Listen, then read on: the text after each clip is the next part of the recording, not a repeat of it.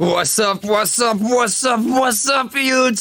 How we doing this morning? It is your boy, Trey's Trades. We're back again for another live stream. Hope you guys are all cooking with Crisco, having yourselves a beautiful freaking evening. It's morning. Beautiful morning. Oh, man, I'm all mixed up. But anyways, we're going to be streaming here today for quite a while. As you can see by the title, we're going to be here from 9 a.m. to 4 p.m. CST, just talking stocks, looking at different stocks, talking business, entrepreneurship. We're going to have a couple different people come onto the show today. We're going to bring on Max Marr. We're going to bring on Matt Coors. We're going to bring on Andrew Mo Money and likely Tyler Wilson as well. Just to have conversations about stocks, business, entrepreneurship, data scientifics, right? All that sort of stuff.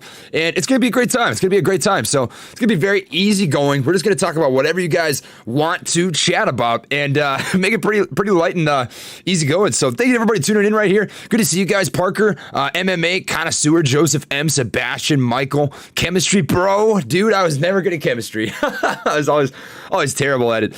But anyways, good to have you guys here. Absolutely appreciate everybody. I can't read the name up here, but I appreciate everything you're doing. Thank you for that super chat. I appreciate that. And thank you, military, police, first responders, and teachers for your service. Coming from Ernest Pina. Absolutely. So it's more than just military. Anybody out there who is police, first responders, teachers, you're all appreciated immensely. So thank you to everybody. If you do not know, in the description box, it does say that all of these donations will be donated to veterans, and I will be matching for every $1,000 that goes in. I will be donating 100 of my own personal dollars for a donation total of $1,100 per $1,000. So if you want to contribute to that, that's absolutely awesome. If not, that's totally cool as well. We're just gonna make this nice and easy going. So thank you everybody tuning in. If you guys have anything that you want to talk about in particular regarding stocks, regarding business, regarding finance, regarding technical analysis, fundamental analysis, entrepreneurship, whatever you got, just let me know. And we can chat about it as well. Thank you to Personal Senpai. Get some, brother. You know what it is. Rocking that George W hoodie because every day is a W here at here at Trace. I couldn't even finish that sentence. It was so cheesy. Wall Street Assassin, brother. Appreciate that so much. Let's show Trey and, most important, our military. I walk by my grandfather's Army 92nd Infantry Division uniform every day. His friend beside him didn't make it. I always think how my grandfather got to start a family and his friend didn't. Man, you hit it right on the head. You really did, Wall Street Assassin. That's what the respect comes from for me. It's all about the sacrifice, and it doesn't matter what your job was. You don't need to be the 92nd Infantry Division. If you're deployed and you're not around your family or not around your friends, that's all the respect you have. That's all it takes. You get respect from me from that point. Dr. Sandwash says another 20 for the cause. Way to go, Trey. Thank you, brother. Appreciate that. Bitcoin is almost at 60K. I saw that. Holy Toledo, guys. Bitcoin is almost at 60K. It actually touched 60K here a little while ago. Let me share my screen and I'll show you guys. Insane stuff, honestly. Give me 1 second to pull this up. Bitcoin, share screen. Look at this. Just nasty. Holy Toledo, guys. Dang. We're going to go picture in picture. $60,436 is where it peaked out at. Just nuts. And we knew this was coming. Some people think it's going to take 12 months for Bitcoin to hit 100K. I don't even think it's going to take that long. I just do not. Look at the strength of this chart, guys. That is nuts. It hit 60K and its correction was not even bad. And that was all the way up from 57. Look at this insane run up right here. Stimmies, anybody? Anybody want a stimmy? Anybody want a stimmy check? Nuts. Incredible strength. You've got an ascending level of support right here. 1, 2, 3, 4, 5, 6 touch points. 2 freaking George W's on the Bitcoin chart. I kind of like how these bars are pink and green. That looks pretty interesting. The 24/7 Bitcoin train, baby. That's what you're looking at right now. Absolutely insane. Incredible stuff. I do own a little bit of Bitcoin, not on Webull. It's on a different platform, but I bought into that. It cost me $12,400 and it was a quarter of a Bitcoin. So what does that come out to? 12, 24, 36, 48. Trying to do some math. I think it would have been around 49,000. That's what I bought in. 49 and a half, something like that. So I'm not mad. Not a Dead Cat Foundation. You know what it is. Save a cat. We're all about saving cats because I can't find my dead cat, man. Everybody keeps telling me there's a dead cat around here, and I've been looking for 2 months, and I can't. Where is it? Where's that dead cat at? I see a kraken. That's all I see, though. Insane. Love for the vets and my favorite weeb. You know what it is, brother. Appreciate that. Alexander K says, scroll back up here so I can read this. Thank you to everybody donating. Thank you to everybody dropping comments. Drop some gorillas in the chat. If you're rocking with the Gorilla Gang, drop some likes on the video. It really does help support the channel. Gets this into the eyes of some great viewers.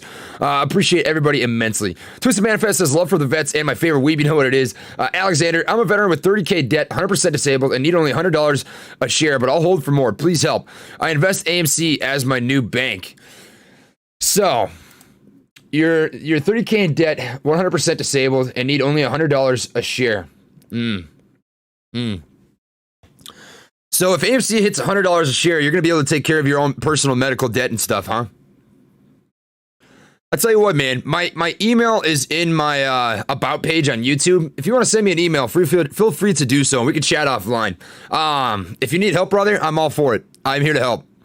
I'm in a situation where I've got enough money to take care of myself, and I feel like I can help other people out. So if you want something, brother, I got you. Just send me an email.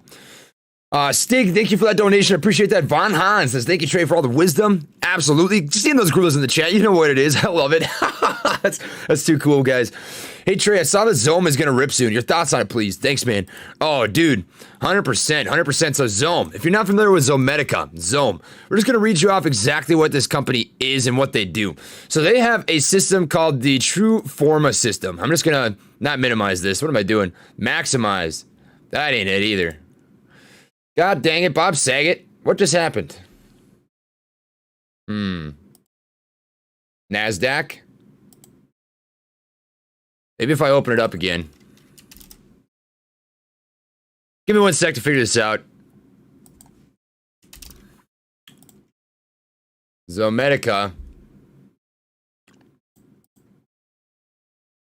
Chart. There we go. I think I hit minimize on accident. There we go. So Medica. So we're going to look at this on a 1 month chart. So what do these guys do? Zomedica. This looks kind of goofy. Oh, it's because I don't have extended hours on. That would do her. That would do it. Yeah. Extended hours. All right. So Zomedica, what do these guys do? They have a system called the True Forma system. And it looks like it took off my freaking widget with the history of the company and stuff. So I'm just going to Google it. We'll just Google it. Come over here to Zome stock. So they've got the True Forma system that's commercializing in late March here. And it's a big deal. Should you buy Zomedica stock in March? We'll just read this article really quick. Timing the market is inadvisable because it's very hard to do it correctly, yada, yada, yada. Zomedica is launching its first product later this month, a diagnostic device called True Forma that's intended for use in veterinarians' offices. If you don't know what the True Forma system does, it helps regulate the thyroid gland of dogs and cats. So it's a great COVID quarantine play. Helps with health monitoring, right? So with COVID and quarantine, you had an increase in the demand for pets, and with that comes an increase in demand for pet health, which is huge because people aren't just going to get rid of their cats and dogs and pets and animals now that COVID and quarantine's over. They got to keep them, right? At that point, it's their obligation to take care of those animals. And the True Forma system is a way they can do that. That's an obvious potential catalyst for growth, but it also constitutes a concentrated risk that investors shouldn't discount. After all, if the company's only product launch is weaker than expected or a major flaw is revealed once the device is being used in the real world, there won't be anything preventing a free fall in stock price. So if the True Forma system didn't get commercialized, which I don't anticipate happening, they've announced this a long time ago. Even if it does, I'm assuming it'll just be pushed, delayed, little push to the right, and that would just affect the timeline, but not necessarily the fact that they will. So I think Zome's going to be a great play for March. Absolutely. I like Zomedica, and if you look at the chart setup, they've got a crazy technical setup. So they bled off pretty bad for a little while here, as you had the whole market correction situation, right? The NASDAQ taking a beat down. They've got a big, fat, disgusting George W right here. Here's one, and it's starting to really move. So it hit $2.30. $3 is the high of this stock. So you're looking for a break over $2.30, back up to that $3 range. A push over $3 is going to be uncharted territory, guys. 100%. Zome could do some crazy stuff. For sure. Great midterm play. Come back here to the live stream. All right. Dirty Gray says, thank you for your service, brother. I appreciate that, man.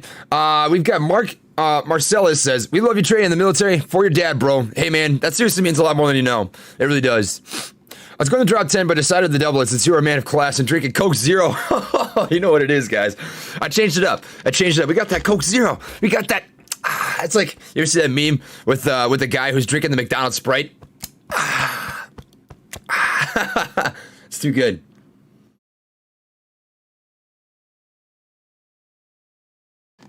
Beautiful. Rock and roll. All right. My George W. shirt will be here Monday. Geek Easy. Dude, these are sick. I freaking love these things. And they're actually comfy. I try not to bring up the merch store too often because I feel like it gets annoying. But if you do want to check it out, I can just show you a quick website. It's called TreysGorillaGang.com. We've got a couple different things here. We got hoodies, t-shirts. We actually just got a new t-shirt, the 801 shirt, which looks pretty freaking sick. A Trey's whiskey glass shirt. We got tank tops. You can enter into a drawing for an exclusive prize. We got masks, mugs, stickers, the whole 9 yards. Whatever you want, you can make it happen. So if you want to check that out, feel free to do so. If not, that's cool too. We're vibing, guys. We're straight chilling.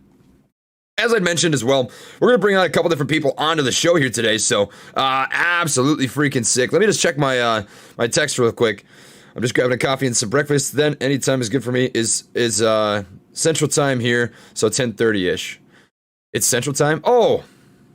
Yeah, dude, it's CST here as well. So I'm just texting with Tyler Wilson. I think he might end up being the first guy to come on to the podcast today, just to talk stocks and business and finance and the whole 9 yards. So you guys have that to look forward to, man. Why McDonald's Sprite be so spicy, though? You know what it is. Oh, man. I think veterans would love to see some whiteboard story time. Well, we got to have a topic. You want to see some whiteboard story time? What should we talk about? What do we want to draw up? What do we want to draw up? Let me pull it up. We'll pull up the old whiteboard. Pull up that old whiteboard. We'll do a little story time. Just need a topic. You give me one, we'll draw her up. Thanks to Trey and all our military for all they do. God bless them all. Thank you, Rick. I appreciate that. John Fields, you're the man for the soldiers. Let's get it, people. We got Sergeant Beef, Semper killing. Dude, you know what it is. Man, I appreciate you guys immensely. This is insane. We've been going for 12 minutes, and we've already raised $785. As you guys know, for every $1,000 that we raise, we're going to be giving back 100 of my own personal dollars, which is going to end up being $1,100 for every $1,000, which is absolutely huge. Helping out some people. Freaking sick, guys. This is mind-blowing. I didn't expect this. I'm going to be real. Can you spell the stock? Volkswagen squeeze explanation, how are babies made? We want death by PowerPoint. No, Trey started the moderation today, giving AMC attendees the boot. You know what it is, man. People want a Volkswagen squeeze. Okay. Hedgies versus tendies, Volkswagen squeeze. I've seen Volkswagen squeeze up there a couple times. So we'll walk you through a Volkswagen squeeze. We'll draw it up. So, to begin with, what was the Volkswagen squeeze, right? We're going to draw it up for you real quick. VW squeeze. Not to be confused with George W. This is not the same thing, but it's VW. So, we got the Volkswagen squeeze. What is this? Why is this important? What lessons can we learn from this? Well, if you look up the Volkswagen squeeze, right? The mother of all squeezes. This would have happened back in 2008, at the peak of the 2008 financial crisis. So we'll just redraft a little piece of this quick, and then I'll draw it up and how it happened. So how Volkswagen went from being on the brink of bankruptcy to the most valuable company in the world in 2 days.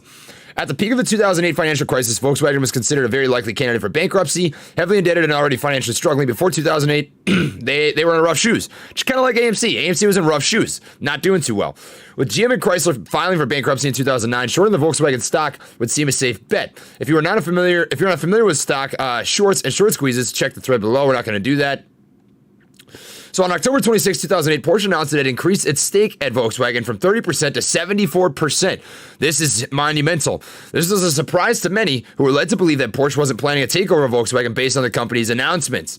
Before the announcement, the short invest interest was approximately 13% of the outstanding shares, a number considered relatively low. Porsche had a 30% stake, the Lower Saxony government fund held 20% of the shares, and another 5% was held by index funds. So the Lower Saxony government held 20%, 5% by index funds.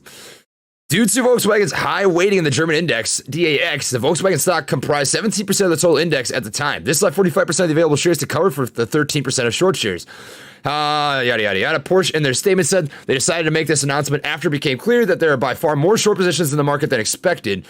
And they added that the disclosure should give so-called short sellers, meaning financial institutions, which have betted or are still betting on a falling share price in Volkswagen, the opportunity to settle their relevant positions without rush and without facing major risks. So essentially, Volkswagen's squeeze was forced by Porsche. This triggered a panic among short sellers trying to rush to the exits after Porsche's announcement on Sunday with markets closed. Due to the short squeeze, Volkswagen stock rose 66% on Monday and skyrocketed to more than $1,000 on Tuesday. So you see it. It was a 2-day process to get up to that 1,000 mark, which is absolutely insane. Now, what are the differences? Why is this important, right? Well, there's a couple of fundamental differences versus AMC's squeeze potential, right? The biggest one being this. Number one, single entity. I don't know if I was trying to draw an S there for some reason. There was one entity, right? You had the Porsche and German government having the heaviest stake in the company. So here's Porsche right here. They had that 70-ish% stake. You had the German government with about a 20% stake, right? And then index funds making up about 5% or so. And then the remaining percentage could have very well been held by insiders from Volkswagen, right? So you had just these two entities over here, the German government, the GG we'll call them, that were working together simultaneously to save the awesome vehicle that is a Volkswagen buggy. I mean, guys, how can you not want to hop in one of these bad boys? Look at this thing. I'll tell you what, I'll ride this thing to the freaking moon. That's one of the big differences. Next big difference is they did not have access to the internet like we have now, right? So if we were to just come over here and just draw this up, right? What is the difference that we actually have an edge on for AMC? AMC has access to things such as Reddit, Discord, YouTube, StockTwits, and Yahoo Finance. All of these play factors because it's a way for people to connect and spread ideas and share wealth of information in order to drive a price, right? Which is insane. Not so much collusion. That's not what we're talking about. We're talking about availability to information, right? Which is massive. It's massive. The only downside, this is a downside, is there's less cohesion, right? So with Volkswagen Squeeze, it was just two entities. You had the Porsche side of things, you had the German government. At AMC, you've got millions of freaking gorillas across the entire country who have different ideas of what their exit's going to look like. Some people think the exit is going to be somewhere in the $20 range. Some people think their exit's going to be in the $50 range. Some freaking gorillas think 1,000. Some gorillas think 10,000, right? Why does this matter? Why is this important? Well, because if we don't have a set price in which we plan on exiting, that brings up the issue of price stability, right? It's going to be a bumpy ride. So if you've got, let's say 350 million shares total, and all of these shares people are getting out of different price points versus, right, however many shares were floating with the Porsche situation when they got out pretty much at the exact same time, right? They decide when to get out, the Volkswagen squeeze, where all of those shares from Porsche and the German government, they could have very, very easily had conversations and made that happen at the exact same time. So that's a downside, and which it's why I'm trying so hard to spread information, a wealth of knowledge about what's going on with AMC and that whole situation, so that guys can realize that, hey, we actually control the price action here. That's a big deal, right? And we need to find some sort of common ground and understanding of what the potential for this stock is. So basic rundown of the Volkswagen squeeze. That's why whenever people bring it up, they're like, you can't compare this to the Volkswagen squeeze. It's not the same thing. It's not the same thing. Well, what we can do, I know it's not the same thing. I'm not a stupid chicken. What we can do though is take it as a learning point and show people that, hey, this is what is possible. This is what we can be capable of, which is massive. So absolutely great lesson to be learned there. And what that shows you as well is when Volkswagen squoze, that was a 2-day freaking squeeze. It lasted for 2 days straight. I don't even think that AMC will be that short. I think it's going to be longer than that, 100%, which is nuts. Man, you guys are going nuts. You guys are going absolutely insane with those super chats. Jesus Christ. You guys are absolutely awesome. I see we've already hit 1.6K for the chat, which is insane. We just started this 20 freaking minutes ago. Oh my God. So as you guys know, for every $1,000, I'll be matching it with my own personal $100, and I will be showing you guys exactly when I donate, which is absolutely awesome. You guys are incredible. I'm going to go through and read off these super chats because I want to recognize everybody that's taking the time to donate to the cause. You guys are freaking awesome. I will not be taking home any of this chat revenue, so keep that in the back of your mind. This is not money that's going towards me. This is going towards veterans, and we are just trying to take care of our people. So thank you to John. Appreciate that. Professor Game Bum says, what's up, YouTuber? I love that.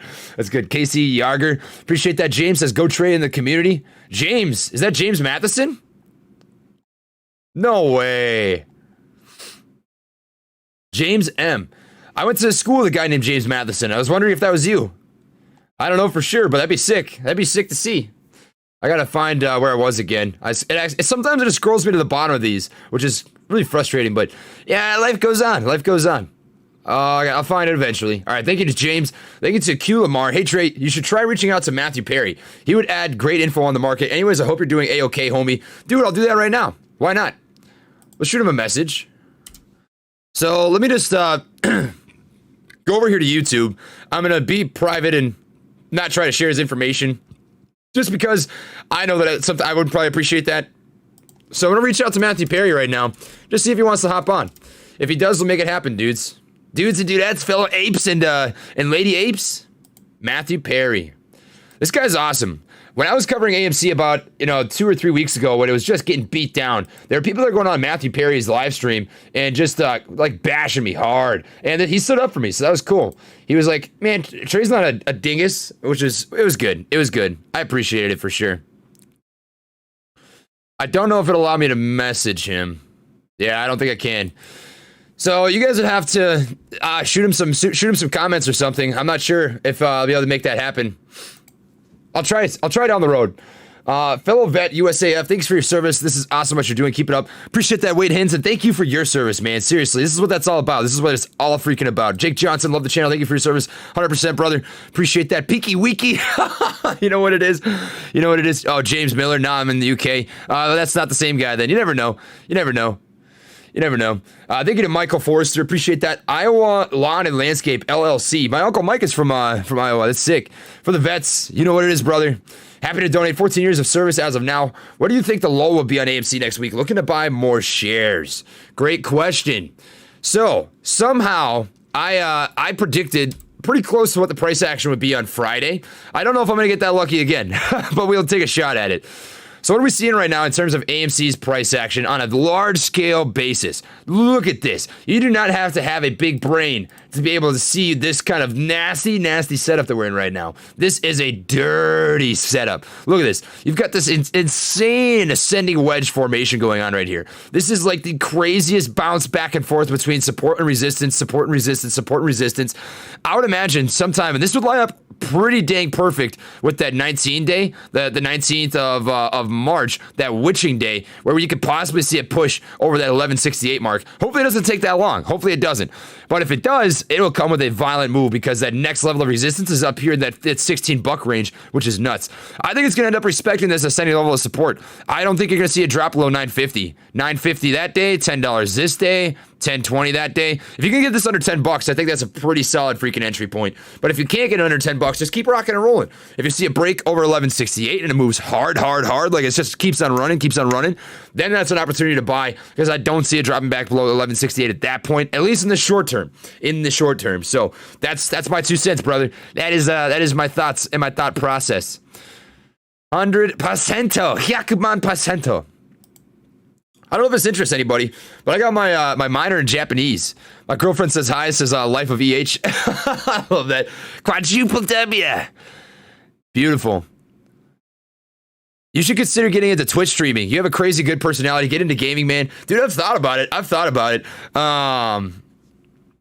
The thing is, I just don't have the time for it. Work keeps me so busy, guys. I work a full-time job. I work, my 8 to 5, pretty much Monday through Friday, and then Saturday, Sunday, I get off and I just stream and I have fun with everybody here. If I ever do this full time, if I ever have the opportunity to do YouTube full time, I would 100% pick up a gaming channel. I don't know if I would do it on Twitch. Maybe I'd start on Twitch and then transfer over to just YouTube, but I've thought about it. Hey Trey, high school business teacher here. I've been following for a while. Love the channel. AMC to the moon. Dude, that's awesome, man. That's awesome. I wish that I had a high school business teacher. I never did.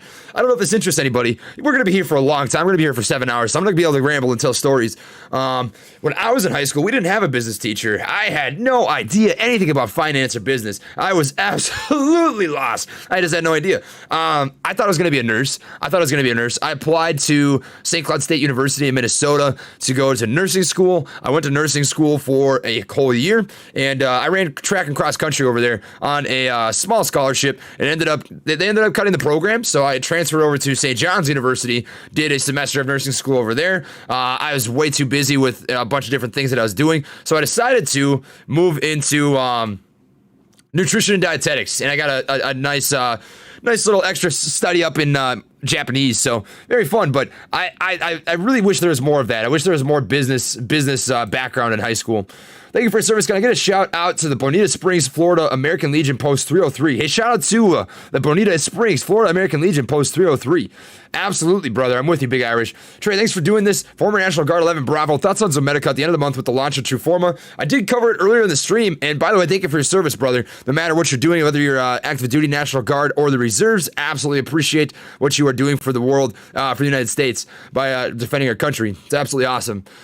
As far as Zomedica goes, I'm bullish on it. If I had to give you a price target, and I don't typically like doing so, I'll give you a conservative one. Conservative one, $5. A liberal price target, I would say, is $7. I think $7 is very, very possible, which sounds insane. It sounds crazy, but if they can commercialize that Trueforma system and do it well, they're going to be cooking with Crisco, guys. Insane. Stocks only go up. No, I'm playing. But guys, it's got the most disgusting setup ever. I mean, what I'm seeing on the technical setup is huge. Look at this. If you want to look at this, I mean, it doesn't take a genius to see this in the least bit. I guarantee you guys can see this. It's got a neckline right here. You've got this insane neckline, this level of resistance right around $2.32. And if it breaks over that, there's a huge gap in price action until that $3 mark. Huge gap. So I think you're going to see it test $3 next week alone. Next week alone, I think you're going to see a $3 price target on this. And then I kind of use the same sort of process with predicting CTRM hitting $1.50 way back in the day. Of course, CTRM has been kind of getting kind of piss pounded. But I did predict that CTRM would hit that same price as well with a similar technical setup. So they had this wind down, right? This insane bullish flag sort of setup with this squeeze down in price action, which is a great technical setup. And it broke that descending level of resistance and pushed all the way up to $2. So just by using technical setups, guys, you can predict when stocks are going to run. It corrected really hard, but the time will come. CTRM will do what it does. I know that people on Stock Twits and Reddit always give me some flack for promoting CTRM, but you got to look big picture, guys. You can't pay attention to a day-by-day basis unless you're playing this as a swing trade. If you're swing trading this, that's a different game. But if you're long-term playing that, it's you're gonna be fine. You're gonna be absolutely A-OK, baby, for sure. All right, come back here to the full screen. Thank you. Yes, says Alexander. Appreciate that. Just a donation. You know what it is, Cole. Thank you. All these donations are going to be going straight to the Wounded Warriors Project, straight to veterans. We're going to be just trying to take care of people. We're already at 2.5 thousand in chat revenue. That's insane. And I will be matching $100 for every 2K, which means that we have $2,700 going towards veterans. Absolutely incredible, guys. By the way, if you wouldn't mind dropping a like on the video, it helps get this live stream into the eyes of other viewers. Helps the YouTube algorithm, right? So that we can get more people on board with what we're doing over here, guys. Also, if you have questions regarding stocks, finance, any questions about my personal finance journey, any questions about entrepreneurship, right? Feel free to ask. That's what we're here for, right? This is going to be a very easy going live stream. We're just going to be chatting about whatever you guys want to talk about. It's too freaking easy. It's too easy.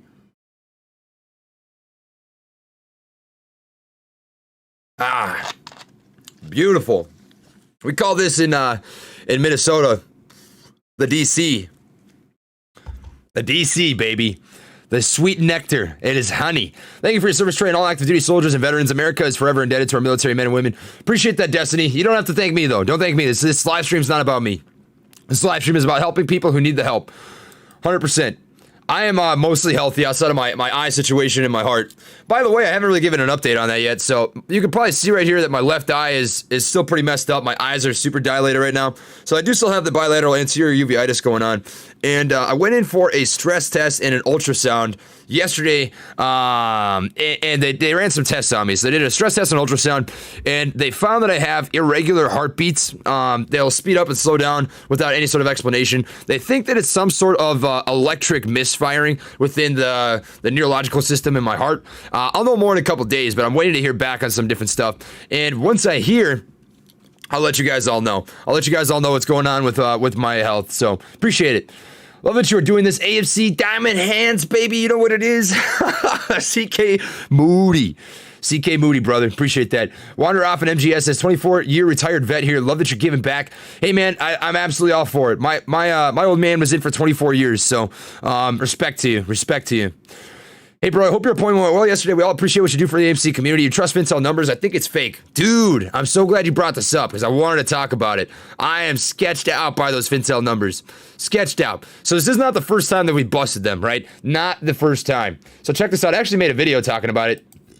AMC Fintel short borrow fee rate doesn't add up. And we talked about this. Here's why. AMC is not a dead cat. I had to throw that in the title. You know what it is, guys. You know what it is. But I'm totally on board with you. So if we just look at the Fintel numbers here really quick, what are we going to find, right? Well, let's just find out. We'll pull up another tab here. Hopefully. There we go. All right. AMC Fintel short interest.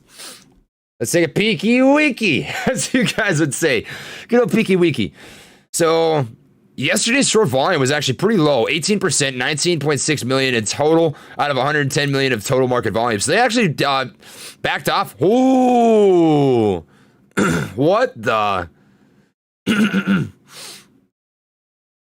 Guys, you see this? What?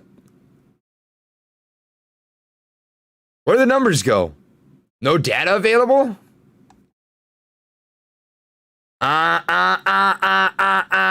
Nope. That's a nope for me. That's a big nope for me, Haas. No way. What is this junk? What is that? Let's see what iBorrowDesk has. Yeah, so iBorrowDesk is saying it's 2% and 4.9 million total shares available, which is mind-blowing, because that doesn't reflect in the price action at all. That doesn't make any sense. I mean, you look at AMC's price action, we're just going to pull this up for you. You haven't seen that many, this is what pops into my mind, right? Let's check this out. The day that we saw AMC have a crap ton of shares covered would have been right here, right? It would have been about 2 days ago. And you can't see the volume even there. Like, I remember seeing it go from 100,000 total short shares available up to like 5 million. And in the pre-market, we didn't even have 5 million in volume. That doesn't make sense. That doesn't make any sense at all. So what could be the cause of that, right? What could be the cause of all that total short share availability going up all of a sudden? And my thought process is this, that you could very easily have more lenders that are giving out shares. So if you increase the overall supply, this is an opportunity.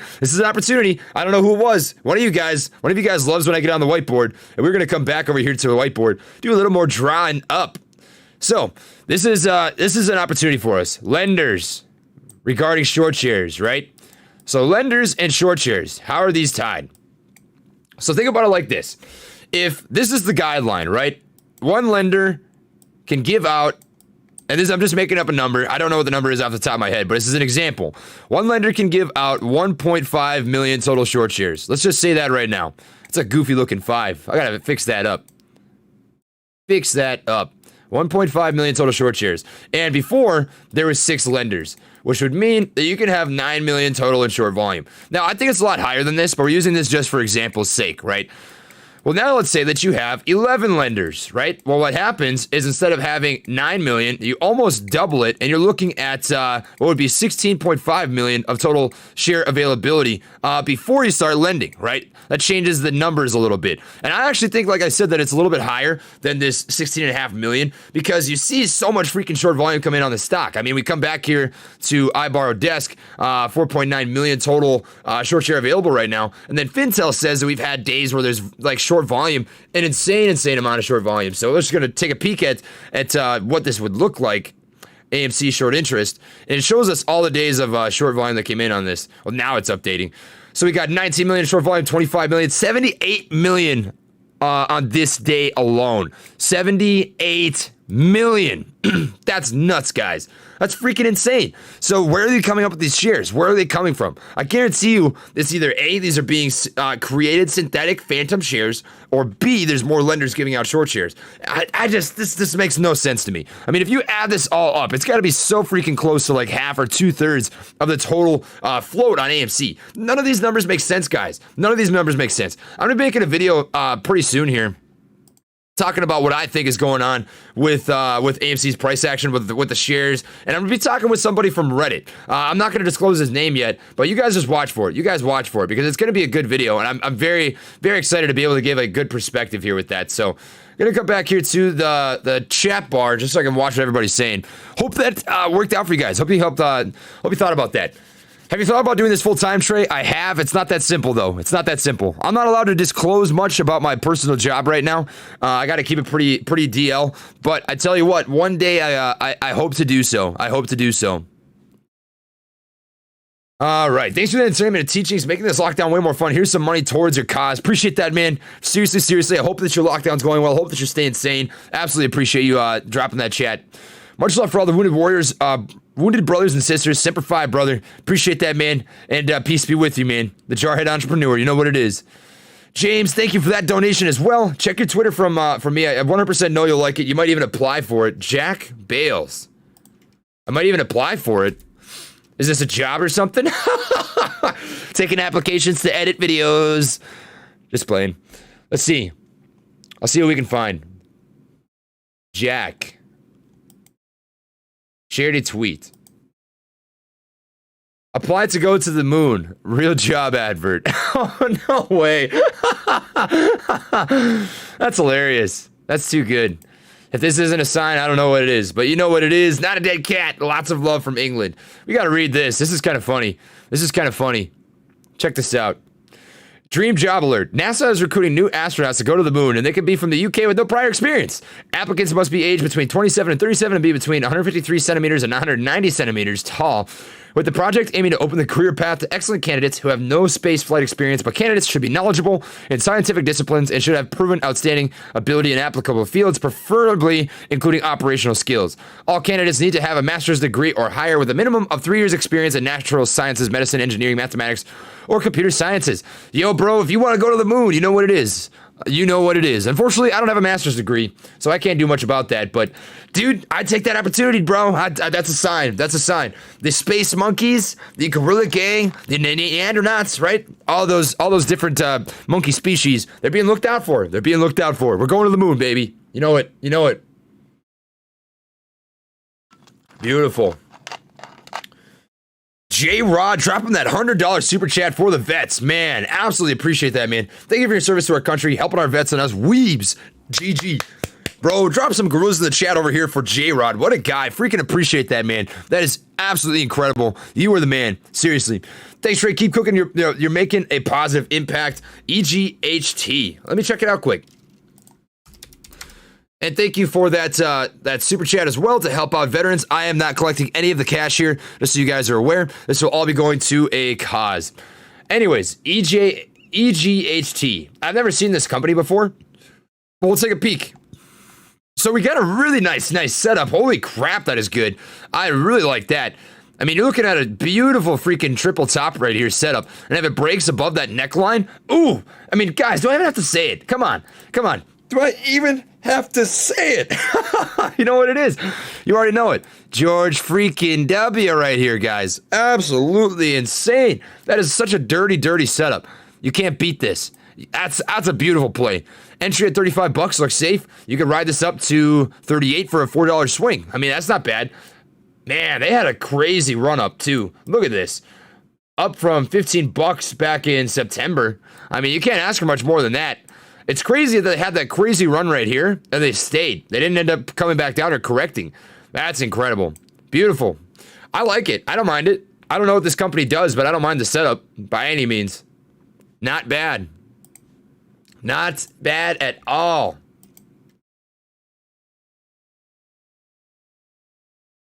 For some reason, it got rid of all my little tabs that I used to have up here. which is a little frustrating. Where'd they go? Huh.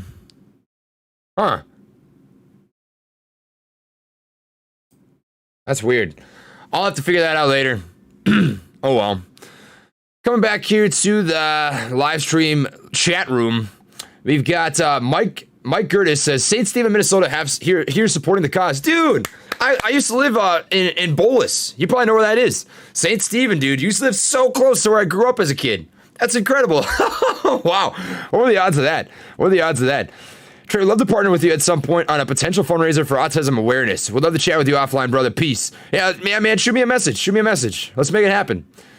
Real Housewives Recap says, can you explain the AMC share audit timeline? When will the shares have to be made right? Will we see an immediate effect in your opinion? Want attendees in Lambo? Love the channel and the cause. Oh, dude, I want attendees in Lambo. Maybe not a Lambo. I'm a Tesla guy. I love me a Tesla. Teslas are sick. Teslas are so freaking cool. But in regards to when that will happen, I would have to look into that a little bit more. So when is this going to happen? Let's just let me do a little quick search. Share recount. See what we got. Begins at end of business day, March 11th, is what I'm reading right here. This is from Reddit, though. Our board has fixed the close of business on March 11th, 2021 as the record date for determining the stockholders entitled to notice of and to vote at the annual meeting of stockholders. Yada, yada, yada.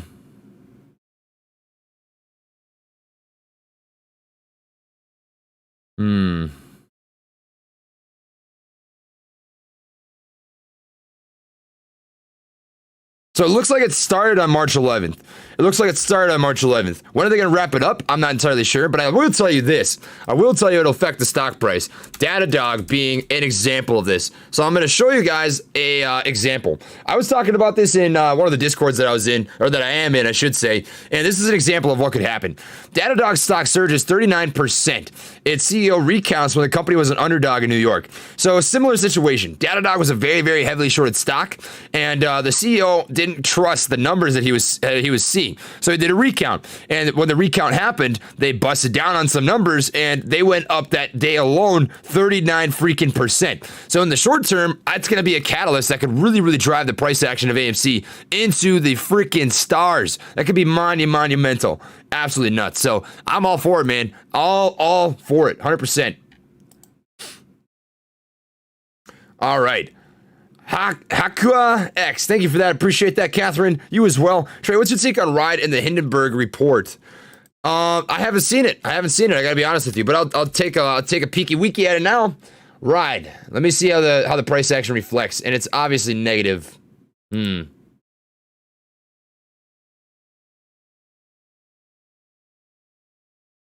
Okay, that was a pretty bad beatdown. Jeez.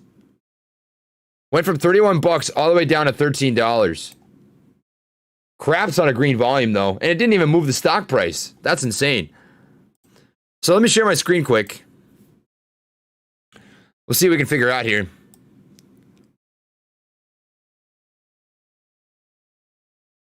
I gotta see the report. Let's see if we can find it. Ride Hindenburg. Hindenburg hits Lordstown Motors, alleging fraud in business operations. Hindenburg Research has issued a blistering short report on Lordstown Motors, accusing the company of fraud and going short on the Ohio-based electric truck maker. What happened? In a report titled The Lordstown Motors Mirage, Fake Orders, Undisclosed Production Hurdles, and a Prototype Inferno, Hindenburg stated an investigation into the company revealed a significant disconnect between how it's promoting itself and the real world. Lordstown is an EV SPAC with no revenue and no sellable product, which we believe has grossly misled investors on both its demand and production capabilities, Hindenburg tweeted. Ride has consistently pointed to its book of 100,000 pre-orders as proof of demand for its proposed EV truck. Our extensive research reveals that the company's orders appear largely fictitious and used as a prop to raise capital and confer legitimacy. What kind of research are they doing? That's what I want to know. Let's check out their website. Ride stock.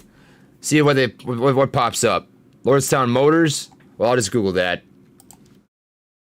Lordstown Motors.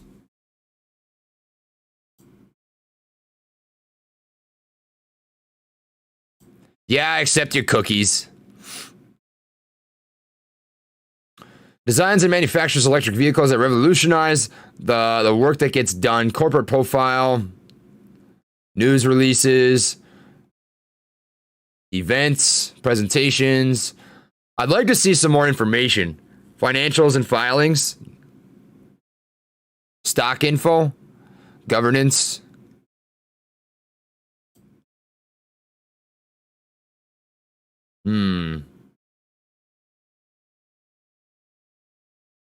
I'd have to take a deeper dig into this, but what I would tell you as advice, if you want to figure out if this is legit or not, is find out, because their hit is on the fact that they're basically creating synthetic orders in their order book, and if that's legitimate, then they have an actual base there. However, I feel like that's a pretty hard call to make. I mean, the same kind of thing happened with SOS. So SOS got dinged for being kind of a fake company, and I can see that being legitimate. So I would just take the time to dig into that article, because sometimes hit pieces come out because the institutions just want to make want to destroy a stock. They want to go short on it and scare people and make money off of their fear.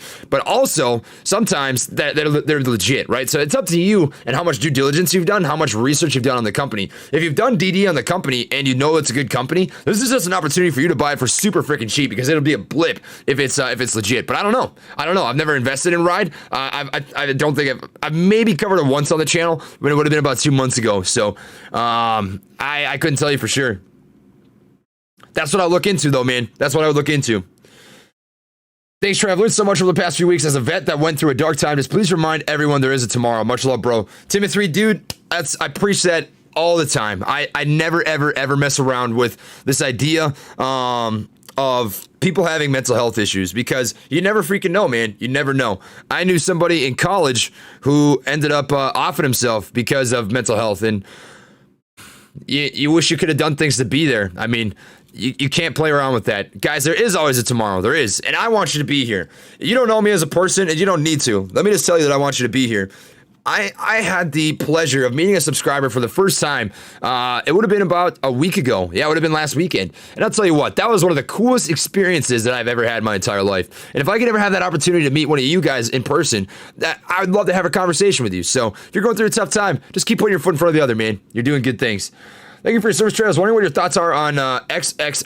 I'd have to look into them real quick. Let me take a peek. XXII. I wonder why my freaking chart setup looks so goofy now. It didn't used to look like this. Give me 1 sec so that I can fix this freaking stupid... I don't know why it looks like this now. Widgets. I just want the tab up here. Where did the tabs go? That is annoying. Ah! Dang flabbit Bob Saget. Add.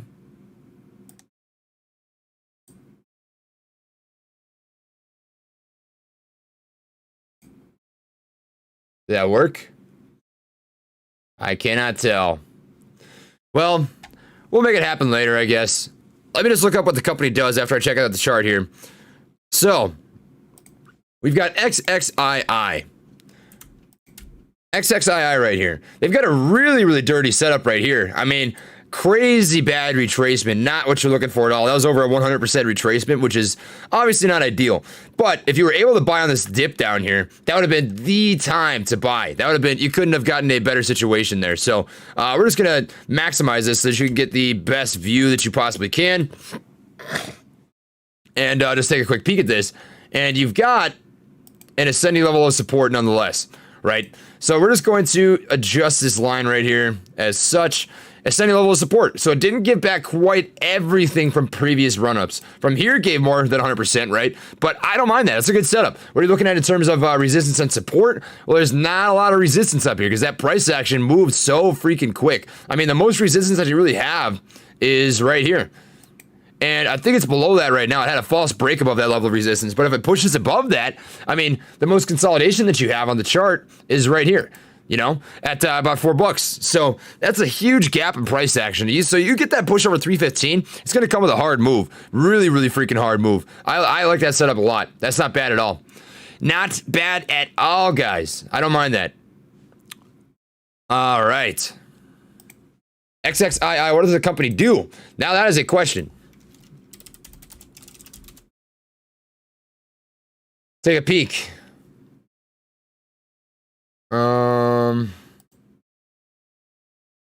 XXII. For some reason, my Weeble is looking all goofy now. It's not presenting the same information that I had it set up to do, which is a little frustrating. I'm gonna have to fix that here eventually. Hopefully today. Honestly, I might as well just do it today. We'll try and make that happen. Just making sure that, Alright, so I got a text from Tyler Wilson. He will end up, joining this live stream here eventually. And it looks like Andrew will be hopping on in around 30 minutes or so. Sweet. Good stuff.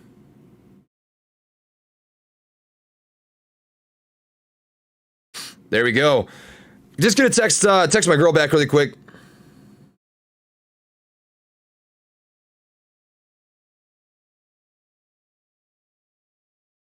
All right, rock on. I have fun watching your videos, brother. Thank you to Kusui. I appreciate that, man. Freddie says, thanks to our vets and you for the dedication. Appreciate that as well. Trey, can you pull up yesterday's ANIX run-up? I can. We'll take a peek at that. ANIX. Was it crazy or what? Ooh, what a dirty little piece. That's nasty. That's really crazy. Look at this.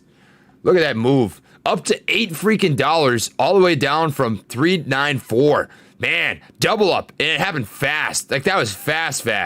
Jeez. That was just one day. It bled for the rest of the day, but if you were able to make money off that, congratulations. Absolutely insane. Bad retracement. I hope that people are able to take profits on that on the top. Sometimes you end up with bag holders because you got to be quick. In and out. When plays move that fast, that means they're going to come back down just as fast.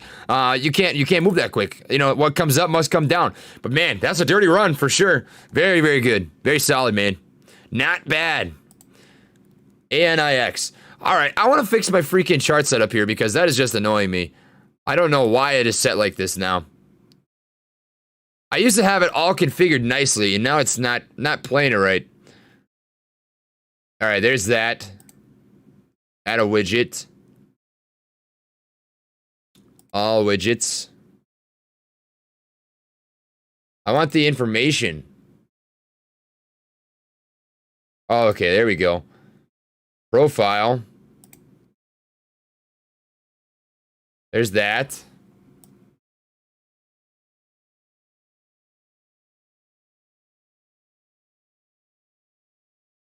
Come on.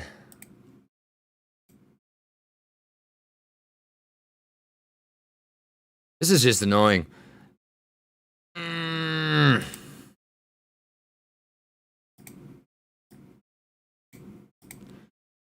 Add, and I want to drag it up here.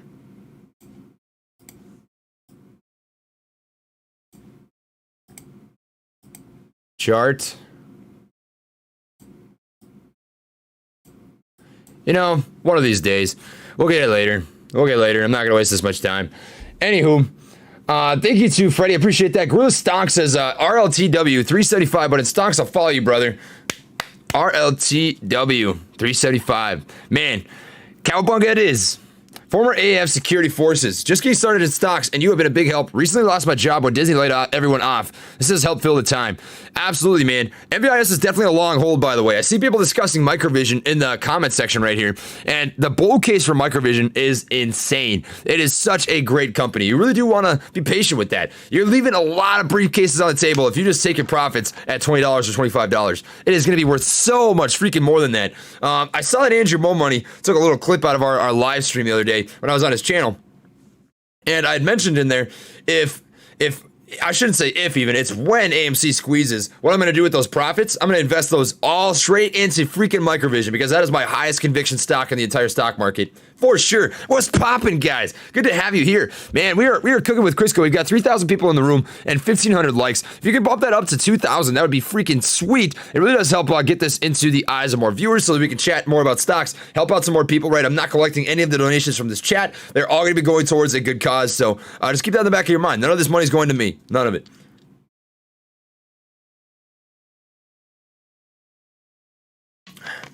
Mavis makes my girlfriend jealous. Oh! You know what it is, man. I'm in a similar situation. I always got to do one of these. I got to do one of these numbers and say, please forgive me. You know what it is. Good stuff. Sen's Thoughts Trey. So I'm still bullish on Sensonics, but that is another long-term stock. One that you got to be patient with. You do got to be patient with Sensonics. It might take some time to play out. It just might, right? So I'll pull it up here really quick, and we'll show you exactly what the company is and what they do. So just showing you real fast. Sensonics. So they're a medical technology company. They primarily, the big thing that I enjoy about Sensonics is they have a CGM system, a continuous glucose monitoring system. It's a 90-day system. When you compare it to Dexcom, what's the big difference? Dexcom's CGM system is for 10 days. It's only a 10-day monitoring system, and it's a patch. It's not subcutaneously inserted into the arm like Sensonics is, which is crazy. Man, these guys took a crazy dump. Holy freaking crap. Look at that sell-off. That's gnarly. Up from $423 down to $347 at a low, which is really, really gnarly. Dang. But their system's only a 10-day system, which is huge. That's a big, big, big difference. I think you could have the potential to see a huge transferring of position from Dexcom over to Sensonics. They've got the potential to do it. They've got a 90-day system already passed. They've got a 180-day CGM system that is being used in Europe and has the potential to get FDA approval in the United States. And they have a 365-day system that they're currently working on as well. So this is a stock that you're going to have to be patient with. It's a long-term hold. You're going to have to hold this for a while to get that payback that you really are looking for with Sensonics. So patience pays, guys. Patience pays. Be patient. It'll work out. All right. Do not sell. Dude, don't sell. You know what it is, man. You know what it is. You know it already. You should set up a Streamlabs. You'll get 100% of donations. I've never thought about that. I don't know what Streamlabs is. I think that I get most of these donations. I think I do. Yeah. Keep it up, Trey. Appreciate that, Eric. Have you found any more info regarding Melvin Capital 401k transfer and bankruptcy? So from what I understand, I had this conversation with some people over my Discord and what it could possibly mean. And we all came to the same conclusion. If you guys have different hypotheses, let me know in the chat bar. But what my thought process is the transferring is taking place because the institution that's holding their capital is saying, we don't want to play with your risk anymore. And I think it's too much of a coincidence that they're doing it the day before the quadruple witching of March 19th. That's massive, massive, massive, massive, massive. So I think they just don't want to take that risk on anymore, which could be a sign that if they end up holding that capital through March 19th, they could very well go bankrupt. That's my breakdown of that. And now I have an opinion on that. That's my opinion. That's not a fact. It's an opinion because it's only speculation at this point until they disclose what's going on. So that's what I think, man. I think it's a legitimate possibility for sure, Brian. Thoughts on Buzz and Penn Gorilla Gang? Buzz ETF is a hot stock right now. Everyone's going nuts over Buzz. Buzz had itself a pretty decent last couple of days. They hit up about $25, which isn't too bad. I wouldn't be mad about that as an ETF. Personally, I don't invest in ETFs. That's not my thing. I'd rather manage my own portfolio. But if you want to get into Buzz, it looks like it's going to be a pretty hot stock. Personally, I wouldn't buy it at the top, though. I'd wait for it to come back down to the $24 range, which doesn't sound like a big difference, but it adds up over time, right? It adds up. If you were willing to be patient and wait that out, I would say get in at $24. Personally. Oh, you guys can't even see my screen. I didn't realize that. I would wait until $24. This is what I would look for right here. Triple top setup should act as a nice level of support. It very might likely test that out again, unless with the stimmies, you have a pretty crazy run up on Monday and Tuesday, which I think is possible. I think that's very, very, very possible, which is something that we can talk about here as well. How the stimulus checks might end up affecting the stock market in the leading week. I think it's going to be monumental. So we're going to do up a little drawing sesh for you guys. I know you guys love when I come over here to Microsoft Whiteboard and draw stuff up. So we'll just do it. We will do it up. let's just assume, so we're gonna draw up stimmy checks. Stimmies for Jimmy. Stimmies for Jimmy. You already know it. Right on. There we go. So stimmies for Jimmy. What do we know? Well, there is about 350 million people that live in the United States, from what I know. We'll fact check that though. United States population. 328. It's a good thing I fact checked. So we're all 328 million, right? 328 million people live in the United States. Let's assume that 10% of these people are going to get a stimulus check. We're going to lowball it. We're going to take the absolute lowball and say that 10% of them are going to get a stimulus check, which would come out to 3.28 million total people, right? Now let's assume that out of these 3.28 million people, that 10% of these guys are going to be investing into the stock market, right? 10% only. Well, at that point, you've got what would be, let me just do some math. I'm terrible at math, but I'll try my best.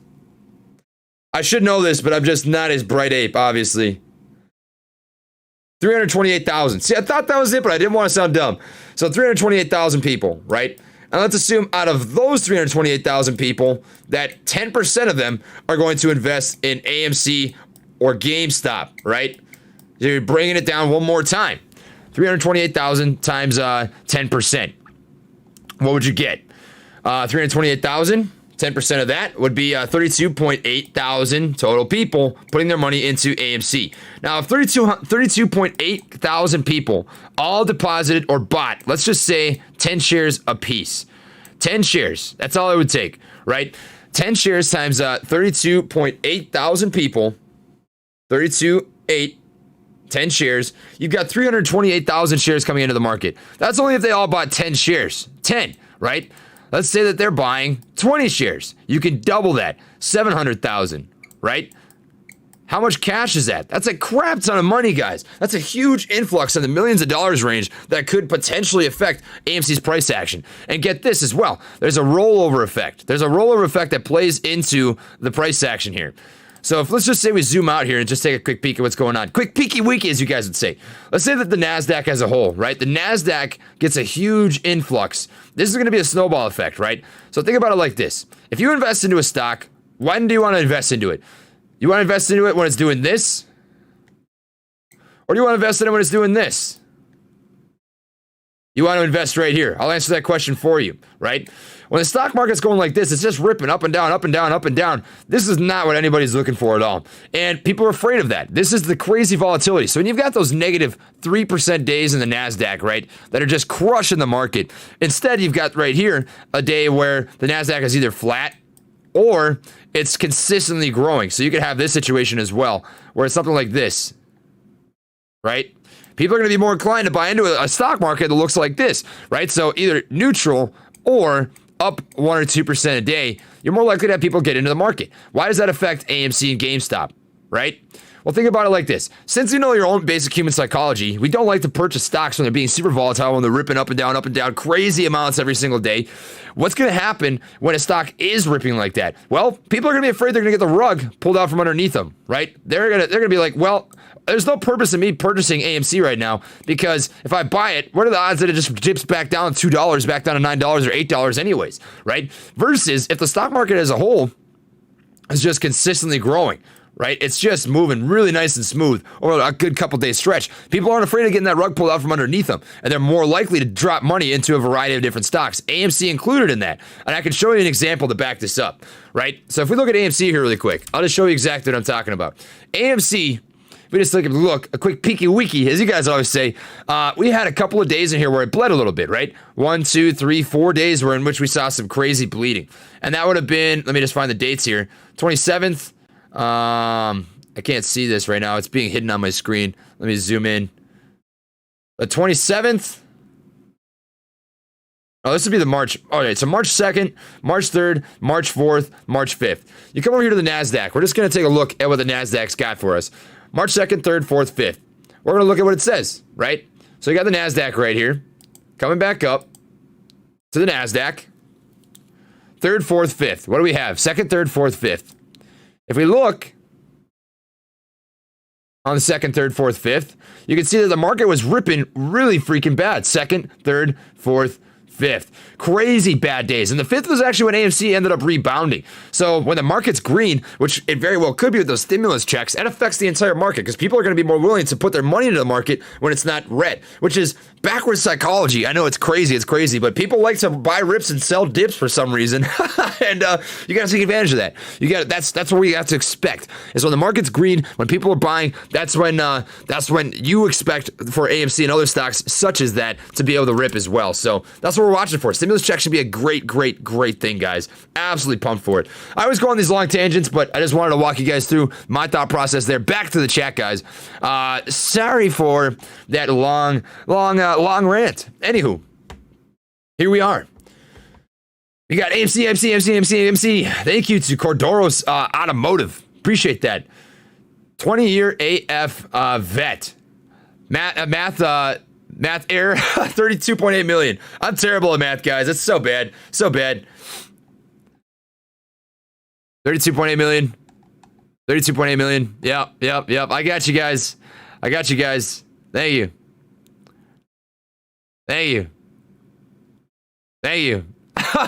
You guys are awesome. I love it. Million. Smooth brain. Big smooth brain. We got it. I'm gonna let all these comments roll through. I haven't missed any super chats, by the way. I'm taking the time to get to them. I promise. We'll get to it when we get to it. I promise you.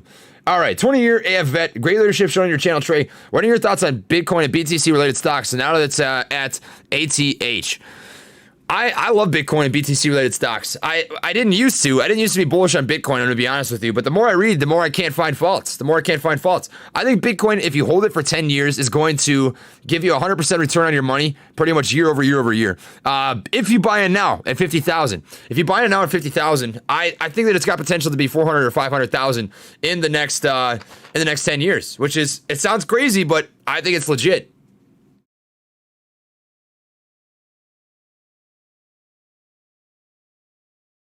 For sure. All right. Canala Walsall. So I'm going to take some time. I know that this always isn't the most interesting part of the live stream, but I am going to take some time to recognize all these super chats. I do want to be, I want to take the time to recognize everybody that took the time, Say time one more time, you freaking, you joker. Thank you, Vets. What do you think of riding the wave with AMC GameStop and then dumping the gains into the 6 SPACs Uncle Bruce is very bullish on? You feel free to do so. I'm going to stick to my own bread and butter plays. I don't like to just buy into stuff because other people are bullish on them. But if you want to, if you've done the research on them, feel free. I'm going to take my gains and put them into the stocks that I've got high conviction on. Long on AMC stock, what are some option plays you would suggest to help the squeeze? Some either A, and I just don't take this as financial advice, not in the least bit, right? You guys have to make your own financial decisions. But either A, barely in the money plays, or B, barely out the money plays. I would say those are your two gigs. So with the stock being at $11 right now, if we just pull up AMC really quick, let me just get this all set up. Set this up. Every time I pull up the NASDAQ, I have to minimize my chart and then maximize it again so that AMC comes back up, which is kind of goofy, but what do you do, I guess? So right now, AMC is trading at $11.34. And if you look at the options chain, we'll pull this up for you. What do we have? Well, if you look at this, you've got calls right here for 19 March and 26 March. I think those 19 March calls are pretty freaking attractive. I don't mind those in the least bit. And for some reason, it's not showing me a huge amount of them, which is kind of goofy. I wonder why that is. Puts? Huh. Why is it doing that? Usually it shows me more than this. Honestly, it's probably because my freaking computer's being so goofy. Guys, by the way, I'm just gonna take a quick break and go over to the bathroom here. I gotta blow my nose, and I don't want you guys to have to watch that, so just give me a sec.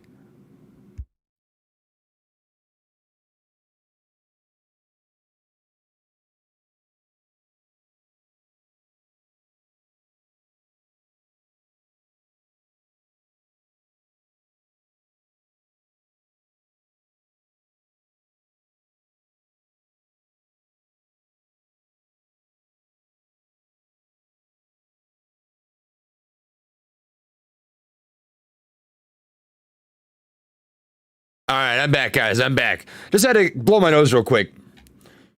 But those would be the options plays that I would watch for. So coming back here to Webull. If we look at the $11 strike and the $12 strike, I think these are some pretty attractive out-the-money call options. And what's interesting is that these actually cost a pretty hefty amount in comparison to what you would normally expect for $11 or $12 strikes. I'm not entirely sure why it's not showing you more. It usually goes all the way up to $40, which is crazy. It just might be a setting that I've got on this right now. It's not usually like that, which is really strange.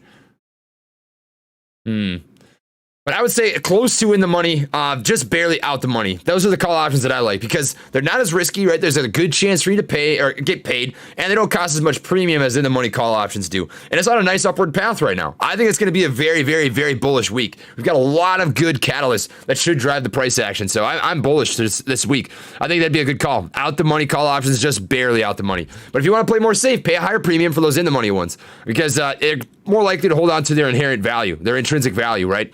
So that'd be my way to play it, man, for sure. All right. Hala, thanks for all you do, man. Appreciate that. Happy dappy, man. We got Scott Ponce. Thanks to all our vets and Let's Go Gorilla Gang. Christian Auden says, what's your thoughts on RYCEY? Good luck on the live stream. So we briefly touched on this on one of my past live streams, which was pretty freaking cool. And I think it's actually got some solid potential. It's got some solid potential. I don't have a position in Rolls-Royce, so I've got no reason to pump it for you.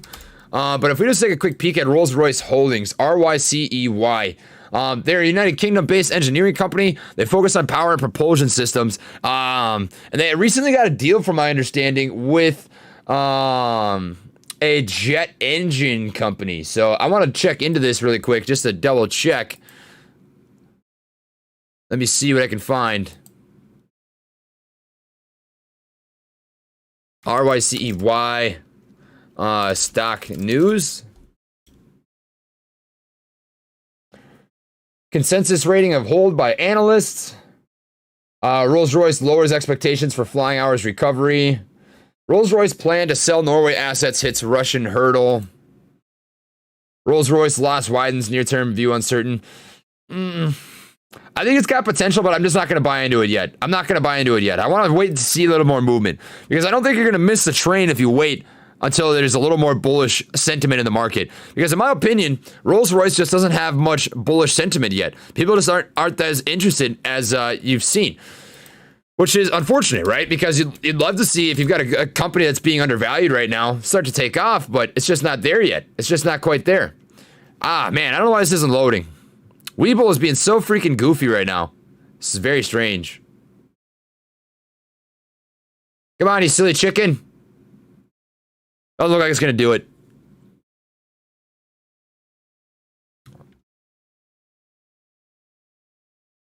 Come back to Rolls-Royce chart. Oh, that's why.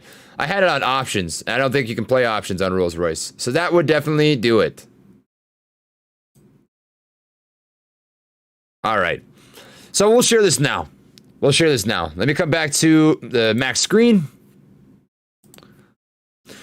So Rolls-Royce, it's finally got a little bit of bullish movement happening. So what are you looking for in terms of price action? You want to see a break over this level of resistance right here at $1.72. Because from there, there's a huge gap in price action to that $3.50 mark. That's going to be massive. So a break over at $1.72 should come with a really, really hard push. And then from there, I mean, you can see how much this stock used to be worth way, way back in the day. So the potential is there. The potential is definitely there, but it's going to take some time to play out. Because it's been on a downward trend for a while now, right? It's getting beat to a freaking snot. Beat to a pulp. Pretty rough. All right. I got to close out of these freaking browsers. I've got way too many open. Just a joker. Close out of that. Close out of that. Close out of this. There we go. All right. I did my basic at Sill. Damn, that howitzer park is huge. No, you're not playing, man. You're not playing at all. It is. It's massive. Well, congrats to you, dude. I hope that you're living a good life in the military. Had to cop the 801 shirt. Thanks for everything. Yes, that's what's up, guys. By the way, we do have an 801 shirt on the website. If you do want to check that out, we're gonna have more coming as well. But we do have a basic initial 801 shirt rocking right now. It is this. If you know, you know. We've got a couple different colors as well. You can get it in white, or you can get it in gray. You can get it in black, tan. 2 different variants, blue, right? So if you're interested in that, feel free to check it out. If not, that's cool too. But I think it's pretty sweet. I think it's pretty freaking cool. Pretty freaking cool. Are you still holding AGTC? I am. 100%. AGTC is still bullish on it. Whammy chart. Whammy is probably not going to have much price action until they get more news, right? There just hasn't been any news lately. Without that news, it's just not going to have much movement. It's had a little bit of movement here recently, which is nice. I do like that. So it has broken out of this this kind of downward channel, and it's got a nice ascending level of support now, which is good. You do like to see that. That's very solid. And on the flip side, you've got this descending level of resistance, which it's kind of squeezing down on, and it should break pretty hard one way or the other within the next trading day. I'm anticipating a continuation of the upward this ascending level of support, and when that happens, it should be a pretty freaking pretty nice move for sure. RSI, I don't know why I don't see my chart is all sorts of messed up right now. I gotta fix this. I used to have a whole bunch of different settings up here, and they're just not there right now. 200, purple, MA, not the pivot point, 15, style, yeah, blue's good. There we go. Now we're cooking with Crisco, that's better. That's more like it. All right.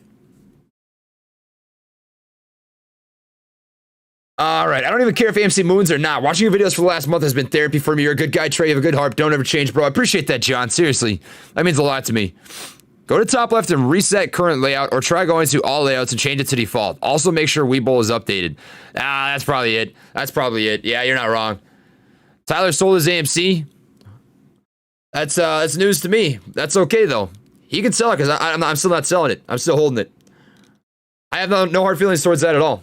I'm just not selling mine, because I don't think it's dead. Still a live ball, man. Do I own any synthetic shares? There's no way that you would know if you own any synthetic shares. That wouldn't be disclosed to you. So an IOU or a synthetic share pops up. Oh, this is another opportunity for the whiteboard. Another opportunity for the whiteboard. You already know what it is. You already know what it is. We're gonna draw this up for you. All right. Let me pop her up. So an IOU, synthetic share. What is this? FTDs or synthetic shares, and how do they work? So this is the process that we can see happen, and this primarily happens, I would say, with options and shorting. So what can you have with options? Let's say that AMC has not five. We're gonna say 200,000 call options that are expiring in the money, right? Let's just say that. Well, that would be worth 20 million shares, right? 20 million in total, which is a lot of shares, right? Now, let's just also assume that we've got 370 million total public float on the stock, which is what we know, right? This is the float of AMC. Now, knowing how many people are short on the stock and how many people are long on the stock, how many people are holding the stock, there's good chances that they don't actually have the collateral for these 20 million shares expiring in the money that could potentially be exercised. So, what do we have here? We have a relationship between both these options that can go out as IOUs because they don't have the current collateral, and a relationship between naked shorts, which can happen. So what is the process of shorting, and how would this affect the stock price, right? Well, let's just draw this up. You've got a 3-step process. You've got a broker, you've got a short position, a shorter, and then you've got the market. And this is a living beast. It goes in this exact chain. So broker has X amount of shares. We're just going to say 100 million total shares that he can spot, right? And shorter over here says, hey, I'd like to borrow, I should say, 100 million shares so that I can sell them into the market. Broker says, yep, here you go. Here's your 100 million shares. And shorter sells these into the market, right? Short is negative 100 million shares right now. He's got to buy these back at a later date. But what happens if you've got a second shorter over here? Number 2. Hedgie number 2, baby. Hedgie over here says, hey, I want to go short 100 million shares in the market. Well, broker over here is thinking, I don't know what to do. I don't have enough shares. What do I do? What do I do? He's stumped, right? Well, he just decides, screw it. I got to live up to the demand, so I'm just going to create more supply. So he's got another 100 million shares right here of IOU, and he sends them out to hedgie number 2. Boom, another 100 million shares go into the market, right? And these aren't real shares. They're synthetics because he doesn't have his original 100 million shares. They got sold into the market. Now, what happens if these 100 million shares are sold into the market, right? Sell into the market. If he sells into the market, that means there's got to be a buyer. So somebody's buying these stocks, which comes down to the people. People are probably holding IOUs because these 100 million shares that were sold into the market are not legitimate.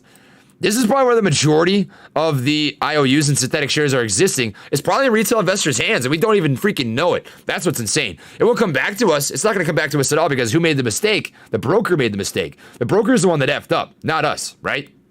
With the FTDs on call options, right? Who messed up? It'd be the clearinghouses, the people who are writing up these call options. They're writing up more than they can even deliver on, which is huge. So clearinghouses will have to own up to that. Big freaking deal. And that's where the majority of these FTDs, IOU, synthetic shares are coming from. There's no way to know if you have one because it's just going to pop up in your bank account or your brokerage account as a normal share. However, it is going to get cracked down on. It will. That's where the share recount comes into play. Why you guys should get so freaking excited because there's no way for them to get away with it. No way to get away from it at this point. Absolutely massive. Massive, baby. So there's that for you. Welcome to the storyboard, baby. There's no beef with me and Tyler. I'm not going to be starting any beef with me and Tyler. You guys don't need to drop that in the comment section. I promise you. We're chilling. We're straight chilling, guys. All right. Hey, Trey, I love what you're doing. Keep up the hard work. You're doing big things and are only getting better. Take care. Go AMC. Appreciate that, Dylan's life. Hey, Trey, God bless us all. Take this time to thank you big time for your service for the great USA and also help us to invest smartly. Thank you. Hey, man, no need to do that. Just thank everybody here. Everybody here that's dropped. We already raised $4.2 thousand of chat revenue, which is absolutely insane, guys. Appreciate everybody immensely. Every $1,000, I'll be matching 100 of my own dollars, or almost a 5K, which is nuts. You guys are freaking awesome. This is going to a good cause, and we're only an hour and 20 minutes into this live stream. You guys honestly are so cool. I'm so proud of the community here. It's insane to me. I'm so proud and so happy to be able to have this guerrilla gang and the people who are watching out for each other here. And honest to God, I just can't ask for anything better. It blows my mind that I get to wake up every day and do this kind of thing. Tyler, where you at, man? Hop on, baby. There we go. I sold at 11.85 on my options, turned 20 options into 38. There you go, man. See, he explained it himself. So you can stop this rumor that me and Tyler got beef because we're bringing Tyler on to the show.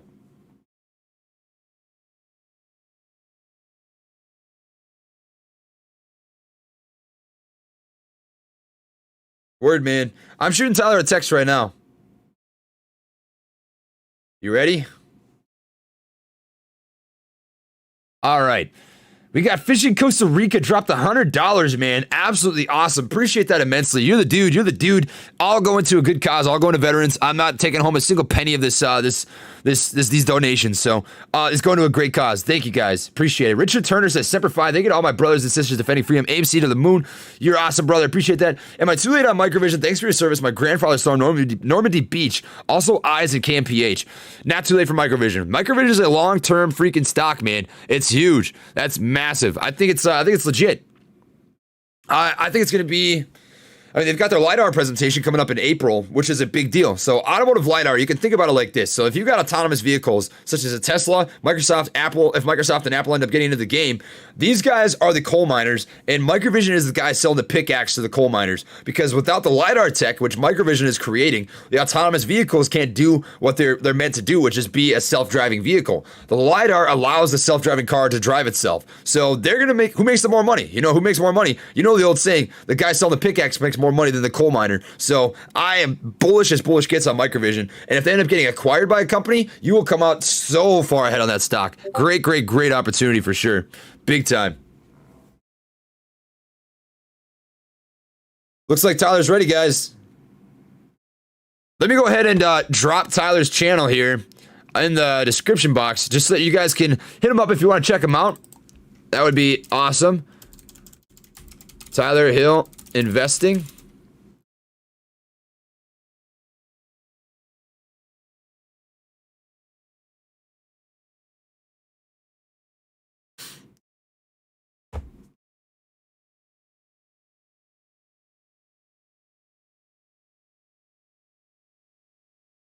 Wait, let me scroll back up. No, not that. Let me come back up. Tyler Wilson. I got it mixed up. Silly chicken. What am I doing?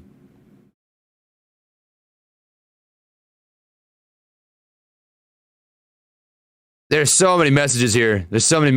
Oh, man. Struggling. Trying to find it. Life goes on. We'll make this happen. Yeah, I know. I got it mixed up.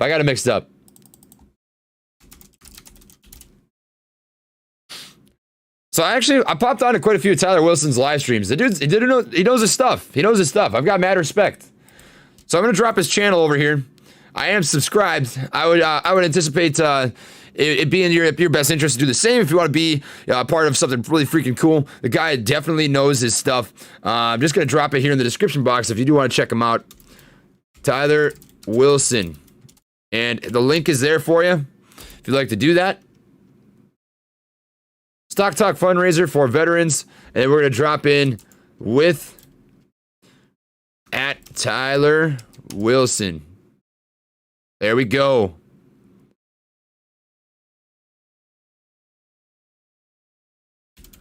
Boom. Cooking. There we go. All right, so whenever he hops on here, we'll throw him into the room. Just waiting for him to hop into the restream, and we'll be chatting. So we've got am I too late? The answer is still no for that. Also on Eyes and KMPH, I think Eyes is going to be a week-long runner. Eyes is going to treat you really freaking well. I made a pretty decent amount of cash on Eyes last week, and I think the opportunity is still there. I do. I'm fortunate enough to work side by side with the amazing men and women of our military as a civilian DoD employee. You've got our backs and we have yours. Honored to serve with you all. God bless. Appreciate that, Patrick. And you guys have sacrifices that you make as well. You really do. It's incredible. And I appreciate you dropping that super chat, going to a good cause. Absolutely. Mike O'Brien, silent service. Appreciate that, man. This $10 better all go to Trey and none to YouTube. So the donations, you don't have to worry. I will be taken care of there. We will get this into the right hands. All the money that you guys donate, I'm going to make sure it gets into the hands of the right people. Michael Baker, dude, holy freaking crap. Michael Baker dropping a big one. Hey, Trey, you do great work, man. Started watching you a few weeks ago. AMC, baby. You know what it is. Much love to all veterans out there. Thank you for your service. Michael Baker dropped $200 freaking dollars for veterans, guys. Show him some love and drop some freaking gorillas in the chat for doing some good stuff, man. That's insane. That's absolutely incredible, man. I appreciate you taking care of people. That's incredible. We got John Diller dropping $20. Thank you for your service, brother, and all you do for the community. I was 11 Bravo and got on in 2006. I worked at AMC as a kid, and I want to help make sure they're still around for my daughter. Save AMC. So AMC is going to be doing absolutely great, man. Will you post a donation? I will post a donation so you guys know. I will. Promise you. So I get paid from YouTube on the 20th. So it'll be the day in which, and I'll hold you guys to, I'll hold myself to it. I'll hold myself accountable, right? I'll take a screenshot of all of the chat revenue that was dropped in here. I'm going to post it on Twitter. And once I drop that over to the Wounded Warriors Project, I'm going to send a screenshot of the statement when it is sent out. So you guys will know. I'm not going to be BSing you guys. I'll be completely transparent as I always have been. This is going to go all to a good cause. So take that for what it is, man. We got GMV 907 says, hey Trey, please take a peeky wiki at SOS. I know you think they were a bit of a scam, but I heard the negative rumors were made by the hedgies. Please take a look at the possible squeeze potential. It's got squeeze potential, yes. Long-term potential, I'm not gonna play it long-term. Squeeze potential is definitely there though, because it's got really high short interest. So if we look at this chart setup real quick, what are we looking at? It's got a pretty decent technical setup. So we're gonna come over here to drawings and just start this over. What do we have? A crazy squeeze down in price action. That is gnarly. Freaking insane gnarly. I love this. I would anticipate within the next 2 trading days, you're going to see a push over this descending level of resistance. And it should come with a pretty freaking violent move. Should be nice. So Tyler's coming. Tyler Wilson is coming. He's having a little bit of an issue with the camera connection. It won't connect to Restream. So once he hops on, we'll let you know, guys. I'm just telling him, no worries, man. Take your time.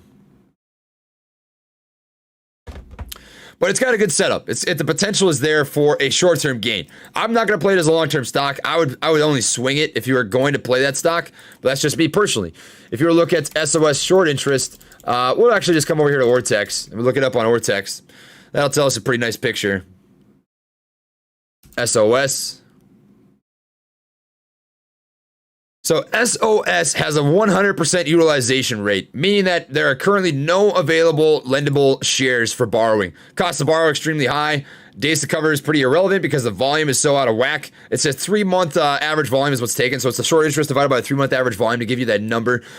So that doesn't really tell you a great indicator, but what these do tell you is that there is a potential for a squeeze in the short term. I would not hold this for any longer than for a squeeze, though. That would be all that I would play it for. There's not a lot of risk if you buy in right now. Now is the time to buy in if you want to play it for a squeeze. I wouldn't buy it for a long-term hold, though. That's my opinion. You guys make your own decisions, though. No, I don't want that. All right, here we go. Back to the stream. Microvision, looking good finally. Patience, man. Patience. It takes time for things to play out sometimes. MVIS hit 24 freaking dollars and then it pulled back to about 10, which is frustrating. That's insanely frustrating for sure. But the time is back. We're coming back into it. It hit 17 bucks again, which is absolutely huge, guys. I'm not mad about it. I really do think it's going to be a triple-digit stock down the road. Thank you to TechKimp Ace. He says, first to fire, steel rain, supporting victory, win the mind, win the day, airborne all the way. Get some wings if you haven't already. FBNNC represent. I will be living in the North Carolina area, so if that gives you any idea, I'm not going to disclose much more than that, but it is available there, and I'm pretty excited. They've got buses that go there all the time. Thank you, Trey, for all you do in the space you hold and education you share. Appreciate that, Slade Skaggs. That means a lot. For Joe, everyone hold for 1K. Scared money don't make money. I'm actually going to have a video coming out soon talking about the potential, and this sounds insane, but you got to hear me out. The bull case for 2K AMC. That sounds nuts. If you guys want me to go over that right now, we can briefly, but I'm going to be bringing on the original writer of a crazy DD on Reddit, talking about the potential for AMC to have a $2,000 price target. So I'm not making this up. That's not my prediction, but he brings really interesting factual information to the game there, and I think it's very interesting to talk about. I am going to get myself a cup of water here really quick, so you guys bear with me. I'm just going to play a quick ad just to disclose that to you until I get back. It'll just take me 10 seconds, so give me 1 minute.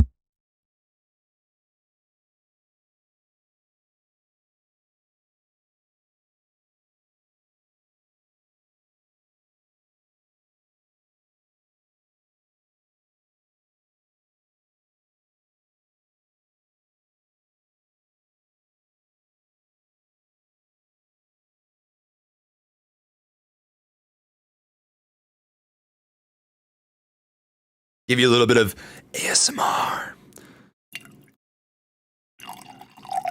We're drinking some water. Just playing. There we go. Gotta drink that gorilla juice out of the George W mug because gorillas don't drink freaking water. You know what it is. Already. For sure. Rock on. Waiting to hear back from Tyler. Let you guys know when he hops into the room.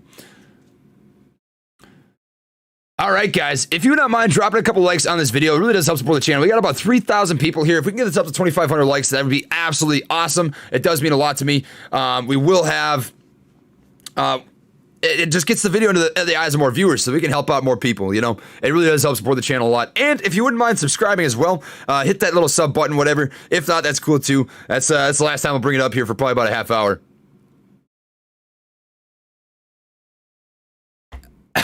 More ASMR. That's hilarious. That's awesome. Trey, I don't know what's going on, bud, but as transparent as you are, I think we should be too. We are not seeing your ads, my man. Maybe I didn't push it. No ad? Let me know if you guys get an ad now. Well, I don't know. Maybe I just didn't press the button. Whatever. Life goes on.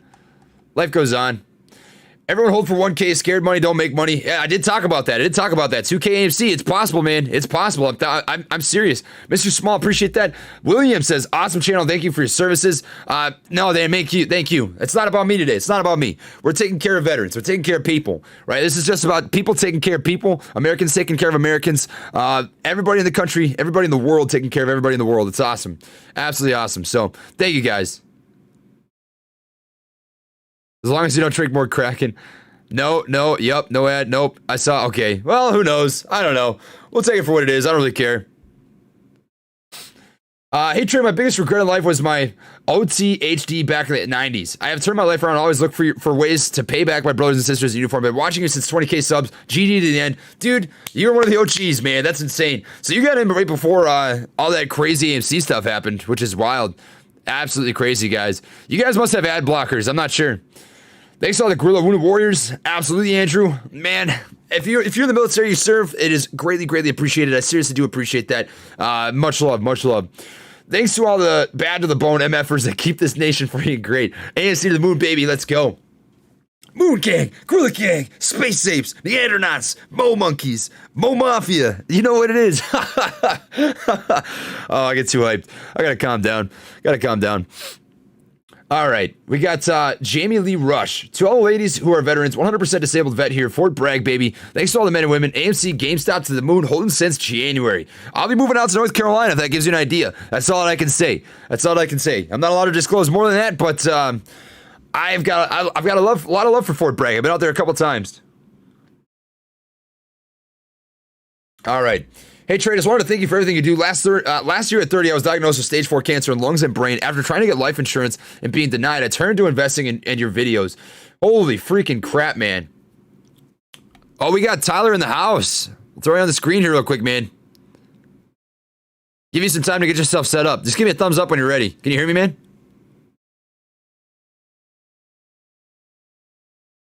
All right. So before we throw Tyler in here, I do want to recognize what was just said here. So let me scroll back up and read this off. So regarding your stage 4 cancer, man, holy crap. It's good to see that you're cooking with Crisco and you're still alive, brother. My thoughts are with you, and it's awesome that you're taking the time to get back to people. So thank you for that. Gonna welcome Tyler to the channel here. So Tyler, what is up, man? Good to see you here. We finally made this collab happen. Is it showing the whole screen or is it cut off? It's cut off. We can see kind of the side of your face. So I had to use another camera. Oh, you're good, man. I don't know why the Sony wouldn't work. Yeah, your DSLR? No, so I actually went with the Sony ZV-1, which was kind of a dumb choice. Even though I should have bought a DSLR. It overheats a lot. That's the problem. But right, man. I have a quick question. I want to get right into one of the charts though. Yeah, let's do it, man. So I made an update video for this one as well, but I just haven't covered it yet. I was actually in the process of editing it this morning. And then, we got the email and stuff going on. So Torchlight. I know you're a fan. Right. I'm curious your thoughts behind it. And so me personally looking at it, my basis is I like meta materials more than Torchlight personally. As do I. And I think that because people have been asking me, because I like oil a lot right now. And if you're day trading, I think oil's a really, really good thing to be trading personally. And people are like, they want to find, especially with stuff going on, they want to trade the cheaper stocks.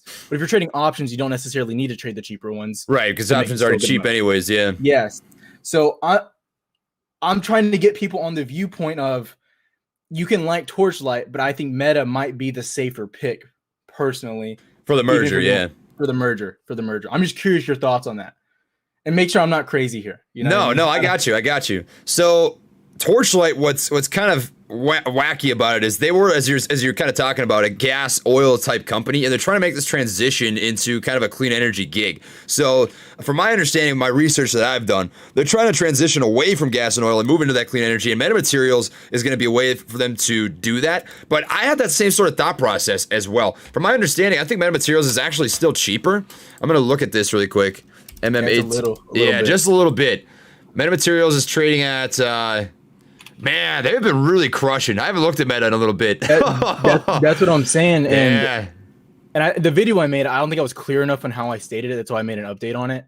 But like, if you look at when the NASDAQ was getting crushed, Meta was still doing very, very good and retaining its value, showing that, let's say the NASDAQ has a good week coming up, and it's kind of concerning with Biden talking to China. Mm-hmm. But if it has a good week, there's a high possibility this thing soars. You know what I mean? Right. 100%. That's my thesis behind it. Yeah, and I could definitely see that too. I mean, for whatever reason, my Webull is being all goofy. It's not showing me the profile of companies anymore. But metamaterials is interesting because they're kind of a jack of all trades for their sector of things. They involve themselves in a bunch of different technology, which is where Torchlight's kind of one dimensional. You know, I think what they bring to the table is kind of a balance sheet. They've got cash, which is going to help fuel the operations for this new merged company. But I do think that that Meta could be the safer bet. The only question that I would have is the share breakdown for the merger. So I saw that there was different numbers for Torchlight versus Meta Materials. Which one's going to pay better when the merger comes down? That's the point. I think that's the risk people are trying to take. You know what I mean? Because I think if you, let's say you have $2,000 with the Torchlight, and let's say tomorrow, for instance, right, Monday morning they merge, you get your $2,000. I think you get like about $750 to $1,000 additional dollars from Meta. So like you know, almost 50%. Right. And that's kind of the risk you're taking. But just looking at the charts, it's like, personally, I'm a little bit less or more risk adverse when it comes to some of this stuff, especially with mergers, because you never know what's going to happen. And that's a little concerning. Yeah, man, for sure. I mean, you never know what's going to go on with mergers. Do you remember when LCA merged into GNOG and everybody was like, GNOG to $100? Like, people just going nuts for GNOG. Now it's worthless. It's not doing anything. It's funny because Fertitta, the guy who started Golden Nugget, he's super big here in Galveston and Houston area. So that was actually pretty funny when I saw that happening. And he's kind of like liquidating a lot of that stuff, which is super interesting. So now he owns the Rockets, billionaire. But that stuff, but now, it's getting crushed. But I think what hurts them is that they don't have sports. You know what I mean? Right. Sports gambling is such a huge part of online gambling right now. I don't think too many people want to do the casino type stuff, which I think it has its niche. But overall, it's the COVID quarantine thing, man. I think you're totally spot on. When sports really start opening up again, and if they can kind of brand out GNOG a little further, I think that'd take it a little farther as well. And that'd come down to the United States kind of continuing with the legalization of gambling. I mean, if they can push more states to be more liberal with that, right, to allow sports betting and, you know, online gambling, because I don't know how many states there are that allow it right now. I don't personally have GNOG in my portfolio, but I used to. Definitely not anymore because it's a frustrating stock. Yeah, it was. I had it for a little bit, traded up to like 20, and then it was just like after that, like I just saw the rejection at 19. I was like, I can't. Right. And it was just gross. But it was interesting. But like the betting ones, I mean, you're literally taking a big old bet with when you're betting on. The betting ones. Right. But I mean, I think what a lot of people want to talk about is definitely AMC. I think I heard saying the 2000 prediction. You got it, man. You got it, man. This is crazy stuff. So there's an insane DD that was posted on Reddit. It's got a crap ton of numbers. How long you got, man? You got time to stick around for a while? Yeah, I have plenty of time. I don't have my son this weekend, so there we go. Quite a bit of time. So let me pull up one of these DDs. It's very interesting. How last week's, that's GameStop. That's not what I want. The Inevitability of AMC 2K. That's the title of the link, which is nuts. It sounds inspiring. Yeah, no kidding. All right, so we'll go like this. So the inevitability of AMC 2K based on current market data and current market behavior. So the following would be a quick update to a case for AMC being able to hit a price action of $2,000. Previous case being here. We won't read that. We'll go just through this one. The fact that apes have been holding and buying up generated phantom shares from failed to delivered stocks can be proven by checking capital.com, where the buy to sell ratio is still 96-4 with holding. And we can fact check that right here, I suppose. So let's just take a quick peek. Search instrument. I don't know if AMC will pop up. Looks like it does. Buy to sell. So now that number looks different than what it did in this article on Reddit. So that's one ding. But it did say that it was 96-4. This was posted 5 days ago. So that would have been at that time. 1 hour. See if anything's different here. Looking. Okay. Spread in that sense. Oh, it's right here. So buyers and sellers, 94%, 6%. So that's pretty solid. That tells you a pretty good piece of the story. All right, next. The fact that apes have been holding and buying up generated phantom shares from failed to delivered stocks can be proven by checking capital.com. Oh, we already talked about that.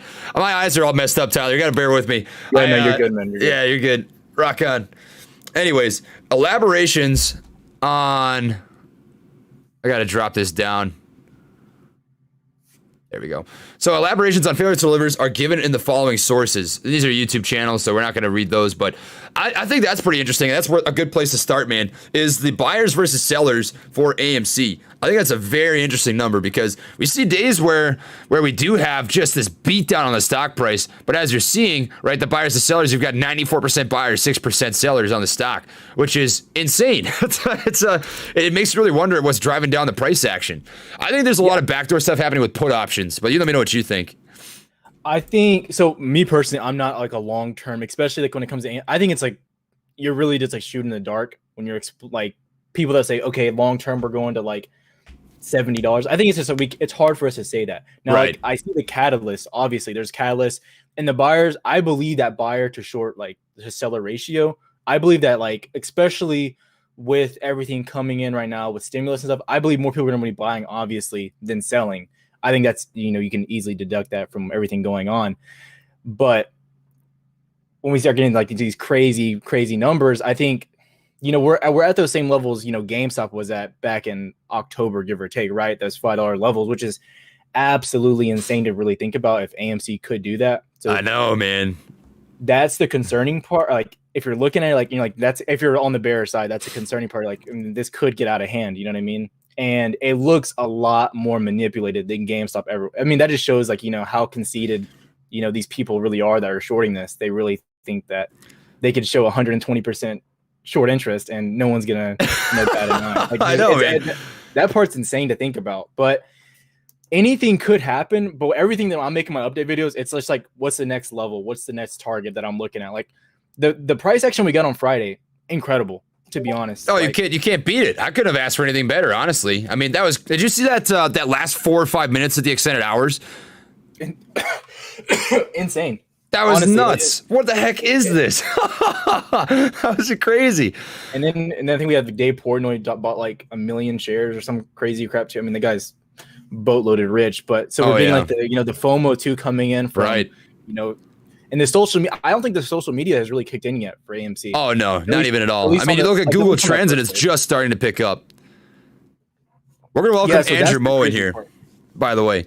Andrew, welcome. Shoot, I'm live. How's it going, guys? You're chilling, man. You're chilling. So you can go on, Tyler. I just wanted to throw Andrew in the room here so we could continue the chat. Oh, no, you're good. You're good. So I just think that, like, that's one thing that hasn't been taken into account. Now, I'm not saying, like, I mean, I definitely come in. If you look at some of the videos definitely come in as somewhat of clickbait. But when you get into the videos, you always see me say, this is the next target that I'm looking at. Because every day for me, it's like a day trade perspective of how I'm trading. And if you're watching the streams, that's basically what I'm doing while I'm trading AMC is trading other tech stocks or whatever. But unfortunately, Netflix been pooping the bed. Did you get your hands on EYES at all? EYES? Did you make any cash off that? Terrified of it. When stuff moves up like that, I can't touch. I just get terrified because I just don't. And I know like therapeutics, I openly say it. That's my weakness when it comes to trading. It requires a lot of DD, and I'm not a huge fan of therapeutics. I'm scared of them.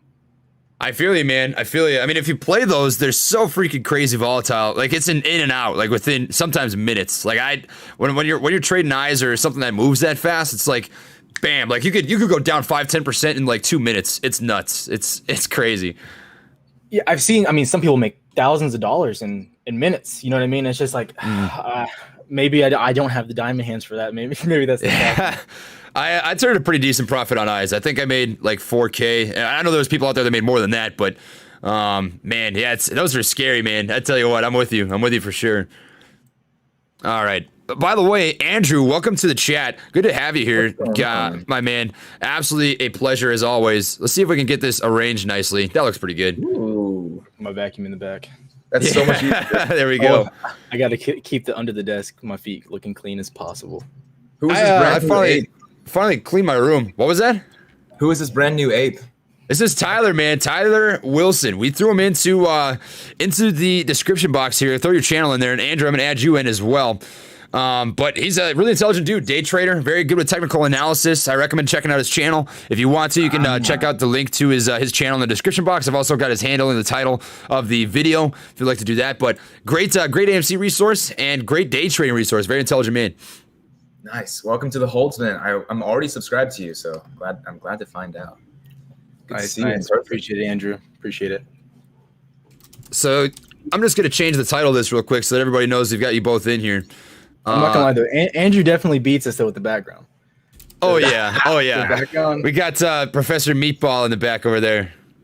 I'm backwards right now. How do I uncover Meatball? There he is. He just had a bowl of ice today. He loves little ice cubes in the morning. Is that what you give him for treats? Is it ice cubes? No. Otherwise, my diamond hands would be freezing. I feel that. Let's I give him feel some that. right now. Go, buddy.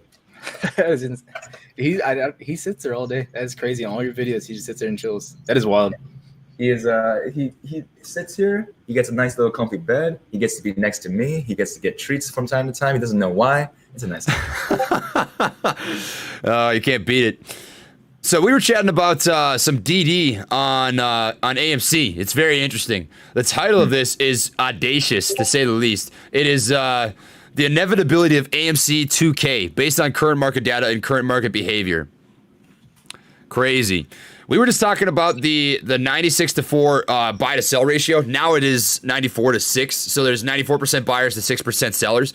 And what me and Tyler were talking about is that it's crazy that they're not even trying to hide the manipulation. Like you were mentioning GameStop's short interest being like 120% or whatever the heck it was, and thinking they could just get away with it, which is absolutely insane.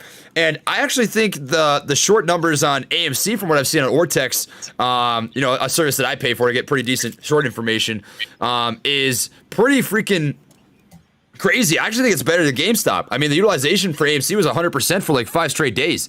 You know what I mean? I think that manipulation has been the name of the game for a while. So this is not that it's not that crazy, but at the same time, the blatantness of it I agree, is going to get a little insane in here. And they're basically asking, hey, can we get some regulations in here? Because it looks like we can do whatever we want. Right. Yeah.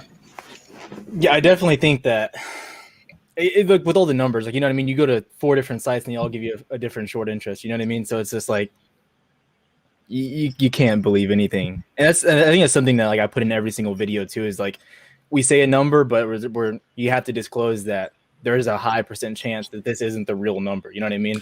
And then the fees these people pay, it's nothing. You know what I mean? It's pennies, literally. I mean, it's definitely against the retail trader. Like the odds are definitely skewed heavily. Think about this. You know what's crazy is interest rates on credit cards are that much monthly. I mean, some people pay like 10 to 15% monthly for credit cards. And these guys are holding short positions that are actual inherent risk, way riskier than a credit card, in my opinion. They're getting charged that much annually. How does that make any sense? You know? That's mind-blowing. But we can go back to this DD if we want to keep scrolling through this. I'm curious about how you've been doing this morning with your charity live stream.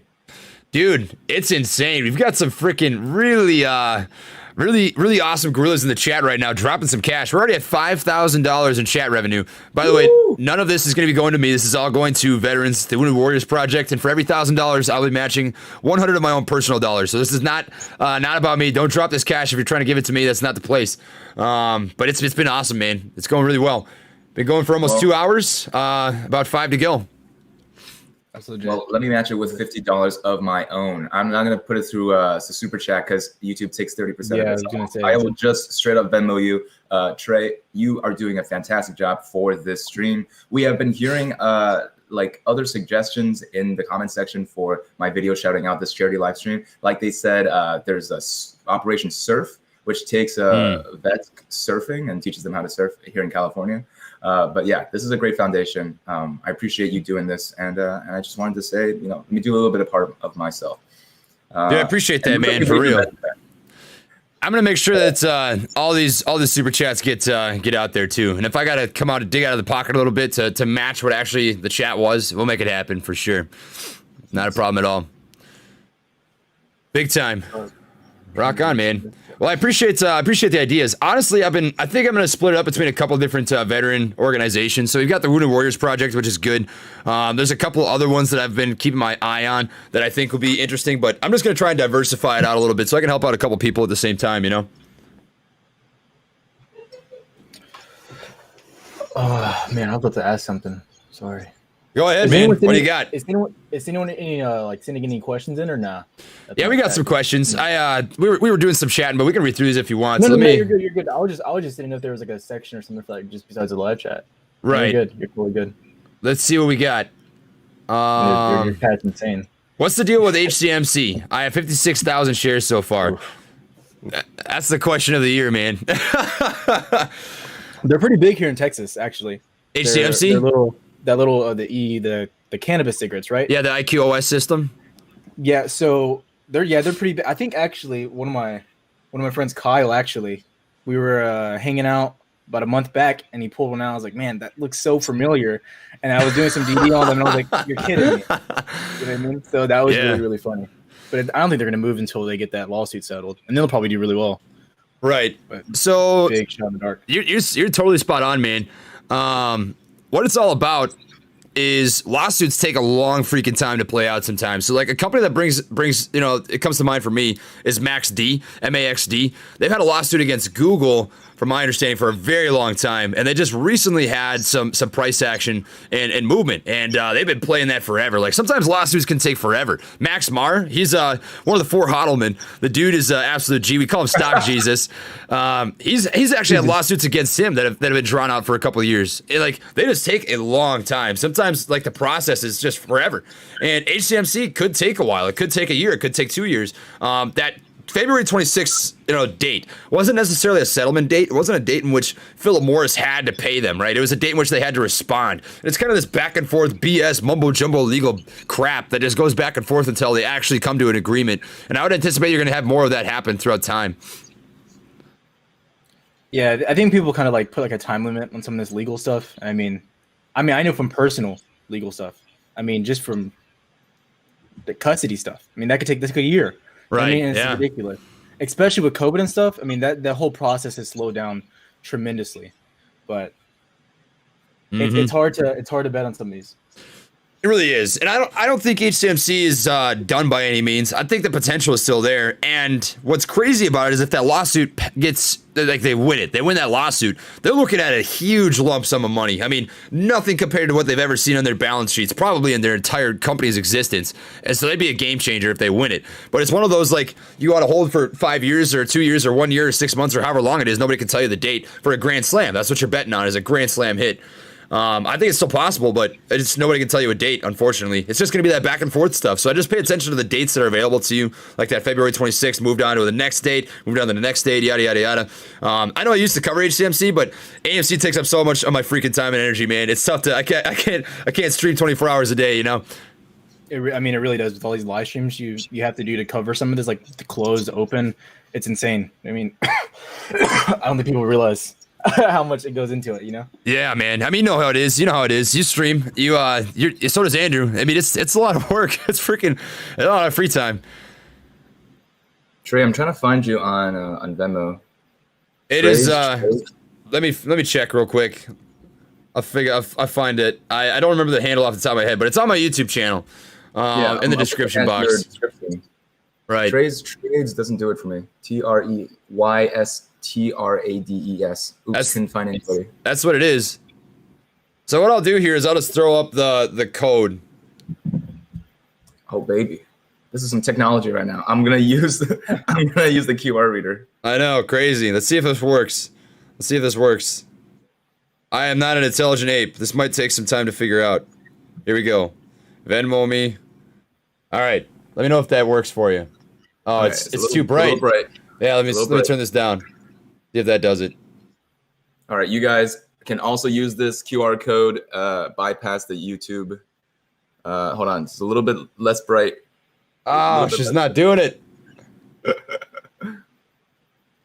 God dang it. Bob Saget, dude. Bob Saget. Oh, no. No, I don't think it's going to work. Here's what we're going to do. You Venmo request me. I'm Andrew Coin, like Dogecoin. I do have to come back in a sec. Tyler, I owe you an explanation about ZV1 settings. Once again, this is a great live chat. I'm sorry. I'm gonna do a 50K Jackbox game with my stream. It's a little weird. Let's see what happens. It's a little out of the ordinary, but hopefully people realize it's for celebrating a milestone. I'm gonna be back later after that, and you guys are gonna keep going. Rock on, man. Cool. You just pop in whenever, brother. Thank you. Hey, good luck, guys. Peace. Peace. And then there were two. I'm pretty curious. What are some of your what are like if you had to give me your top three stocks long term, right? Let's say safe too. I'll give you mine. We'll go 1 and 1. You give me one, I'll give you one. All right, man. Well, everybody in the chat already knows my favorite stock, dude. It's Microvision, without a doubt. I'm sure you already knew the answer to that, too. MVIS, I am so bullish. That's the stock that I've probably done the most research on any company in the market. And their spreadsheets, and what I like about it is their income statements, their spreadsheets are almost meaningless because the company as a whole, what they're trying to do is become acquired. So all of the income and all the free cash that they're playing with, they're putting into this automotive LiDAR tech, which they're working with. And once they get that down to a T, if they can be competitive, which I think they're going to be, I think they're going to be the leading LiDAR tech across the industry. They've got a huge amount of potential buyers. I mean, you've got Tesla, you've got Apple, Microsoft, Ford, and some people say Tesla wouldn't happen because Elon Musk doesn't like LiDAR, but you gotta look at those prototypes, man. They are small and they're freaking sleek. Like you can't even see them. They're crazy, and buyouts are really lucrative. You make off well. You make off per $1 billion in acquisition, and God, that's my stock without a doubt.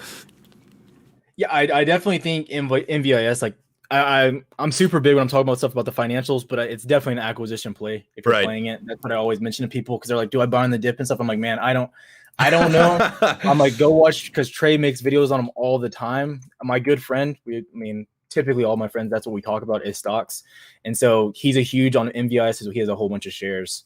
But I'm looking at it, and I mean the chart looks strong, like breaking out of that downward trend. But I mean, a lot of stuff is breaking out of the downward trend, but it's moving. Oh, right. It's moving pretty crazy. Microvision. 15 minutes. Go ahead, man. You can finish off. Didn't mean to interrupt you. No, you're good. You're good. It looks strong. It looks really, really strong. You're just playing for the acquisition play, and I mean, once it gets acquired, who knows how high this thing goes. Oh, 100%. The fact that it's holding up and trending up shows that they're more than likely going to get acquired. I definitely think they're going to. I mean, they took a little bit of a beat down for a little while. They went from $24 down to about 10, but they're bouncing back really, really well right now. I mean, that's a freaking 100%. Clean upward moving channel. You can't really ask for much more than that. The volume's really consistent too, and that's something that I like to look for in terms of an investor stock. If you see a really huge spikes and really small dips, like it's just not consistent volume, that usually means it's being scalped or traded. I don't like that. I like the consistency. It's good, and the moves are just freaking clean right now, man. You're totally spot on. And on these uptrends, it just rides the VWAP. You know what I mean? Oh, and right. It just shows the momentum of how it's like. There's not even retraces when it starts to get an uptrend. That's the crazy part too. I know, man. That's the good thing that I was talking about with AMC when we were getting that consolidation and stuff, like at that 9.4 range. It wasn't bad. I mean, we just had a little bit underneath the VWAP, and overall, if you look at the move on AMC, it's been so strong. But with MVIS, it's just trending on. It's just insane to think about that. It's just trending on top.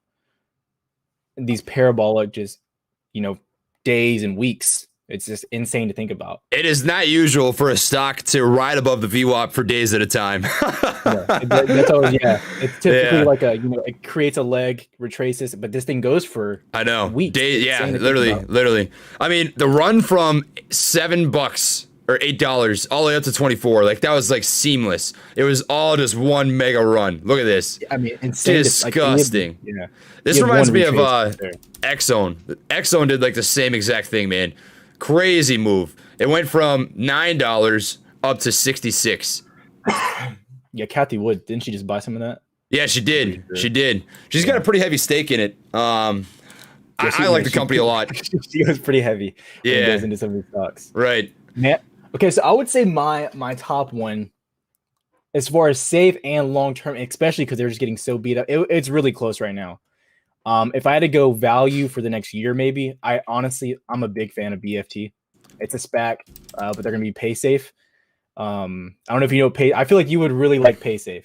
I do. It's funny that you mentioned that because I used to watch Chris Sain's channel quite a bit. I don't hate him by any means, but people would always ask him, "What do you think of BFT?" And he's like, "BFT would never be better than PayPal. It's not worth your time." I was like, "What are you talking about?" I don't think it has to be. I think that's just a bad comparison, though, to compare it to. I mean, a great example is Roblox, right? This is the best example. So Roblox, they use PaySafe system.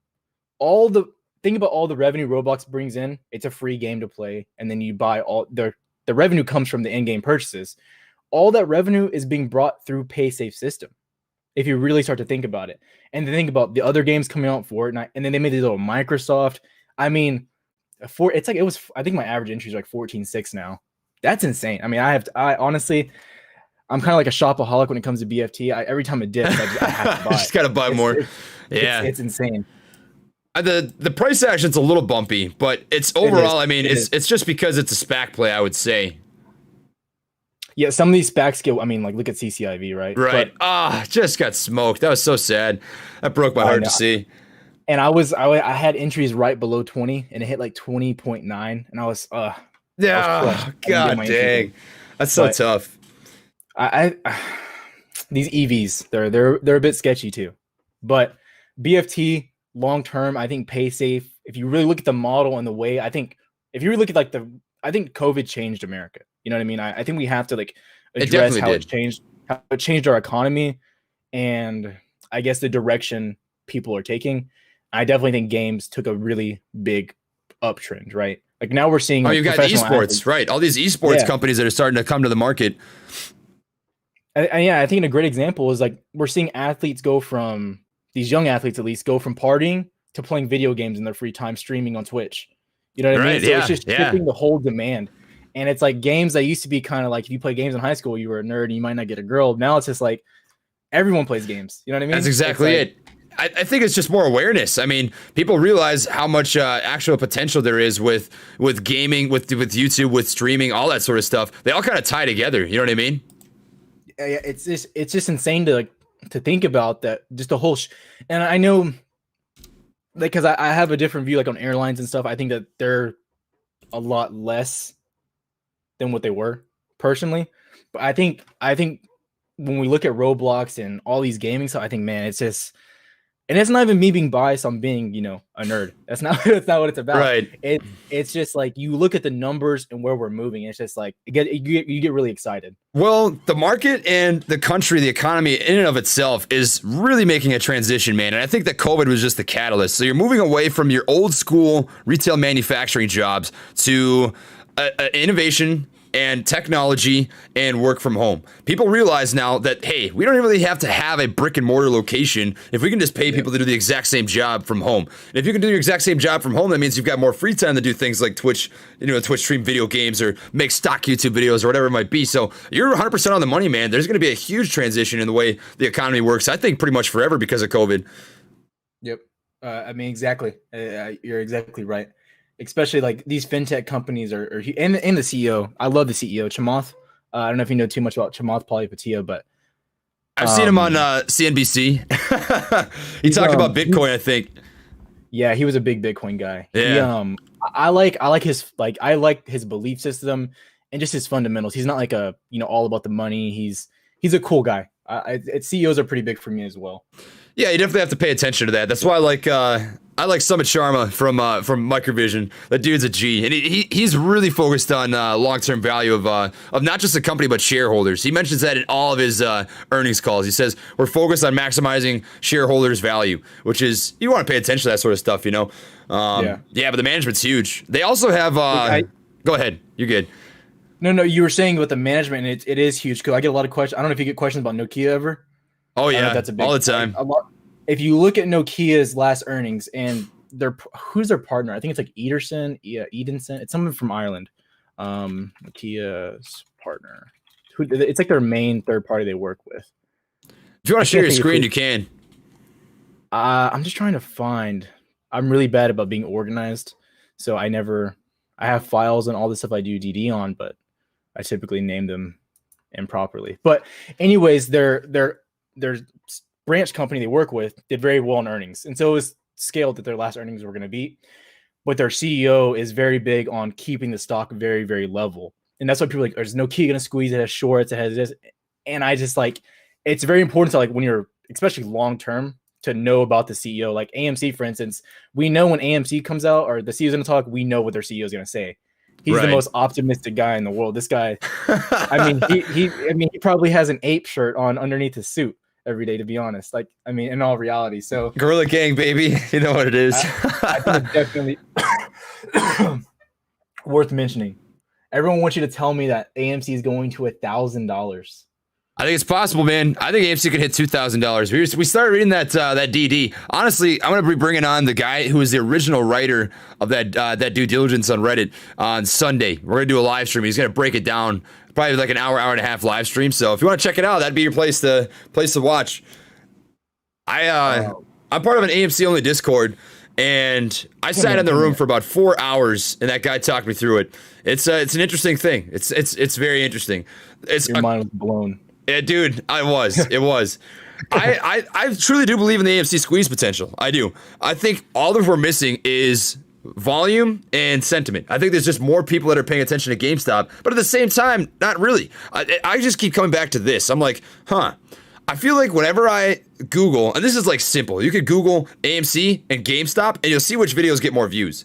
It seems like the AMC videos are just trending on YouTube. Like, people just pay attention to that. And then, like, I've seen Matt Coors, he did a poll on Twitter saying, which one would you rather buy? Which one do you like more? And more people like the AMC.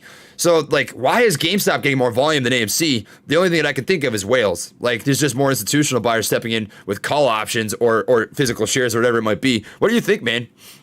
I think there was a really good article. Man, I had it on one of my videos, of course, and I didn't thumbnail it. But one of the risk advisors that was in charge and working with the SEC believes, because if you look at the scale of how we're moving, that there is some hedge funds behind some of the movement that we're getting. And I wasn't a really big believer in that. And then I started to really look at it. And if you really look at the movement and when we're moving, it's near the end of the month every month. Like, we started around the 19th and then we just start flying. You know what I mean? It happened February, happened January. High percent chance, March 19th, everyone's going crazy about quadruple witching. I mean, it's looking like this week things could get crazy. And I believe one reason we're not seeing that movement quite yet on AMC, I mentioned in my last video, we might have had a little bit of shorts try to cover this past week with that dump. That was definitely institution. Like, big time. That was the craziest manipulation ever, man. $2 dump in like 15 minutes. But where we held was huge, because we held that 940 support. It took us forever to break. And that was we still look bullish. You know what I mean? We didn't break. So that was huge. But I think once we start getting above this like 12.8, 12.50 range, I think shorts are going to have to start covering, because the risk is getting insane. It's insane. Yeah. I've been saying that in my videos too, man. It's like the gap between 13 and 16 bucks is massive. And then the gap from 16 to 20 is massive. It's a lot of crazy things could happen between those price zones. Once it gets above this, like, I really thought once it got above 9.4, and I think we were starting to see it once it broke above that local 9.4 range. Right. It was getting really bullish. And then, the hedgies, whatever you want to call them, they started the manipulation, but we're starting the same trend back above the V, and the VWAP movement is really key, in my opinion, to start seeing when we start getting this really bullish momentum, because we just sit on top of it with AMC and GameStop. It just does the same thing. And we're kind of seeing some GameStop kind of trending down and AMC finally moving a little trending bit up. Yeah, right. Which is what you want to see too. I personally think a best case scenario here, and maybe people won't like this answer, maybe they will. I kind of want to see GameStop squeeze first, and then when GameStop's over, AMC after that, because this is my thought process. You've got a bunch of freaking apes out there, a bunch of gorillas who are going to be pretty well off, 50, 100 times their money. Who knows? It depends on when they bought in. And what are they going to do with that cash? Well, you've got the stepbrother over here, AMC, that's chilling on the sidelines for a much cheaper price. And I think a lot of people with a lot of extra cash are going to be like, if I could double up on this, why would I not do it? And I see no possible way there where, if it happens that way, how could AMC not have a nasty move like GameStop, if not higher? Honestly, the only real difference is the floats between the two companies, but that's not taking into consideration the synthetic shares, the FTDs, the IOUs that are being written out in the market, Yeah, and what's important about the synthetic shares and the IOUs is the CEO addressed those. You know what I mean? Exactly. So that was a huge part, is when the CEO addressed them. I was like, okay, this isn't just, we're not just all losing our minds thinking it in our heads. We're not crazies. Okay. But what I want to talk about too is kind of about what I did with my options. I know that people are super confused about what I did. And so when I'm trading AMC, I'm not trading personally. I don't want to trade shares, because if I'm trading it, it's money I'm willing to lose. So I'm going to try to make, 10, 20x on trading it. So all I've been doing is getting options and then just flipping them over and over. So we've started with about 10, moved to 20. Now we're at 38. right? So that we're just flipping them over and over and over. And that's what's going on. And with that last movement with GameStop, we were sitting in the Discord, we saw the drop and we're like, dude, AMC's going to follow, whether we like it or not. It's going to. Now, if it holds 9.4, it's bullish. That's what it's going to do. We rebought it and down to the dip. It's what happens. You know what I mean? Right. And the only reason why we couldn't buy in back immediately because under $10 was free money. It was like it's painful to look at that. I bought back in like a 10.25 on those options. It was tough to look at. I was like, oh my god. And then when I got in, we went up to 10.7. I was like, oh, we're running again, perfect. And then we dipped back below 10. I'm like, you're kidding me. Dude. You know when you get into an option and it dips right. And like Immediately like, oh after, God. yeah. So what options calls are you looking at AMC? What's looking sexy for you? Okay, so I think March 19th, just because there's so much, there's so much open interest. That's the key part. You usually play in the money or out the money? I play out of the money when I'm trading. I know risky strategy. I understand. I completely agree. Totally cheaper risky. premium though. So I mean, it's got pros and cons. I mean, if you lose, you're not losing as much. That's the way I look at it, and I'm always looking to. Okay, so let's say we have 10 trades, right? Just in theory with day trading, whatever I'm doing. Let's say I have 10 trades, and I go on a losing streak of 3, right? I mean, I can quickly turn that losing streak back into positive with 2 positives, right? Or even 1 if it goes that well. You know what I mean? So I think people that, especially that have been in the live stream, and they see what's happening with, especially when tech was going on a rip this week, and with oil and stuff. I mean, you're just doubling your money in minutes with what's going on. So it's my strategy. I mean, definitely riskier though. I agree. I mean, that's what people talk about it. I always just recommend them go watch the guy In the Money. He has a really good In the Money is really solid. He knows his stuff. That's good stuff. Yeah. And I'm not a teacher. You know what I mean? I hate college right now. I hate teaching. So that's not what I'm doing. I see people in the comments section say that's your time management with school makes them chuckle. Yeah, no, it's really bad with school. So yeah. So I think I just had a presentation. I post most of it on Twitter too when I'm joking around about it. But I mean, I think I crunched out 7 hours, 2 hours before my presentation was due. So it's getting bad. The senioritis is real. Man, I feel that. You're still in college, huh? Yeah, this is my last. I graduate in June. So how old are you? 23. I look really young though. We're the same age. That's nuts. I know. I look real. Yeah, I thought you were older than me for sure. But then I was like, you know what, Tyler, you look. I get asked all the time when school was in session and stuff. Are you a freshman? I'm like, no, I'm a senior, but it is what it is. No, I would guess you're about 23 years old. You look about that old. I think you look older with facial hair. I've seen pictures of you with a little bit of scruff. I add some age to your face for sure. Yeah, no, I try to keep it clean now. I try to keep it. Yeah, I feel that. Sure. I feel that. I could grow a decent beard. Obviously, I'm not allowed to with work, but what do you do? That's how she goes. Y'all gotta say pretty clean cut. Yeah, that's how it is. It's man, you wouldn't even recognize me. I'm gonna show you a picture. This is gonna make you chuckle. Man, I think someone sent one of. They sent. I don't know, because people in the chat, man, they're just like everyone's trolls 24/7.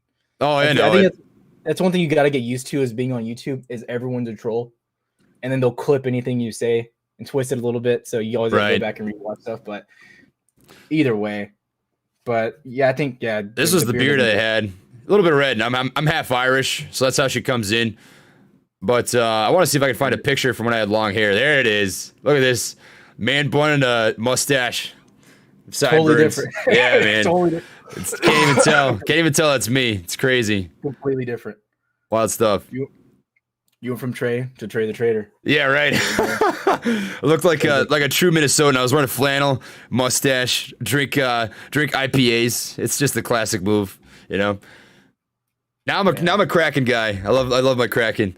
I know. I think one of my friends he's been watching your stream too, and he was like, "You got to drink the Kraken, man. When you're on the stream, you got to drink the Kraken." Oh, I was like, dude, what am I doing? Right down to the liquor store right now, and I need Kraken right now. Oh yeah, you know what it is. Or just go in there and scream, "Give me the gorilla juice now! Give me the gorilla juice ASAP!"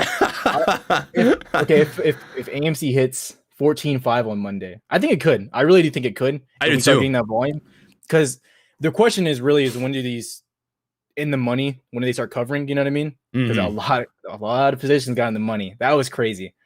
I didn't think we pushed to 12 on Friday just because everything going on in the SSR rule. So every time we get a little push up, we were getting pushed back down. So if it's 14.5, if it's 14.5, we're going. I'll record it. I'll get someone to go with me and record it, and I'll get cracking somehow by demanding. Oh, dude, I would kill for that, man. If you do it, I will post it on my Instagram. If you send it to me, I'm causing a scene. Dead serious. I would kill to see that happen. Yeah, people are saying crack and rip in the chat, man. That's hilarious. I tell you what, and then we'll get it and start just chugging it in the place right when I buy it. Oh yeah, 100%. Something absolutely ridiculous. I love it, man. That's gold. So you're flipping. I want to talk more about this options thing because I've made some videos on it and discussed how they work. I've played with options a little bit, but you definitely play them more. You play them more than I do. I made profits on some, but you use it as a trading strategy, which is interesting. So what would your advice be for people out there who want to play options on AMC and contribute to a gamma squeeze? Because my pitch has been, hey, options are important for AMC because without this gamma squeeze, you're not likely going to see a short squeeze. It's like the catalyst that causes the catalyst that causes the rip, you know? Yep. So first of all, we got to say this is not financial advice. You know what I mean? 100%. I've got the disclaimer on the bottom of the screen. You're covered. You're covered. So when you're trading options, you can't. And then the dangerous thing is when I wanted to stay back why I started going over what I said about when I was flipping them. It's the point of first of all, it doesn't affect a short squeeze if your options don't affect the short squeeze. You got to first of all understand that unless you get those at the end and get the 100. But I'm never getting the 100 shares. I think in all my time trading options, only one time have I ever let something go to expiration, and that's because I didn't completely understand them. So I got stuck in a position where I would have made double my money, but I just couldn't because it was on Robinhood, and Robinhood wouldn't let me close it. And it was one trade, and I was done with Robinhood actually. So what would be a situation where you would recommend people exercise? Are there ever situations?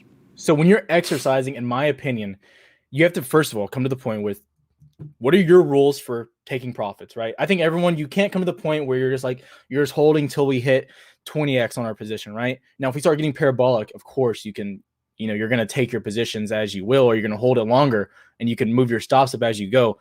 But for me personally, once we start getting to that double range, I'm looking heavily at the chart. You know what I mean? A lot of people say, Tyler, is there a percent amount you're looking at? Not necessarily. I'm heavily just staring at my chart. Because I come from trading commodities and then trading indexes primarily. And then I always talk about my first trade ever was crypto. My first trade ever flipped my money was Litecoin. I went from $40 to $350. I bought it at $40. I bought it.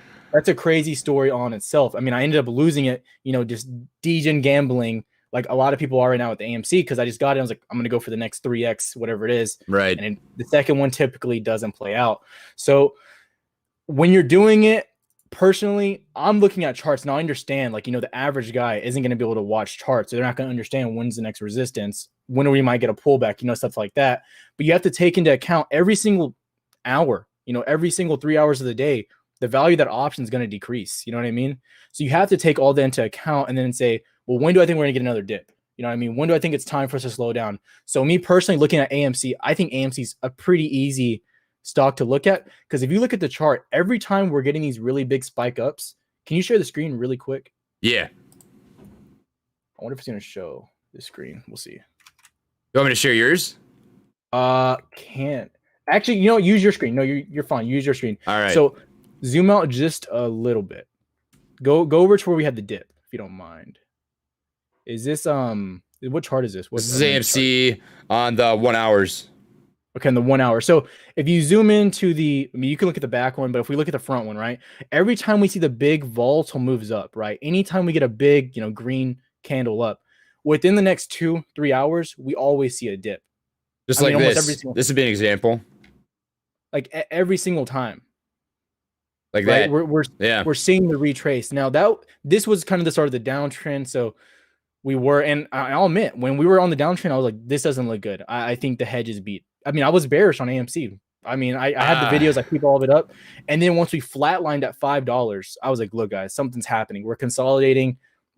This is looking bullish. And I flipped my thesis. But I mean, you have to be able to change your thesis when you're trading. If you're running into a brick wall, you eventually got to move around the brick wall. You know what I mean? Yeah, that's a good way of putting it, man. But as you're looking at these giant moves you're getting up, you're seeing a retracement. Now you'll see the trend where we sit above the VWAP and stuff.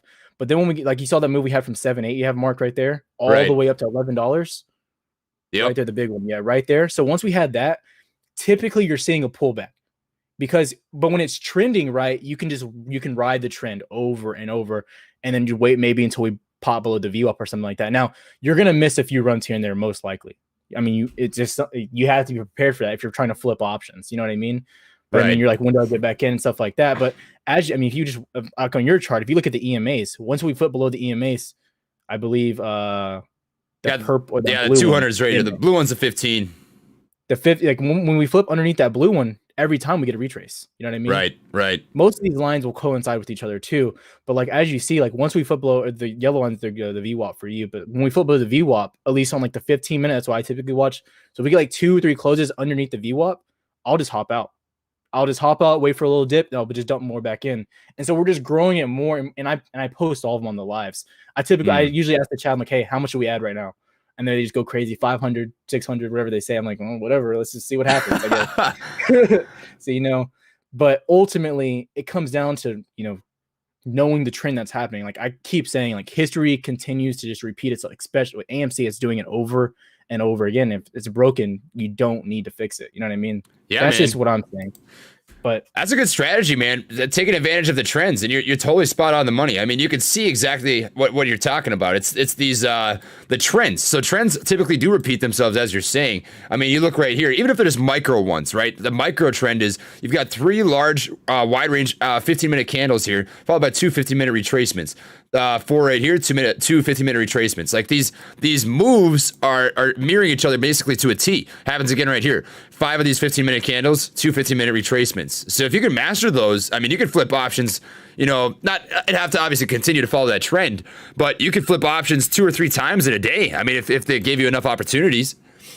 Yeah, I mean, 100%. I mean, then the question comes in: do you have the capital to make sure you can keep covering those and right. Like that? But for the most part, you can. And I mean, I was gonna say something I just totally forgot. Totally just left my mind. Oh man. It happens, man. It happens. You're too excited. That's what I always say when I forget. We get too worked up. Man. But I mean, everyone has a different strategy. If you want to go the share route, you can. And the share route is probably safe. Like when you get in at $5, that's what I tell people. I mean, if you were in at $14 and it drops down, if you didn't sell when it got down to $7, you might as well just hold at $5. There's no point. You know what I mean? Right. You're losing nothing basically compared to like holding. And if you're in at $5, we dip down to $10.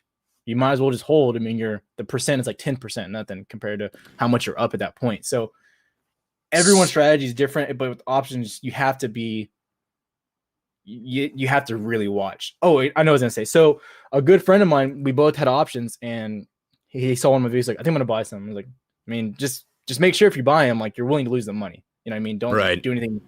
I wouldn't take it from your portfolio. Just put in like a few hundred, whatever you want to do. He's like, all right. So we had the same ones going into last week, not for March 19th. It was for, I believe was it the 2nd or the 1st last Friday? Not the 12th. Sorry. It would have been the 5th. I got you. Yeah. So the 5th. And they were going to expire. And I believe it was Tuesday. I was like, I don't think we're going to get the move yet. What I'm going to do is I'm going to cancel mine. And so I took a loss. It was like a loss of $600. And I was like, I mean, these are going to, in my opinion, expire worthless. It's just not going to get to that price point. The movement's not there. So I sold those and just bought for March 19th, really out of the money to 15. I just raised them from like 11 out of the money to 15 so I could just get more shares. And what do you know? Eventually you get that move up. You give yourself a little bit more time and then you make money on it. So it went from an original $1,200 to $2,800. And then I had 38 shares now, 38 options, if you want to call it that. Right. And so that's what you're playing there. But it's definitely a dangerous Are you still holding game. those? Yep. There you go. That's the move.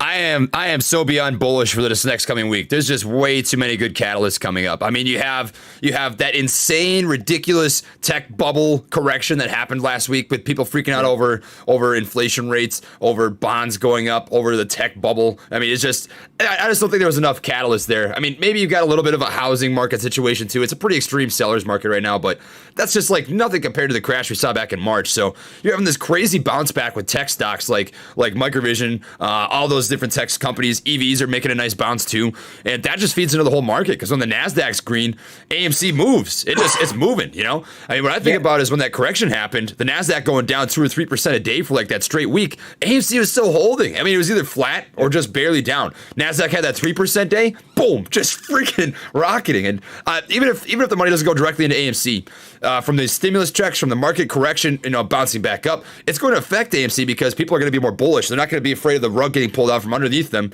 if they put money into the stock. 100%. And something to look at from the first move we had to $20 to now is now we're finally following the market, which it looks a lot healthier. It's not just complete randomness. Big time. You know what I mean? I'm so glad you said that. And some people aren't really like focused on that, and it just shows that this is more than just Wall Street bets. You know what I mean? That's what it shows, is that it's legitimate movement going on in the market, and you want to see. The Wall Street bets was cool. It was cool getting the $20 in one day. I understand. You know what I mean? Right. If you didn't take profits on that, I didn't have any at that point. I was like, this is crazy. This is madness. And then I was like, man, once it started stagnating, I was like, it's going to happen again. You know what I mean? Like the shorts it's ridiculous. They're doing the same thing. But the market looks healthy and AMC is following the market. The only worry about the market I have right now is just Joe Biden. He's talking with them about semiconductors, which has been a problem. And you just have to, fingers crossed for Joe. Fingers crossed he doesn't say something dumb. But I think it'll just be a shift. I don't think there's any president directly that's going to crash the market or make it a crazy bull market. I think it's all about where money moves. You just got to be more aware of where money's moving. It could do bad things in the short term. I'm with you there. But I think the market will keep doing what the market does for sure. Yeah, and like you said about the housing market, market looks real scary, actually. Yeah, it freaks me out a little bit. I'm not gonna lie. Yeah, so before I was full time into doing this, while in like my first few years of college, I worked with my dad, and he does all just real estate development. And so he was showing me one of his budgets not too long ago, and we're talking. I was like, man, what the heck? I was like, why is it so expensive for this type of stuff? And we looked at the price of lumber. Oh, have you looked at lumber lately? I haven't. No. It's insane. A 2x4, just for anyone looking right now. And if you want to look at the lumber ETF, it's wood. WOOD. WOOD. Let me pull it up. Insane. A 2x4 pre-COVID was about, you spend like $1.90. Now, if you want to buy a 2x4, it's about $14-15 for a 2x4.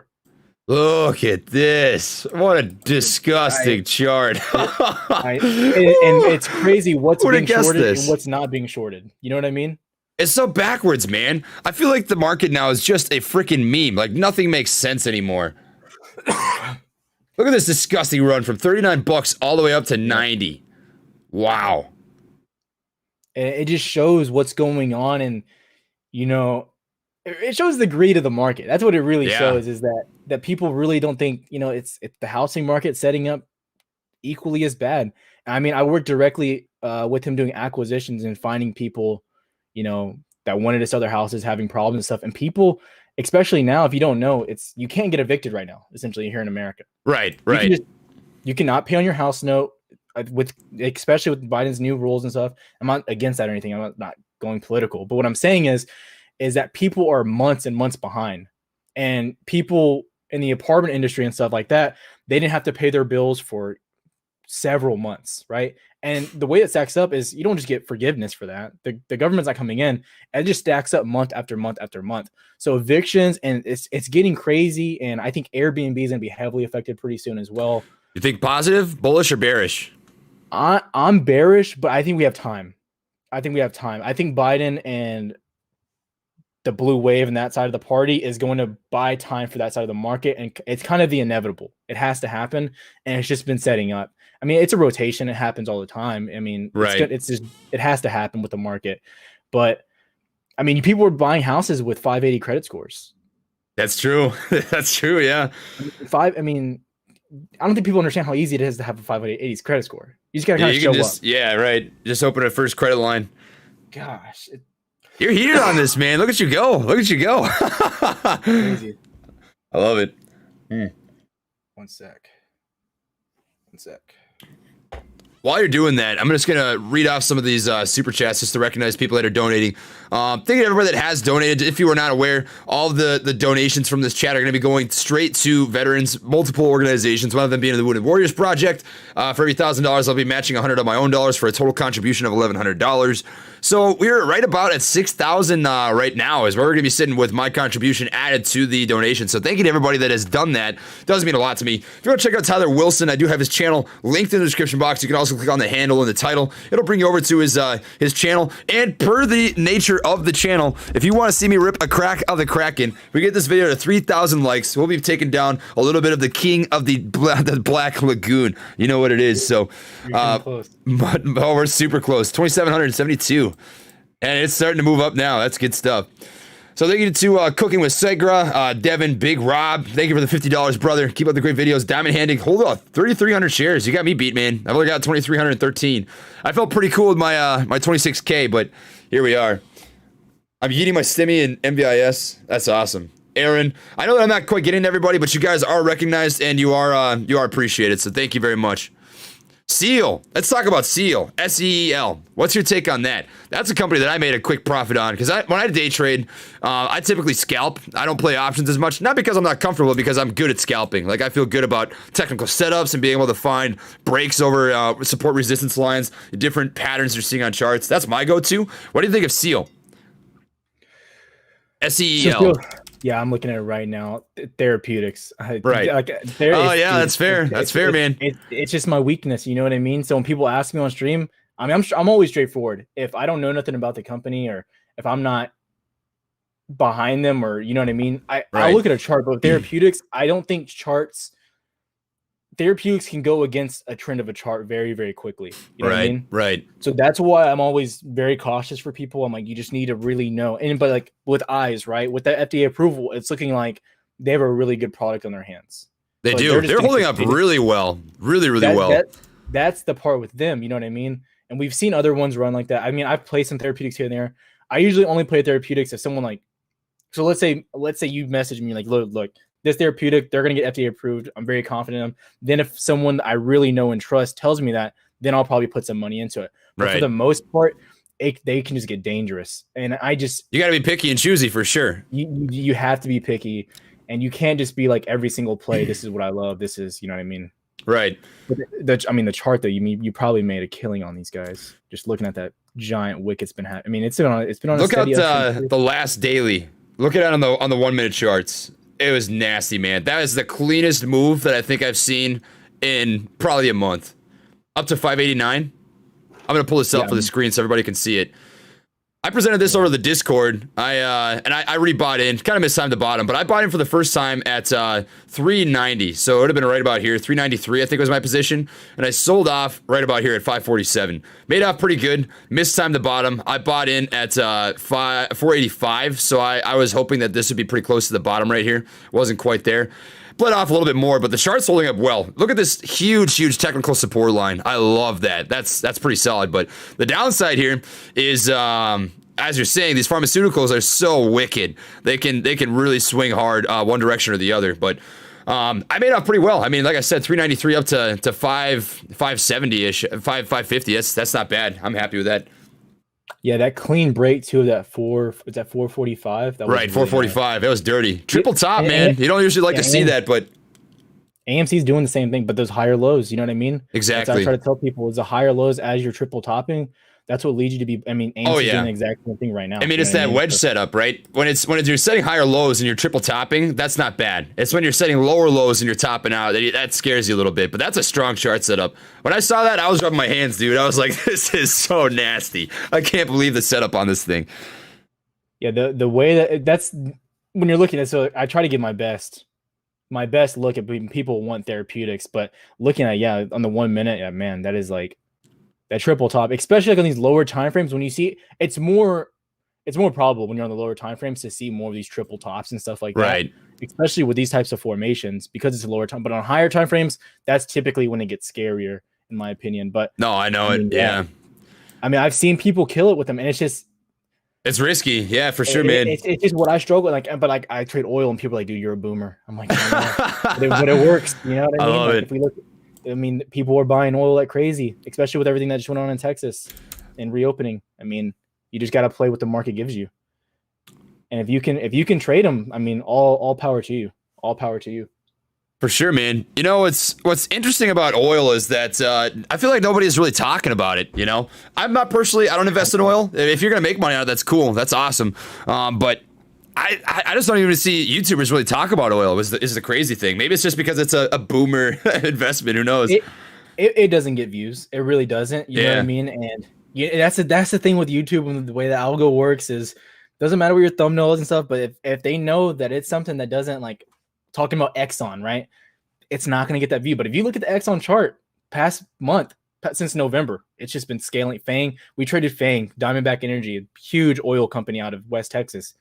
I mean, $20 move in 2 days. But on oil, these don't move a lot. So that when the volatility kicks up, your options just start tripling in value quick. You know what I mean? So it's you just got to do your fundamental viewpoints behind it, and it's not all technical sometimes with some of these companies.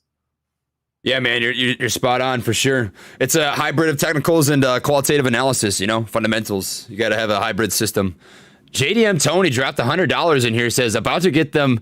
I'm not going to say this. I don't think I can say it on the live stream. When AMC hits 4,500 at 620 average, getting you closer to your goals. Man, that's sick, dude. I hope you have fun with your extracurricular activities. I wanted to recognize that. That's hilarious. I got a kick out of that. Oh man. So, for those who are just tuning in here, I think it'd be worth mentioning to everybody why you sold your options, because there's some people in here that are being like, there's confusion. I think there's some people that are wondering if you sold out of your shares, if you don't have a stake in the company, if you're anti the movement. Because what you mentioned earlier is you were bearish on it, but now you're bullish. So walk through your process there so that people can understand that, because I think I know where you're coming from, obviously, but I think it'd be some good clarification. If you go to the chart really quick, I mean, we can look. Let's look. Especially like when you're getting in a higher. I mean, luckily we had that really good consolidation on a higher time frame. You know what I mean? And I leave all the videos up. So but I understand to go through them. It's time consuming. But if you look at that bottom movement from the first move, right? So we had the first move. We had those two boxes over there, right? That was when we were pushing down, right? We were pushing down, and then we get that bottoming around 550, right? I thought we pushed down in my videos. I was chaining. I was like, I think we're gonna go to 4.7. That was my overall target for us to bottom out, was around 4.7 at least. Right. And then we started doing this thing where we were bouncing between about 540 and about 620, give or take, I believe. 3 times, triple top. We just kept doing it, and what you see is those in the MAs, right? The MAs were lining up, and I don't think you use OBV, but OBV is a really big indicator for me because it shows a lot of the volume of the actual stockholders, right? So sometimes you'll get sell-offs like with that hedge move, right? But the OBV didn't move. So for me, that was a big indicator. People are still holding. Yeah. People were holding the stock. You know what I mean? So it'll really give you some insight if there's some insider stuff going on that you really can't predict. And honestly, we couldn't predict that, right? You can't do nothing about it. And so I'm just going to turn this on. Yeah. So it started wedging out. And it started flatlining, so you might have to click on the OBV and like zoom out of it. I don't know if are you on TradingView or what? Webull. I don't know how Webull. I'm trying to get used to Webull. It's just like, man. Yeah, no, I got you. I like it a lot, man. I mean, I've never used TradingView though, so that's probably the big difference. But when you start getting a flat line, right? And I just looked at and again, that's very flat, man. We start flatlining on the volume, and then you start seeing it perk up right there at the bottom. Right where it starts perking up, and I mentioned in a video, I was like, look, this thing gets above $6 and holds on the 15-minute for at least two candles, it's a buy. I have to buy it. You know what I mean? And then we held. And from there, it was just a steady uptrend to, I mean, I couldn't have predicted, 3 days to $11, but the movement we wanted was steady growth. And I kept saying that you don't want to see the parabolic moves, right? And so that's when my thesis changed there. And you can go, again, I explain it in all the videos. If that wasn't clear enough for anyone. But now when we sold at the recent highs of 11.9, right? I didn't sell at 12.40. I was live during that time. But when that happened, when we got the move up, we started getting parabolic. So ultimately we were like, okay, look, we're getting the parabolic, this trending going up. Things probably get some downside. But then when the hedges sold off, you saw the hedges start to move, and GameStop did move first. You can go to the 1 minute, whatever chart you want to look at. GameStop moved before cost. It moved before AMC. It did, yeah. I was sitting. I won't even forget. I was using the restroom like a boss with all the doors open. You know what I mean? And I have CNBC on because I was listening to the Roblox, the head guy in charge of the direct offering, because it was about to be set off or whatever. Anyways, so one sec. You're good, man. I'm just getting these charts set up so we can show the GameStop AMC moves. Sorry, my nephew just like I heard him run into the door. Oh yeah, you're good, man. You're good. What's his name? Little Noah. Little Noah is his name. Little Noah. There you go, man. Noah, Big Noah. We have a whole bunch of Noahs in the family.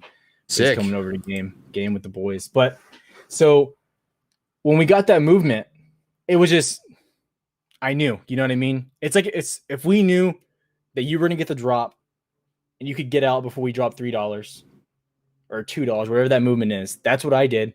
And the ultimate goal we talked about in the stream to get back in. That's what the ultimate goal: get in and out, and keep adding more. You know, it's the same pattern we've been doing. No shares were sold, nothing like that. I have some shares on Webull, not a lot.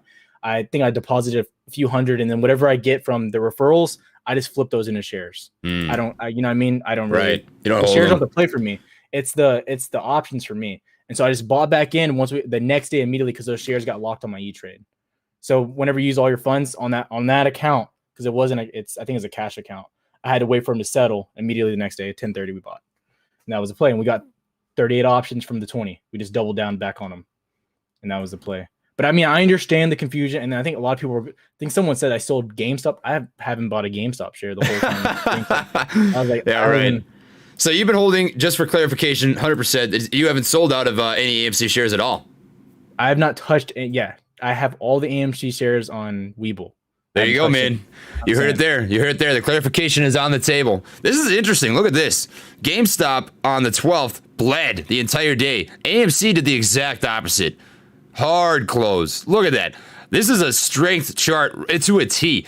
Close almost at the high of the day. That is unusual. That shows a lot of strength. An open and then a close at the high of the day is a big deal. I mean, if you take the extended hours, that would basically be a high of the day close. Yeah, so this was I was streaming in the morning. I was like, man, it's weird that AMC started dipping and GameStop was looking better. And I was like, man, this is just weird. What's happening? And end of the day, the script flipped. You know what I mean? Right. They don't mirror each other anymore, man. They don't mirror each other. This is what you want, but I don't think people like we want GameStop to drop. You don't really want GameStop to drop. No, not at all. You want them to you want them to squeeze at different times. Yeah. That's the best case scenario. Best case scenario, yeah. GME goes to 400, people will sell off, and they dump their money into AMC because you're seeing the tendencies of these people, and it's like some people are going to be smart and some people aren't. Some people are going to take profits and then dump it back into their stock and pray for the best and keep trying to ride memes for their, and they're going to get liquidated and be mad and get mad at YouTubers and say, they didn't go forever. It's what's going to happen. People are going to get backlash, but it shows you the tendencies and the psychology behind people that they're going to get out of one and try to do it again and do it again. And the money's just going to keep flowing from one and one and one. I mean, that's why we're seeing costs go up. I mean, that's from I don't even know how old when cost was a thing, the headphones, right? It's insane to think about. Man, what's crazy about all these different companies that have these squeezes is like the Rocket, the Cost, the BB, Nokia, all these stocks where it's like, what just freaking happened? Like, who is paying attention to this? I use those opportunities to scalp. So I would say, all the Gorilla Gang out there, the apes who are really rocking with AMC and cooking with Crisco or whatever, don't be distracted per se by those squeezes. You don't need to pull out of your true conviction stocks, right? So if you have conviction in GameStop or AMC, I've got conviction in AMC. I feel good about it. I'm not going to pull out of those stocks to get into other stocks just because they're moving. However, if you have free dry powder laying around, you've got extra cash, it's okay to make money on other stocks that are moving, take that capital that you made and then reinvest it back in AMC, or just use it to continue to grow so that you can put that whole chunk of cash that you've got back in AMC, whatever stocks that you want to. Of course, not financial advice, but that's what I've been doing, and that's how I built my position back up to 2,300 shares. So yeah, I know. I saw you got something happened on Fidelity, you said. Oh, such BS, man. So I had my account, and other people had this happen too, dude. This is sketchy, freaking crazy. So it was the exact same time for like a couple hundred people. Like I got screenshots sent to me on Twitter. I got messages on Instagram saying, dude, I just had my account liquidated on Fidelity. And it was at 11:24 a.m. and I'll never forget it because I was just doing a live stream. I finished it up, and 5 minutes later, my account got liquidated. My AMC, my BB, my Nokia. All of it, boom, just the meme stocks. That was it. It was insane. All of them all at once, and I was not leveraged. I wasn't leveraged. It was my settled cash that I was using. It was nuts, but it happened to a crap ton of people. So how does that even freaking work? Yeah, and that's another thing with options too. Is I think sometimes I think it's really good with AMC that typically on your broker right now you can't market order in. That's for the best for some people because some people would be getting screwed right now. I mean, I probably got screwed on some of mine trying to get in really quick. I mean, I have a video of me I had some Caesars calls back when, this all started. I think I was buying like 2 months out on Caesars and casino, complete didn't play right. Betting back in the day, right? Yeah, right. And so I bought it and I think they were like 40 cents each for like 2 months out. I was like, this is just easy money. And, I market ordered into about 30 of them I didn't check the open interest on it. And I mean, I got filled at like, I think they were $4 a pop. I lost, huge loss. So people, you got to really know and make sure. And it is corrupt in the fact that some of these brokers don't really explain to people, man, how some of it works, especially with this stuff coming in. Like Robinhood's doing better at it. I don't recommend anyone use Robinhood. Webull is the way, man. You're getting screwed in some type of way. Even if you think you're not paying a fee, they're getting you in some way. You know what I mean? No one does something for free. So that's just like silly to think about. But yeah. Don't mean to interrupt, but we have hit that 3,000 like mark. And as is per usual, every single stream, I try to give a toast to the Gorilla Gang and the community. So you get to sit through your first one of these, Tyler. I'm happy for you, man. Awesome, to show you guys, we got that cracking rocking in the Gorilla Gang mug. I got to wash this thing.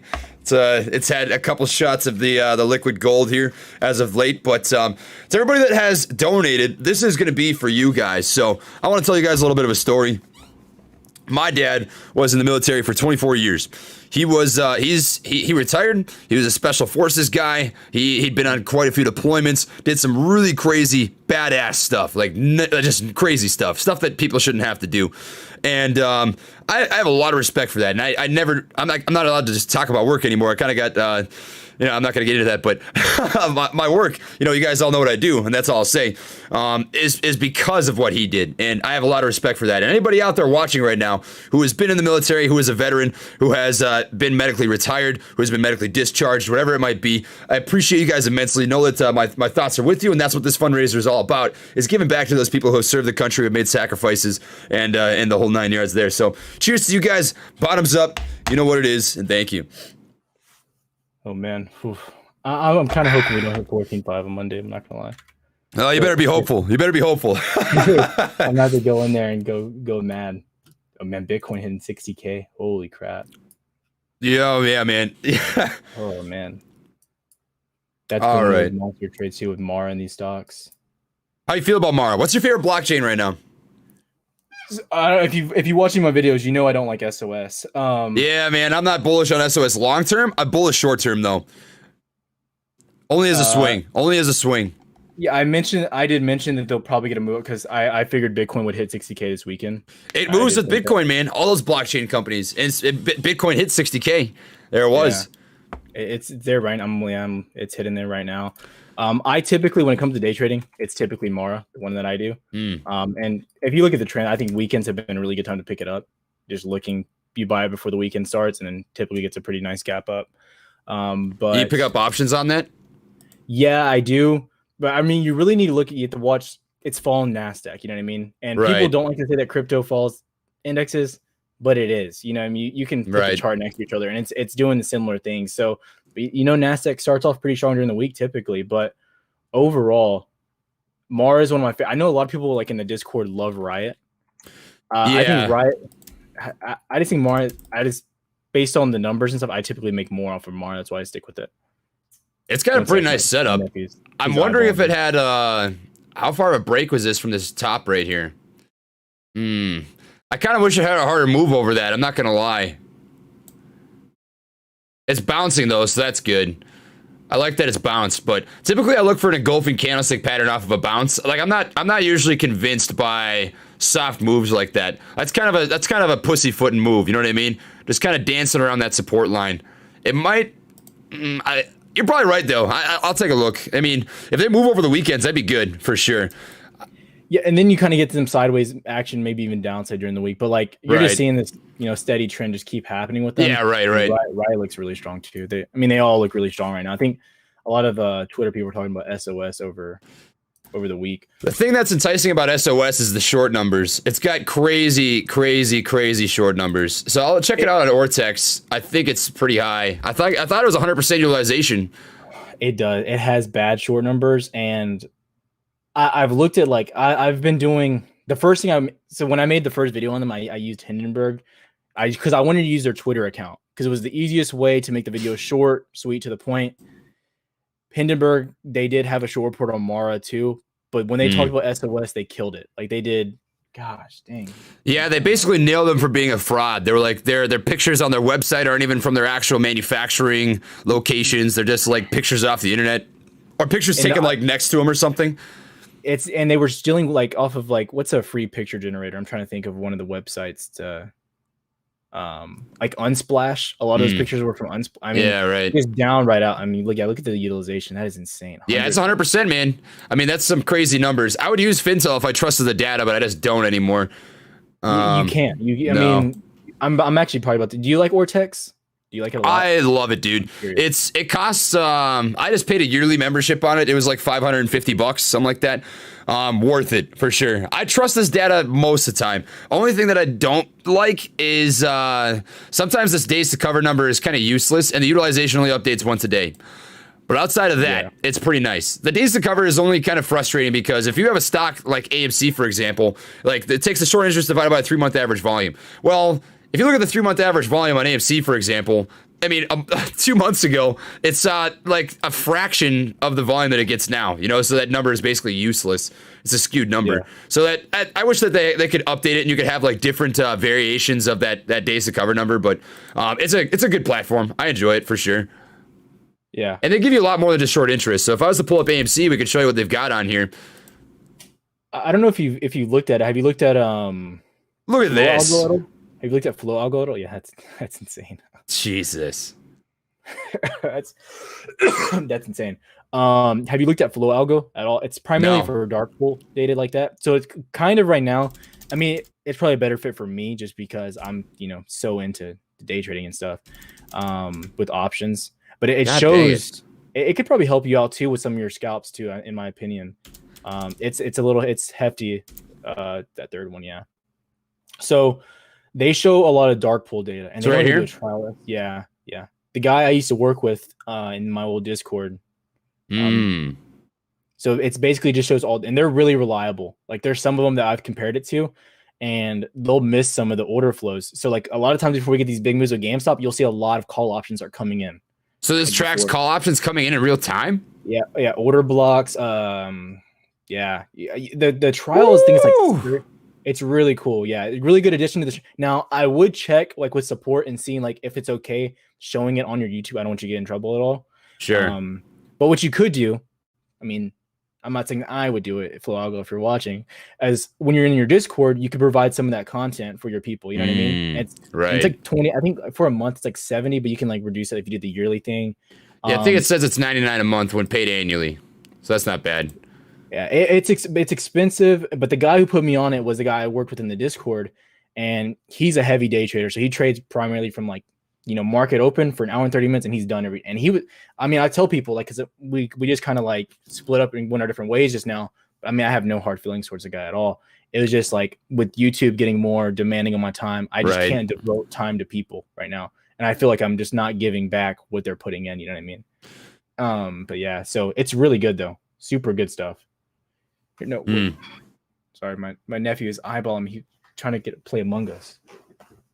So, yeah, I think we were talking about SOS, but I think I think SOS is good for short term. I do think it's got squeeze potential, and it's got the setup for it because the utilization is there, and the sentiment will be pushed by Bitcoin's run. I think that'll be the catalyst, because since they do kind of coincide with the movement of cryptocurrency, I think short term, I mean, the setup is 100% there. They've got a crap ton of puts. They've got the utilization maxed out. I would play it for a swing, and that'd be about it. Yeah. I think it's a short term if you're playing it, because it's sitting on that week. So another indicator, I don't give this this one away a lot. I really don't. I don't tell too many people about it. But one of my big things for finding supports and resistances is I use weeklies. They're called opens.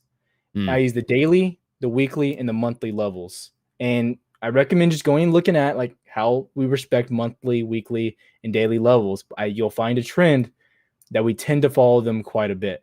But you don't use trading. That's the only problem, is that on TradingView is like, I don't know if you can use it on Webull. I don't know how they implement some of these levels, but it's sitting at a major weekly level we've just been sitting at. And so high possibility this thing runs to like, man, I think $7.50, maybe $8, to be honest. But I hate, it's hard for me to like be bullish on them just because I think they're very fraudulent. You know what I mean? Right. But they released a video. They released a video of their supposed place. Hopefully it's legit. I personally don't have a position in SOS. I would play it as a swing though, if you're going to. I do think it's got that short term potential, as I think we both kind of agree. But yeah, long term, I'd want to see some different things change. There's better plays in the market, in my opinion, for a long term. Yeah, I definitely agree. But I think the blockchain, if you're looking long term, it's scary right now because we're at such high levels. You know what I mean? You're buying peaks. So like looking at MAR for long term is kind of like we're kind of pretty high right now, you know what I mean? Right. But yeah, but I'm about to have to go with my nephew. But one thing I wanted to ask, one last thing. I wanted to talk a little bit about Palantir. Palantir, huh? I'm a big, I might be mispronouncing the first A in there. Palantir. No, you got it, Palantir. But I'm a big fan long term, and I've been trying to talk about them a lot with the community and stuff. I would definitely like your community to definitely have some influence on it as well. But I think Palantir, and it's not a pump and dump, guys. You can't pump it and dump it. There's way too much volume if you think you could pump and dump Palantir. So that's not what I'm saying. I'm just trying to shed light. And I mean, ultimately, I want people, because we're getting a lot of people from AMC, right? We're getting a lot of people from these hype stocks. That's what we're getting. But the ultimate goal, in my opinion, is when they come to the live stream is to educate them on good stocks past whatever happens past AMC, like the next level. So they don't just keep running back to, trying to make a quick buck here and there and there. Right. And that's why I'm shedding light. And they're bigger companies. Palantir is not a penny stock. I mean, it's only worth 27 right now. I'm curious your opinions on it. And then I think they have a lot of deals in the works, and they have a lot in their future. Like a lot. I think Palantir is a solid company. And if you want a really, really good DD on that, Max Meyer has put together an incredible video talking about Palantir. So I'll pull it up on my screen in case anybody wants to check it out. Give me 1 second here. Dude, the dude's a male model. Max Meyer, the guy long hair. Yeah, man. Stock Jesus. That's what we call him. Stock Jesus. Yeah, man. He's a G. Do you want to know something crazy? Is me and Max went to the same college 1 year apart. He was on the track team, and so was I. It's crazy. That is insane. Yeah. Let's see if I can find it. But he didn't make a video about Palantir. He went in heavy on it. He bought 35 grand. There we go. Yeah, so he spent 35 grand on Palantir. He thinks it's going to be a 5x stock long term. And I'd concur with that. They've got a really, really sexy balance sheet, if I remember right. So I'll try and pull up Palantir really quick. My Webull got all goofed up, so finding financials is all freaking weird now. I'll see if I can find it in my widgets. Financial statements. There we go. So I'll maximize this. Possibly. I want to be able to put this up here, but it's just not moving it right. Let's see. All right, we're making progress. We're getting there. Demo day was huge for them. If you really look at what happened too with that. Say it again. Deals they're getting. Demo day. That was kind of the, like, how NIO has and Tesla has their battery day and stuff. Right. Well, demo day was when, if you people don't really know about Palantir, they're basically in simple terms a data analytics company for large scale systems, and they primarily work with governments at this time. They're definitely branching out now, but their first big contracts and what blew them up was They worked with the UK Health Administration. They work, I think, with our Navy. I could be wrong. They worked on, displaying, COVID vaccines and stuff like that. They're huge for sure, man. And their income statements are crazy. I mean, you can't ask for anything better. Yep. 2018, 19 to 20, they went from 595, 742 to 1 billion in total revenue. And their gross profit, how much they're taking home, man, that is some freaking clean margins. I mean, they're only spending their cost of revenue, 352 million. Pff, that's insane. You can't really ask for better than that. That's a sexy spreadsheet. There's a lot of companies worth more, dollar for dollar that have, spreadsheets not as clean as that. And it's going to keep going up. Right. It's going to, because if you look at what's going on with the reason why their cost per customer, the cost per acquisition is so low is because they weren't advertising to anyone. Demo Day was their first advertisement. If you look into the company, and like in quarter number 4 prior to Demo Day, they signed 3 major clients. They signed BP, which is a huge oil company. BP, right. Thing. I know a lot of people down in Texas know BP, but I don't know if people up north would know. Yeah, we had some BPs in Minnesota, where I'm from. And then IBM, Watson, huge. Everyone knows them. And then they signed with Procter and Gamble, which is basically every cleaning supply you see, basically. So they're running all their data analytics. If you know anything about them too, is any of their contracts they're signing with these governments, none of them have ever reduced in value. Every time they re-up them, they've increased every single time. So, when you pull up that revenue, dude, that's why it's just doubling. Their contracts are getting larger and larger. And I think with Demo Day, they're going to bring in a lot of people. I think it's going to be big stuff there. But yeah, so Max was saying 5x potential. Like, it's $100 stock. And like COVID, how we said it changed America is like data is one of my favorite things to look at for long-term, like INUV. I think he made some videos on INUV too. I'm a big fan INUV, yeah, man. I'm bullish on INUV. They're lagging though. The market just hasn't woke up to them yet. It's frustrating. Yeah, that is tough. But the data analytics based on their marketing campaigns and stuff, it's some cool stuff. And then Google, I think there's like some like they signed a deal with Google. Yeah, they did. Yep, crazy. I mean, that's a sleeping giant just waiting to happen. I think so too. I mean, there's a lot of money tied in AdSense, and they're trying to use AI to improve ads. The ad structure. What's the name of it again? I can't remember the name of their program they use. I think it's the intent key feature. Yeah. Yep, it's intent key. I haven't made a video on it in a while, but we're starting to, I think my average entry is like 130 though, so I'm still a little bit under. But overall, I think they're a sleeping giant. I played them on the first run from like 60 cents up, and then I got out a little bit early, but overall, when they had that massive move, when they had the direct listing or direct offering, they had that massive run. I brought this play to the channel for a swing trade. I saw that Vanguard had pushed a stake in the company the day before it had this massive run up to 235. So I put it in my Discord. I put it on the channel. I was like, guys, swing trade opportunity here is going to be insane. And next day was just freaking nuts. Went up to $2.35. Luckily I got in pre-market. Yeah, so did we. I think it was Tuesday because Monday was a holiday, so it was Tuesday. So I get on a Tuesday pre-market. But yeah, that was a crazy trade. This is the cleanest move. Look at this. That's just nuts.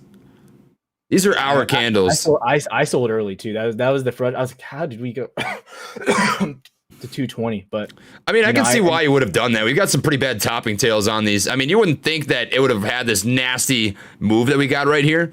But just because of those topping tails, like it looks like there was some pretty bad selling pressure.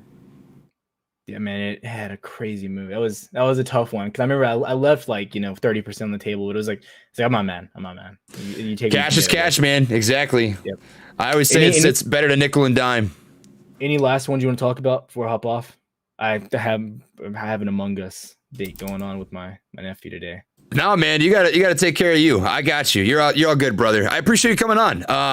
And we'll definitely do it again for sure. Have a good one, brother. Yeah, you too, Tyler. Thanks for stopping in. Take it easy. If you guys want to check out Tyler, his link to his channel is in the description box, so you can tap on the tag on the title. Bring you over to his channel. Rock on.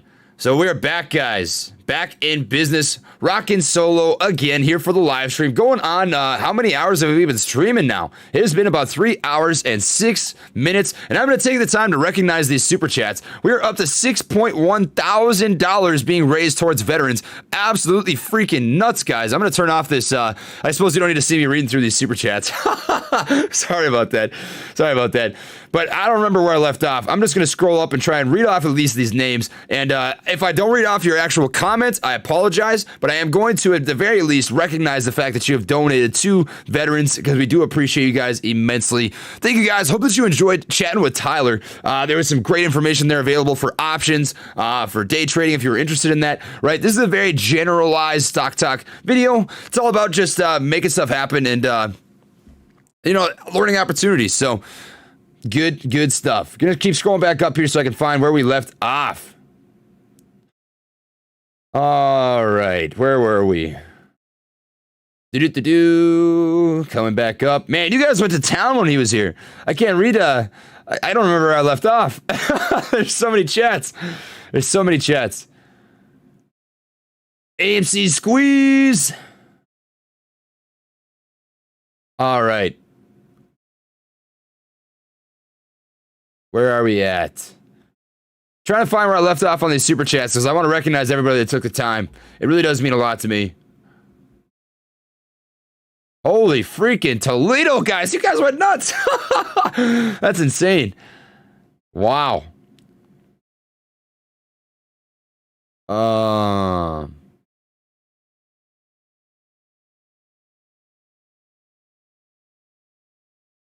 right. I have no idea. I feel like I am not going to find where we were. We've got JM, Gerald, Chris, Angry, Ben Wright, Linda, Michael, Kelly, someone somewhere, Josh Check. Holy freaking crap, guys. This is so many chats. I cannot see this. Wow.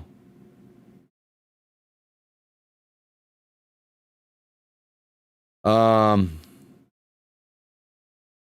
sorry I'm being quiet. I can't find where the heck we were.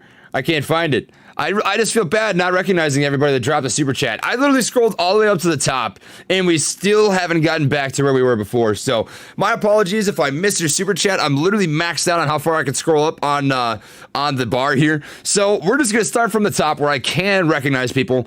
So thank you to Brad, my dad, a Vietnam vet, dropping $100. You're absolutely awesome. Appreciate your dad. Appreciate you dropping that super chat. Love the content. 10K likes on the video bet. Should we do it? We are a long ways away, but we do still have 4 hours of live streaming left. We are going to be going until 4 p.m. Central Standard Time. It is currently 12:10 Central Standard Time where I am living right now. And if we get this to 10,000 likes, what should the bet be? Right? What are we thinking? If we get this to 10K likes, what's on the table? Dude with the cancer was last. Oh, appreciate that. It's just as far as I can scroll up. It's not letting me scroll up any further. But back to the guy with cancer. You're still in my thoughts, man. I'm so happy to see that you're kicking and you're cooking with Crisco, man. That's awesome. I had a friend in high school. Her name was Lulu, and I'm not going to disclose too much, but she had not breast cancer, leukemia. She got it 3 times. 3 times throughout her age, and man, it was tough. That was really hard to see. So, my thoughts are with you, and I hope that you're doing okay. All right. As a noob, you've helped me so much last month. Thanks to you all vets. My grandpa served and was a Purple Heart recipient. He's no longer here, but forever my hero. See you on the moon, Trey, cracking on me, dude. Amen, brother. I'm so I'm grateful for you, and I'm grateful for your grandpa. And I'm grateful that you were taking the time to donate to those who need it. Gian, thank you as well. Bougie, we got Do of Love for Vets 5 from Dirt Grub. You know what it is, brother. Appreciate that. Princess Elena, Ola Apes. Hey, man, thank you for all that you do. This is for the vets. Thank you for your service coming from I Like Turtles. You will be offended. Thank you. Appreciate that. Essential hard worker. It's just a little bit of money, but thank you for everything. I learned so much. Thank you to all the men and women for their advices. Awesome. This is all going to veterans. This is all going to charity. This is not for me in the least bit. So keep that in the back of your mind. Gonna see what you guys like on this 10K likes thing. What are we thinking? 10K into AMC if it gets 10K. Wear the skirt at 10K, not a dead skirt. You know what it is. 10K likes, donate more. I like that. 10K likes, get Ralph. 10K likes, Tyler has to buy 1,000 shares of AMC. 10K likes, we adopt an ape. Oh, man. That's too good. Like the dang stream. 10K shares. I can't afford 10K shares. I'm going to be honest with you. Wear the skirt at 10K? It's not. Yeah, I'll get the skirt. 10K, I'll throw on the skirt. Okay, how about this? If this video gets 10K likes, I will, oh, we got Stock Jesus in the chat. Give me 1 sec. Stock Jesus, I'll throw you in a minute. If we hit 10K likes on this, I will purchase $10,000 of AMC, and I will donate an additional $500 to charity. And all my profits that I make from AMC, by the way, guys, are going to be going to good things, right? I'm going to be buying one person in this guerrilla gang a Tesla. I'm going to be buying myself a Tesla. I'm going to be giving back to my mom. I'm going to buy her a car. I'm going to be taking care of some good things and giving back to my college, giving back to my ROTC program in Minnesota. So don't you worry. It's going to be going to good things. But guys, we've got the man, the myth, the legend, Stock Jesus, the absolute monkey king in the chat. What is up, dude? Good to have you here. What's going on? Dude. Hopefully this looks all right. My camera was having some issues, so this is on my phone. Let me know if I need to adjust anything. Oh, we're kicking you off, man. It's over. Get out of here. Done. All over. Oh, So man. how's this been going? How's it going? It's been good, man. We're doing well so far. So we've actually already raised $6,200 for Wounded Warriors Project, which is insane. Oh, So yeah. every $1,000 I'm matching with 100. So we're up to almost $7,000, $1,600 total. Pretty crazy. Nice. Am I blurry, or is that because it looks good on here? I just want to make sure if there's anything I can. It is fix. slowly smoothing out. Slowly. Okay, For cool. whatever reason, Restream kind of has like a 1 to 2 minute delay. So it just sometimes just takes time. All right, cool. Yeah, sorry about that. My camera's having issues. But so what's the topic of discussion today? What have I missed so far? I need to catch up. Yeah, man, you're good. We had Tyler Wilson on. I'm not sure if you've ever seen his channel. I don't think so. I'll pull him up real quick on the share screen, but he's an options trader primarily. He uses options kind of to day trade. So I'll just pull this up quick. I typed in Ryler Wilson. That's probably an issue. Tyler Wilson. Here we go. Tyler Wilson investing. He hopped up like 1,000 subs just now. That's pretty cool. Good stuff. Oh wow. But yeah, he day trades, so he's an options trader. He usually plays markets, does pretty well. He's done really good with options trading. So just talked about different stocks. We talked about Torchlight a little bit, the Torchlight merger with Metamaterials. I talked to him about Palantir. He's also bullish on Palantir, in case you're wondering. Oh nice. And he was very excited. I told him, yeah, I talked to him. I was like, if you want a good DD, go check out Max Mars DD. You'll be blown away for sure. Check out Max's double D. Double D. I love it. I've never heard it called that. That's good. That's good. God, man. Yeah, the chat's my pumped you're little here. investment They're so pumped you're here. Oh, well, I'm happy to be here. Thank you. Thanks for having me on, Gorilla Gang. Hopefully they're not too sick of me because I've been on so many times. No, dude, But they it's never get always, sick of Stock Jesus. It's now they're calling you Blurry Jesus. It's eventually bad? it'll fix itself. It says here that you've got good signal. So hopefully it'll correct eventually. Okay. Well, if it doesn't, I can try and let me see if I can click the settings. Oh, I might be able to bump up the. No, I can't. Well, doing the best that I can. Oh, sorry if you hear my cat screaming. It's outside the door. But anyways, my I love it. That's good. My Palantir investment, I'm looking like a true stonk philosopher with my timing there. I'm up like $9,000 in 8 days or something like that. That was not my intention. Dude. So that part was completely luck in the short term. We're calling you the next Meet Kevin.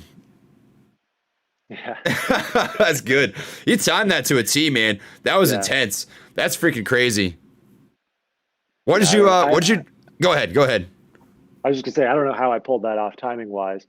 Also, yesterday, I don't know why, like the timing has just been impeccable. Yesterday, I posted a video on Dropbox. Literally an hour after I posted, the title of the video was this stock selling for a 30% discount. Literally within an hour of me posting it, it was up 7%. And there's people commenting like, oh, got the old Stonk Jesus treatment. Wow, that's insane, man. You're hitting them. You're hitting them, dude. I don't know. Let me take a second Those are to completely- update the title. completely Keep low. talking. Keep talking. So what was your case for Dropbox? My case for Dropbox is they're increasing sales dramatically. If you pull up their financials, they look clean. You know, it kind of looks similar to like a Palantir, but their stock price hasn't really related exactly to their growth. Their stock price is kind of all over the place, which is a little bit concerning. But I think long term it'll smooth itself off and pay off. I don't think it quite has the 5x potential of like a Palantir, but I think you're looking at a 30% increase in the next year, and I estimated about a 90% increase within 4 to 5 years, conservatively, based on where they're headed. And then what were your numbers to base that on? What are you basing that growth off of? Just purely financials, I'm assuming? Projected financial growth? So yeah, I'll just do a conservative growth for them. I did 10% growth, which it would be their lowest annual growth in like the last 6 years. So I do a real conservative growth. And then if they're pre-earnings, I'll do a price to sales ratio that I think is reasonable for them. I did a real low one. I think I did 4.8. So it was a real conservative price estimate, and also based on their annual reoccurring revenue. I went into it kind of thinking like, I don't know if I'm really going to like this because they have competitors like Google Drive and OneDrive that so many people use. But I mean, if their users are increasing, what do I know? Right, man. Okay. So how about this? What's your qualitative analysis on Dropbox? Because I haven't done a deep DD on Dropbox, but let's hear it. Let's hear your bull case for not just the numbers, but where they have potential for growth, how they compare to the rest of the market, what are their competitors? Let's hear the whole 9 yards. So, chart-wise, I kind of outside of the charts. Yeah, with charts. Yeah, right. Just based on qualitative analysis, the fundamentals. Yeah, so fundamental wise, I think it has a real low price to sales. It's like 4.8 or something like that. If you look at the rest of the tech industry, it's extremely low. So that's why it caught my eye in the first place, because I was like, okay, this is a tech company that isn't rated at tech company prices, but they're big. And you look at their financials, they're increasing. So I'm like, there might be something going on here. There might be something missing. And that's really what led me, to dig into it. Their product is pretty self-explanatory. I mean, I don't really even need to explain it. It's online file sharing, but they've also kind of dabbled. Now they've made a couple acquisitions into those like online signature companies. Like they bought a company called HelloSign that actually had the highest increase in percentage of revenue out of any of their products in the last year. Just like 3 days ago, they purchased another one. I can't remember the name of it. It's like DocSend or something like that. So they're starting to make little acquisitions as well. So they kind of, it seems like they're going to just try to keep growing instead of maybe like look for an acquisition somewhere else, like a lot of tech companies, and they're just going to try to pull in and, start doing the acquisition route as long as it makes sense, which I'm always a huge fan of. As long as they can make acquisitions at a decent rate, like they're paying a decent price. So if you're bullish on Dropbox, have you done any research on PaySafe? Me and Tyler talked about this just briefly, and I've done a little bit of research on PaySafe. They seem like a pretty interesting company if you've heard about them. PaySafe. BFT. No, I'm not familiar. Okay, that'd be something to check out. We don't have to talk about it right now, but if you want to keep that in the back of your noggin, I think that'd be a good conversation down the road, and I'll do some DD as well. What do they do exactly? You can think about it's transactions, and they primarily focus on the gaming industry. So like they're really big for like esports coming up over COVID quarantine, right? It's a big deal. So let me pull up. I'll just read off a description for you. But they're basically just a transactions-based company, similar to like a PayPal, but a little bit different. So let me pull up BFT stock. Fully Transamine Acquisition Corporation. They're going to be merging with PaySafe. So if we just pull up PaySafe, I'm not even sharing my screen. I always forget about that, man. You ever do that? You just start going off. Yeah, right. PaySafe. There we go. Home. These comments are cracking me up on the stream. Yeah. Here we go. Payment solutions that power the everyday. So they're pretty solid business. Global leader in payments. We serve businesses of all shapes and sizes across 120 markets. I just hurt my eyes. Leading in security. So whatever. We've got that. I'm more interested in the companies they work with. So they've got Rent Moolah, MindBody, Building Stack, Policy Expert, Amelia, and Global. So they've got quite a few partners already, which is pretty interesting. And you can click on or check out these companies if you'd like to. But the big thing here that I think is interesting is that they've got potential to work with a lot of these. I think Twitch works with them. I think you cut out. Oh, look at that. You look more clear. That worked out. I'm clear. Okay. Sweet. I clicked the button. Cowabunga it is, man. There we go. Sweet. Yeah, but this is interesting. And what's also pretty cool. No, you're good, man. You're good. BFT. As far as their stock goes, trading pretty sideways. I mean, it's kind of bumpy. Ups and downs, ups and downs. I mean, they've kind of bled a little bit. They've hit $20. So kind of trading sideways, bleeding, but I think they've got solid potential. I don't have a position in them, but Tyler Wilson, if you want to check him out, he's pretty bullish on him, and I think he's got a pretty solid DD video. This is something I briefly looked at. One that I'm interested in doing some more deep digging on for sure. Sweet. I know you're very bullish on MBIS, but I've yet to ask you your reasoning behind it. I don't really know much about them, so I'd be interested to hear. Because I think that's like your baby, right? My girl Mavis, dude? Oh, yeah. Oh, yeah. If I had to have a side girl, it'd be my sexy lady Mavis. You already know what it is. Yeah, so we can... How much time you got? I can give you a bull case. Oh, I got time. All right. Well, chat, you're in for a treat. We're going to walk you through the bull case on Microvision. Here we go. I have an idea. What if I play...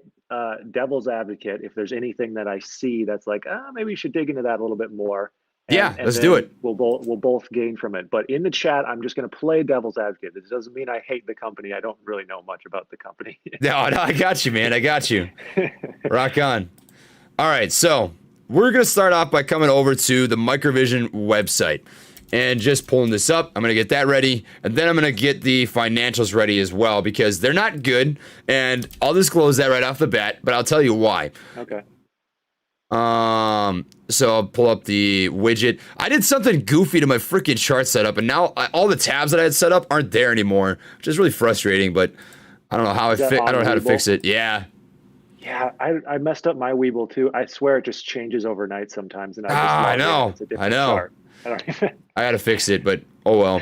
All right, so I've got the financials ready. I've got the website pulled up. So, all right, let me share my screen. What do these guys do? They are a technology company, and I like to think that they are kind of like a Tesla in terms of not necessarily what they do, like they're not an electric vehicle company by any means, but by their sense of diversification. Their qualitative analysis, and where I think Microvision separates themselves from a lot of other companies, is how many diverse things they work in.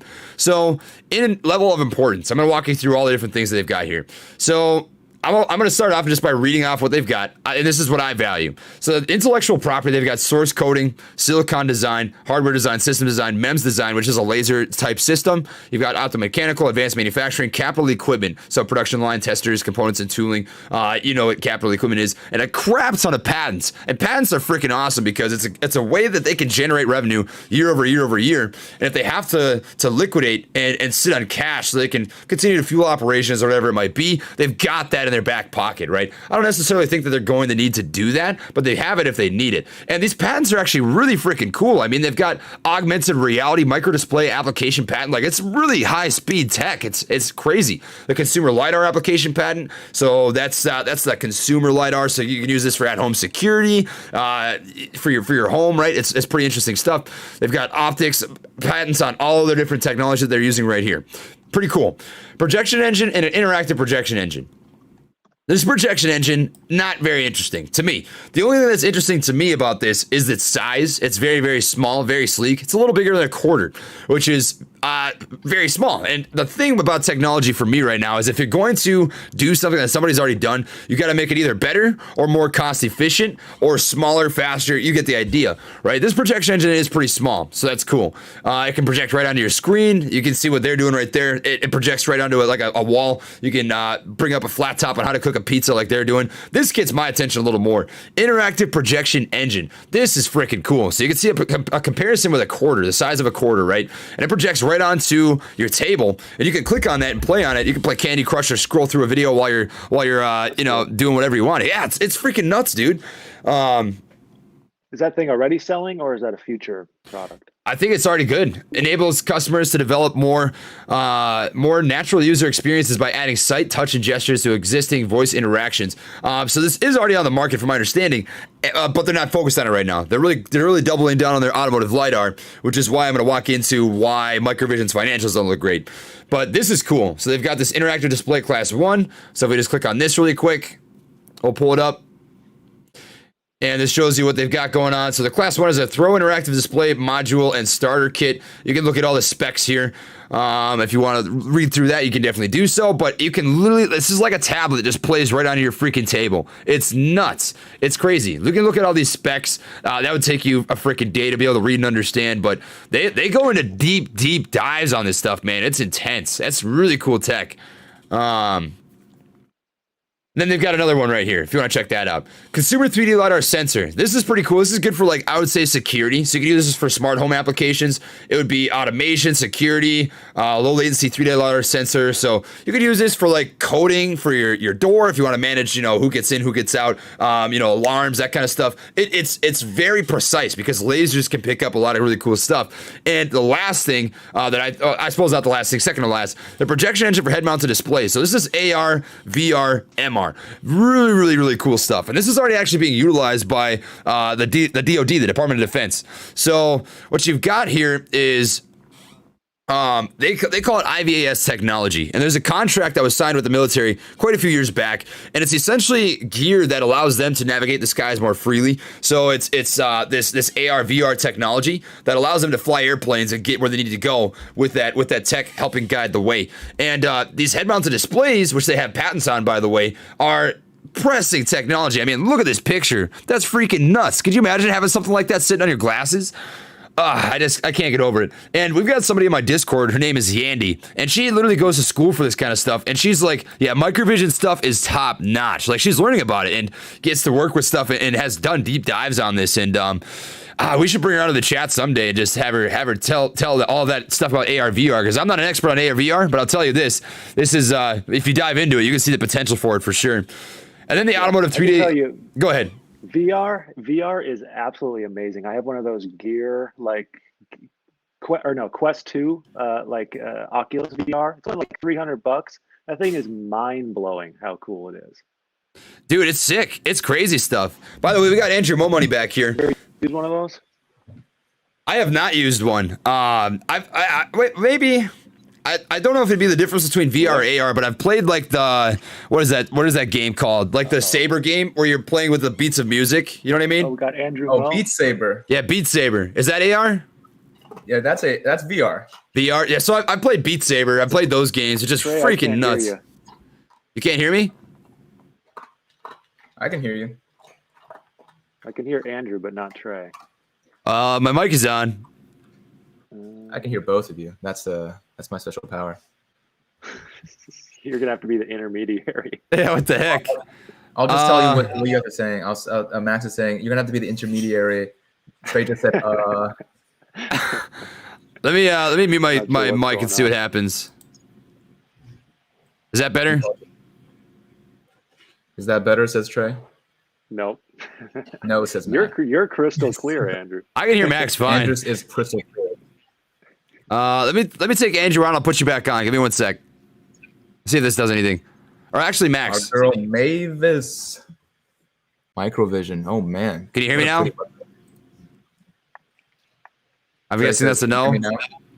Nope. Still nothing. How about now? You hear me? I can try rejoining, I guess. I can leave. Yeah, if you want to try rejoining, we'll see if that does anything. You can't hear me, can you? He says you should leave. Okay, he left. All right. All right. I apologize, chat. Hopefully you guys are all chilling. We'll resume this bull case for Microvision in a second here. This is a strong Saturday. We got a good amount of people in the chat. I wish my hair It's solid, man. Stop. All right, Max, can you hear me now? Can you hear me now, says Trey. No? Trey is still silent. Muted. Oh no, Max is now just lagging. You can't hear me. It's definitely picking up on the mic. Are you on Mars? What kind of background are you? It's very like a campfire kind of background. I like that lamp. Maybe you can't hear either of us now. It got worse. I want that. So, I want like a lamp that mimics the campfire. What in rehydration, Max? Come on, Stonk Jesus. What in rehydration? Well, Trey, what's going on with your girl Mavis? We talked about her last night, but looking at LiDAR and VR and AR again. I could try joining back in with the webcam on my laptop. It's just going to look like ass. Oh, sorry. Shame. Get out of here. That's good. That's good. Charity. I love it. I can't hear what your reaction was. God, you're done. You're done. That's it. Oh, no. Okay, let me exit and I'll try joining back in with my webcam. It's going to take me a second too. All right, sounds good. I'll catch Andrew up. You can't hear me anyway, so I don't know why I'm saying that. All right, Andrew, welcome back. What we were doing is we were just talking about microvision. So you came in at a really good time. So what I was doing is giving my bull case for microvision, why Mavis is my favorite stock in the market and where the potential for that is. And we were just walking through the technology of it. So we covered like the augmented virtual reality piece of things. They've got different LiDAR tech for at-home security. They've got projection engines and interactive projection engines, a crap ton of patents, a different laser technology. And then I was about to get into the automotive LiDAR, which is the big piece, which really gets me excited. But when Max comes back, we're going to have a conversation and just talk about my bull case, and he was going to offer, counter arguments just to see if there was anything he didn't like about the current setup, the financial situation, the potential for growth, what it is. It's just going to go back and forth and have those conversations so you can challenge your own thoughts, I do like challenging my own thoughts. It's always the move. It's always the move.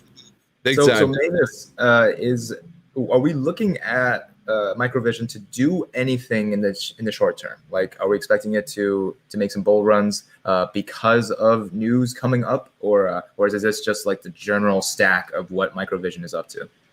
First off, I want to say this chat that I saw because it's hilarious, and then we'll get to that. It said I can't wait to dump 69% of my profits into microvision. I just had to recognize that.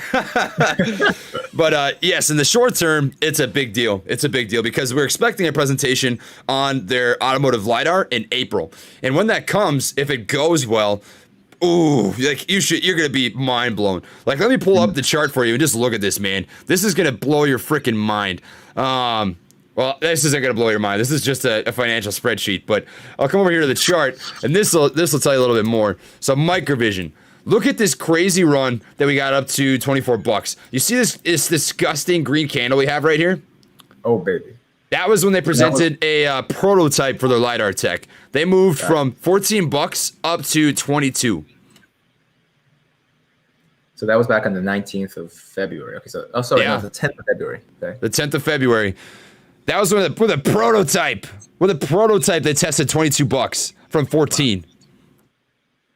And so that actually has ended up significantly raising its next level of support.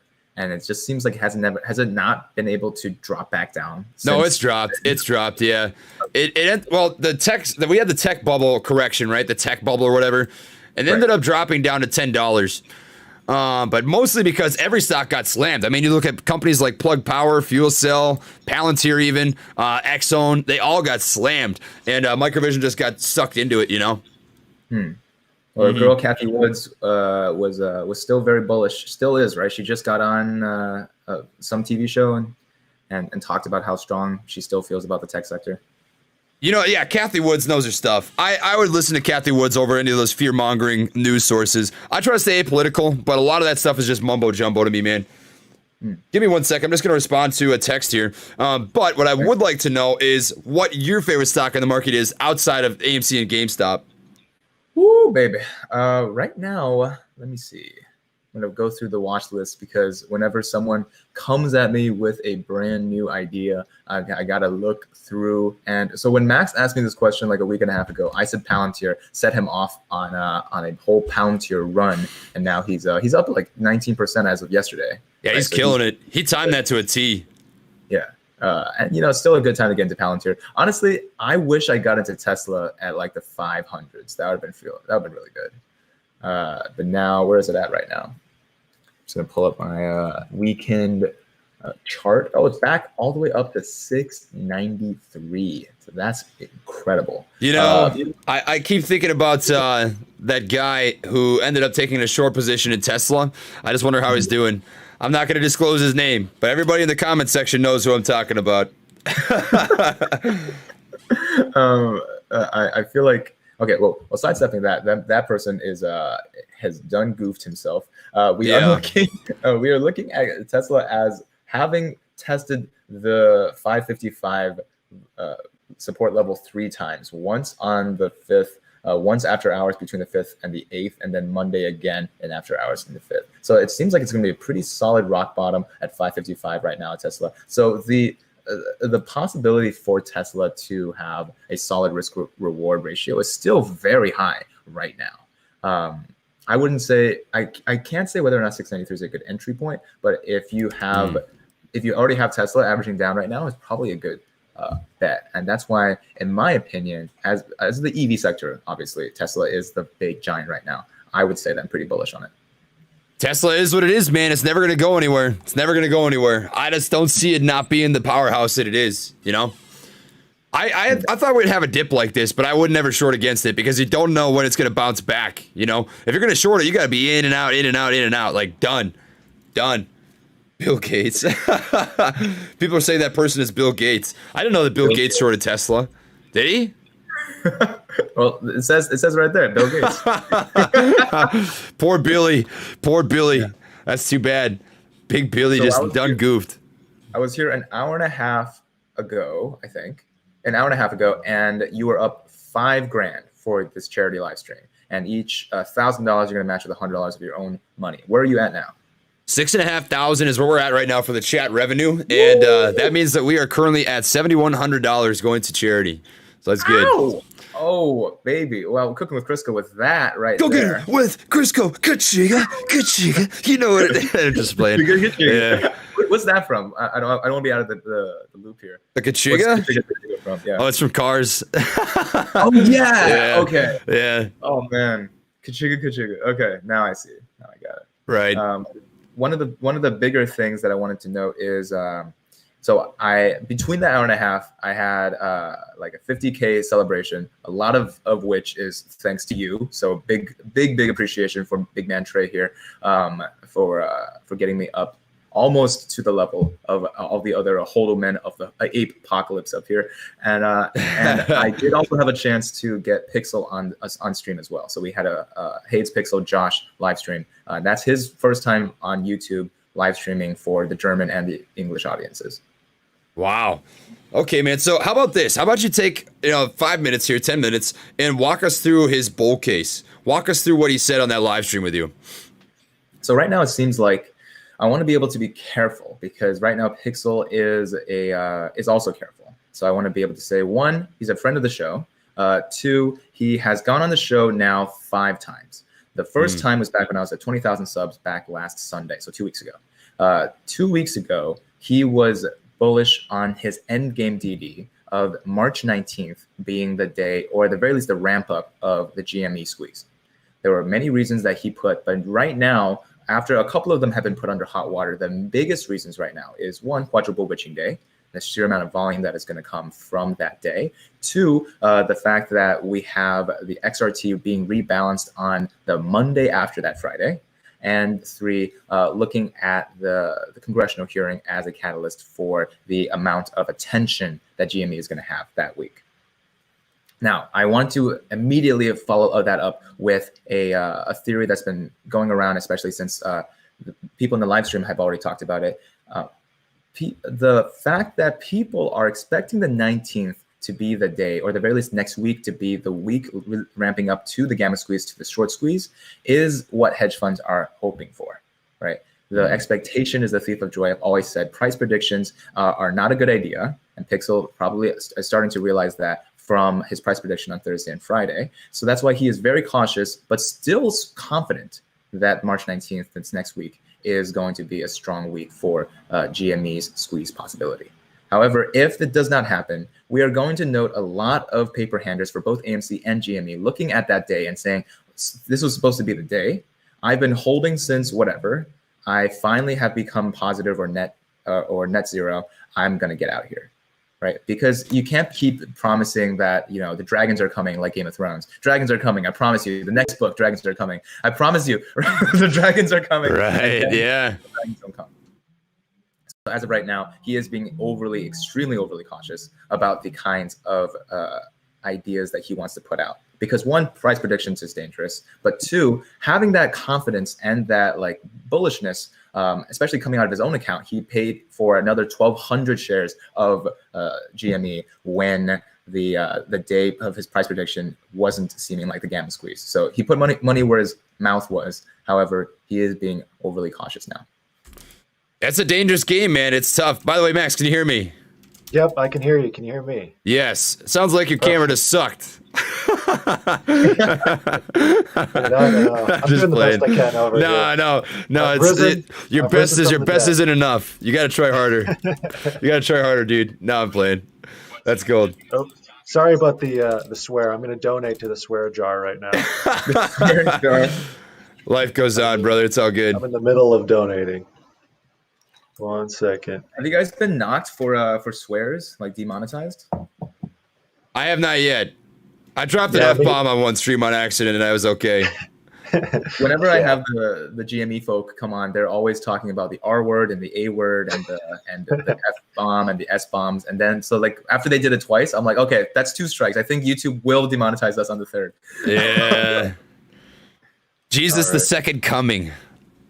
Beautiful. Your video quality is better too. You look less blurry. Okay, perfect.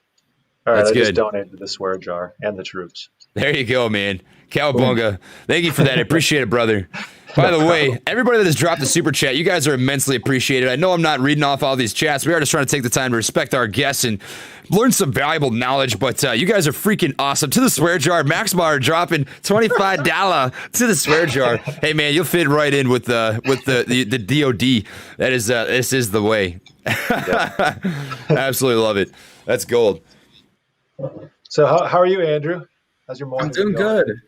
Now that the Stonk, I'm watching the chat. Stonk Jesus smiles from above. I think it is actually like looks down disapprovingly at us, but I would say smiles from above for us. I was saying, I'm not sure if you could hear me, but I was complimenting your lights. They are so cool in the back. They look like an actual fire. Oh, I appreciate that. Yeah, not right now, because I'm not able to. I'm not able to use my actual camera. I'm having all sorts of issues today. Oh, same. All day, every day. So what's going on with your camera? I just wasn't able to connect this to my my switcher for some reason. It wasn't working. And then I was like, I don't want to spend an hour figuring this out. I should just hop on. Yeah, right. I gotta buy. God, I'm a little annoyed because when I bought my DSLR, I asked the guy. I said, "Tell me everything that I need to be able to stream." He said, "This, and this." And I bring my camera back, and I had like half of the stuff that I actually needed. I was like, I gotta drive an hour and a half back to get this stuff now. That's so frustrating. I wish you would have just hooked me up. I know. So much stuff. I streamed with my DSLR for one day, and it lasted for like an hour, and then my camera just died. So I was like, oh, that's freaking sick. Yeah, I should have anticipated that, but oh well. Are you using the webcam right now? Yeah, I stream with the webcam. I use the DSLR for videos. Okay. But I've got one of those ring lights now, so you can call me one of those Pinterest girls, maybe. I don't know, with their ring lights. Yeah, yeah, exactly. It improves the quality, I think, a little bit. Yeah. Yeah. We got the tattoo in 4K right there. This is what it is, man. Oh, tattoo wow. in 4K. You know what it is. What is the tattoo? So it's about 3/4 right now. I'd have to take my hoodie off. I don't know if I'll get demonetized if I do that. I'll try to roll up. So I've got a new type of advertisement. I've got a raven on the inside of my bicep right here. wraps around to there. I've got a raven sitting on a skull on my forearm. I've got an ampersand. This is the logo for my favorite band of mice and men. 4-leaf clovers because I'm Irish. I've got a tree and a broken down building, and then a bridge. And eventually, this is going to be space. So it'll be like planets and space clouds and that kind of stuff. I've got an anime sling on my leg, though. That looks sick. Have you seen it? Wait, what? Yeah, man. I got to show you this. This is I'm gonna guess what anime. It's gonna be Dragon Ball Z. it's on there, yeah. It's a mixture. I've got a couple different pieces there. It's about 2/3 of the way done. I've got to get the background filled in. These photos are only on the OnlyFans. Yeah, right. I'll tell you what. One of them, oh god, getting part of that done was painful. I'll show you where. You'll see. I don't even have to tell you. Where is this? You're like, I can't show my leg. I can't show my arm. I'll get demonetized. And Here it is. So that's Luffy on my calf. Shenron cool. wraps around my whole leg. Naruto and Sasuke. Shenron. We've got Asta from Black Clover. Vegeta was on my quad. And then the Colossal Titan from Attack on Titan. That's dope. That's the coolest. I'm not even exaggerating. That's the coolest tattoo I've ever seen. That is dope. Yeah. That inner thigh one had to have hurt. Oh, dude, I am not a baby. Like, I've got a lot of tattoos, and I can sit through them. They're not bad. That inner thigh one, I was white knuckling the piss out of that freaking tattoo table. I thought I was gonna die. Like, I don't usually tap out on tattoos, but I told the guy, I was like, dude, I just gotta take a freaking breather. I can't do this anymore. What was your Black Clover in terms of tier list? How would you say? That was the most painful tattoo I've ever gotten, man. And I've gotten tattoos on the bone. Like, I've got an ankle tattoo, right on the bone of my ankle. And the one on my inner thigh was more painful by far. Wow. So do you have to work with a designer to get the like idea? Because you said like look clovers because I'm Irish and then all the way down. But like, did you come up with that, or did the designer have to pitch that to you? So I doodle a little bit, and I drew up like rough sketches of what I wanted, and then I was just like, make this look better and put it on my leg, and that's what they did. Make this look better is what I say all the time. Yeah, right. So I just give them some rough sketches. Now you need to get a huge silverback gorilla on your back. Oh, you already know. Yes. You already know, dude. You already know.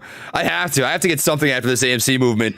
At the very least, I'm going to get 801. So I've got YOTR on my collarbone right here. It stands for Year of the Rat, the Chinese year. Maybe I'll get 801 on the other collarbone right there. Oh, yeah. It was your year. Hold on, wait. When is it going to be your year? Wait, what year is it? It's the year I'm the year of the ox.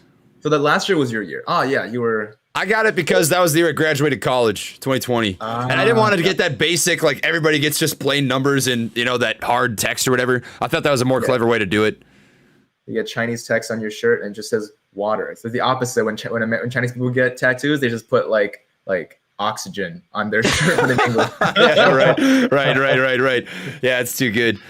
Is that actually a thing? Like, does that actually happen? No, I would not make it. It'd be funny, though. It'd be funny. Someone has to have done it before. Yeah, they're like water, but in English. Yeah. Dude, do you have tattoos? People are asking. We got to know. Max goes first. Yeah, no, I don't have any. No. I'm thinking. So here's my idea. Okay, for a tattoo, I would love to hit this tattoo eventually. So now that I'm talking to 3,000 people, it's the perfect time to explain it. It's I would love for it to be a combination of like Eastern and Western thought, and also of like spiritualism and science. So what I wanted was Ohm, the symbol for resistance in electrical engineering, which is like omega, and then I would like Ohm, which is a symbol for like spiritualism and Buddhism that you would then overlay on top of each other. So it'd be like a white tattoo on top of a black tattoo. That'd be sick. It's like yin and yang. Yeah, I think that's You can tell Andrew's a genius just by how he thinks about a tattoo. Yeah, right. I've got an anime character like 2 inches away from my my Netherlands, and here we got. Oh man, we got another one joining us here. We got Matt. Matt, what's popping, man? How we doing? Hold on, man. What's going on? Now we're Did here. you guys hear me all right? Yeah, we can hear you. We're cooking. Hang on. I was about to do something funny in chat. There we go. I think it should come through. I don't have an incredible amount of time today. I just wanted to join in on the tattoo conversation. Just Dude, there you go. Did that come through? Okay, yeah, there we go. For the troops. For the troops. Oh, heck yeah. You know Let's what, see. here, I could not find you on Venmo. Oh, Space Apes have entered the chat, dude. Matt Coors dropping a There we bomb. go. Look at that. What a Dropping guy. a hundo. Thank you, brother. Appreciate that. No, thank you guys. I mean, this is all very much for the troops, way beyond. I mean, I think this is an awesome idea. I was curious. So is this actually designated as a fundraiser, as in like they're not going to take their cut? Is there something we could do about that? I contacted YouTube about a week ago when I came up with this idea, and I'm waiting to hear back. But they don't send out your pay until like the 20th or so of the month. So I'll definitely be chatting with them. I'm waiting to hear back. They, as you guys probably know, if you've tried contacting the YouTube helpline, that it's slow as it gets. So once I hear back, I'll let everybody know. But regardless, all that money will be getting donated. If I have to cut the slack, I'll pay the extra. I don't care. I mean, it's awesome. Hopefully, I mean, obviously, I hope this is like a record-breaking day for you. I think it's cool. Okay. It's been fun, Yeah, man. do you know what you're at now? We have 6.7 thousand in chat revenue, and I'm matching $100 for every 1,000. So There we that would mean go. we're at 7,300. Pretty sick. Dang. Let's I think go. this is my first super chat. I'm pushing this through. Let's go. Platoon to the moon. Platoon to the moon. You know what it is. Moon gang, says Jesus. We There love that. Straight to the troops. Let's get it. There we Let's go. Get it. So how's everyone? With you or something. How's it been going today for you, Trey? It's been pretty good. I mean, we've been here since 9 a.m. We're going on 4 hours for the stream. Had a blast. So we started off the first hour by myself, just talked about stocks, answered some questions, covered some. Me and Max were doing a little bit of a microvision analysis, and then we had Andrew pop in, and you're here. But I talked with Tyler Wilson as well today. Have you seen his channel at all? No, I think I saw, like, when I was trying to get my own life figured out here, I saw you like giving the run through 2 Max on that, but I missed the microvision part, which if you want to give me that 30-second overview, what was it? On Thursday, chat talked me into buying like 100 shares or something before earnings. So A I'd like microvision? to know I'd like to know what I'm invested in. Dude, you made a good yellow bet. I'll tell you that right now. So it goes so much further beyond earnings. So earnings themselves for microvision were pretty not outstanding at all. They were nothing crazy. But what you're getting into is an acquisition company. So if I was just to show you the situation with microvision, I'll just pull up the stock itself and show you the financials. I just got my position. So I have 75 at 1483. So in like 1.5 days, I'm up 20% already. Yeah, Yo, man. wow. Like, I was can't like, all right, beat that. thanks, chat. Dude, I've been telling people not to sleep. I've been telling them. I said, this should not retrace this much. It went down to $10 from 24. All right, so this is their current financial layout. Not good. For their quarterlies, ugly. But the big thing is they're focusing on being a candidate for a company acquisition. So they've got their automotive LiDAR technology. And essentially what that is, I was just walking through this with Max before everybody got here. And we'll just walk through it. This automotive LiDAR is like the pickaxes being sold to the coal miners. So these guys sell pickaxes. You can think of Tesla as the coal miner. So without this LiDAR tech, you can't have autonomous vehicles that fully are capable of driving themselves. And it doesn't even need to be Tesla. It could be Apple or Microsoft or Ford. All three of these companies are trying to get into the autonomous vehicle game. I really like their management as well, especially because they have Judy Karan, who is a previous employee for Ford. So I'll see if I can find her really quick. But this is the CEO, Sumit Sharma. Dude looks like an absolute god. I would love if this guy was my uncle. I'll tell you that right now. I want to find the stuff about Judy Karan though, because Hey, she's Trey, very I don't know interesting. if there's anything you do, but everyone's freaking out about us like lagging a ton. Yeah, it's a little bit of lag. A little bit of lag. Let me see what I can do. Is there a way to lower the bitrate or something? Because that's all I could probably do. I think it's just because we've got 4 people in here. Yeah. Also in Restream, I guess you could bump it down to 720. Oh, okay. Yeah, go Maybe too, if you restream have to any- 720. And then I'm already in 720. Yeah, I'm in we OBS. were okay. We were okay at 4, like for like an hour. Before. Or 2. Yeah. Were you on a different internet now, Trey, in the hotel perhaps? Yeah, I am currently on Wi-Fi, so they don't have a Yeah. hard line. They don't have a hard line. There's nothing I can do about that, sadly. Yeah, I mean, whatever. We'll just do more of the podcast version. They could look at whatever they need to. Yeah, I suppose. So it's whenever I share my screen that it starts lagging, I think. So we might just have to do without that, unfortunately. Man, is it that far behind? It's saying that it's at 3:56:52 out of 4 hours and 30 minutes. All right. Well, now they're saying it's all better. So yeah, it's probably just screen share. All right, that'd be my guess. There we go then. Sorry, guys. But anyways, we can just talk about it. So the automotive LiDAR, what's cool is because they're the candidate for that acquisition. But the bad thing is that because of that, their financial situation doesn't look good. So the downside here is if there's no acquisition, you're left with a company with bad financials that have technology that they can't utilize without a vehicle company. So they really need to nail that automotive LiDAR presentation. However, they have given a little bit of an update regarding what's going on with their automotive LiDAR tech. They put out a prototype in February. And if I was to look at the price action in February, it pretty well directly reflects on what people thought of it. So it would have been February 10th. The stock was about to close at $14 and shot up in the after hours to $22 just based on that prototype alone, which is insane. And they gave out some specs and stuff about it, and they were good specs, man. I mean, I am really, really excited about it. And you probably already know this, but company acquisitions are very lucrative. You make a lot of money. You're paid per $1 billion in acquisition, depending on the acquisition type, right? But most of the time, you make off pretty well. I've got nothing but good things to say, man. And I'm a big guy that likes to invest in technology and innovation, and this just seems like it's going to end up being huge. I mean, Tesla's just the first one that got started on autonomous vehicles. There are going to be other cars that do the same thing down the road. So I had a question about their patents. Do you have anything on the revenue that they're generating from their existing patents right now? I'd have to. That's a good question. I don't have that pulled up on here. I'd have to look for it. If I dig, I'll let you know. Okay. I typically look at so the income statement side of things, right? That's I usually look at the what's the word for it? Like the basic rundown, you know, especially with a company like Microvision, since they're not depending on the financials so much to drive the price action. But I'm gonna dig right now. I'm gonna find that for you. Yeah, I didn't know if that's a major strategy of theirs to license things out, or if that's even a play they're trying to aim for. I think patents have 20 years where you can earn off of them. Right. I kind of like it just in general, the high level. Like, I mean, obviously, I just bought this without knowing what was going on, really. Like, I knew what they did, just obviously people have been talking about it, but more of just like the upstream way to play EV as a whole.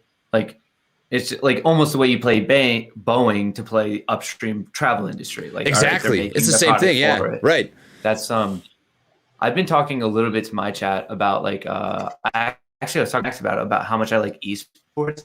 Same way of the upstream way to play that is just Logitech. All the keyboards, mice, like it's just no matter what esports one takes off, just get the hardware producer for it. I like it. Yeah, man, it makes total sense. Really good fun. It's crazy because these LiDAR companies like VLDR or FRSX, I mean, FRSX isn't quite a LiDAR company, but they're the same premise. Microvision, they're like lagging behind the rest of the industry, the electric vehicle industry. And it's like, I don't understand why people are kind of grasping that without these companies, you can't have the electric vehicles drive themselves. You know, like it's a part of the equation, which is really crazy. Similar.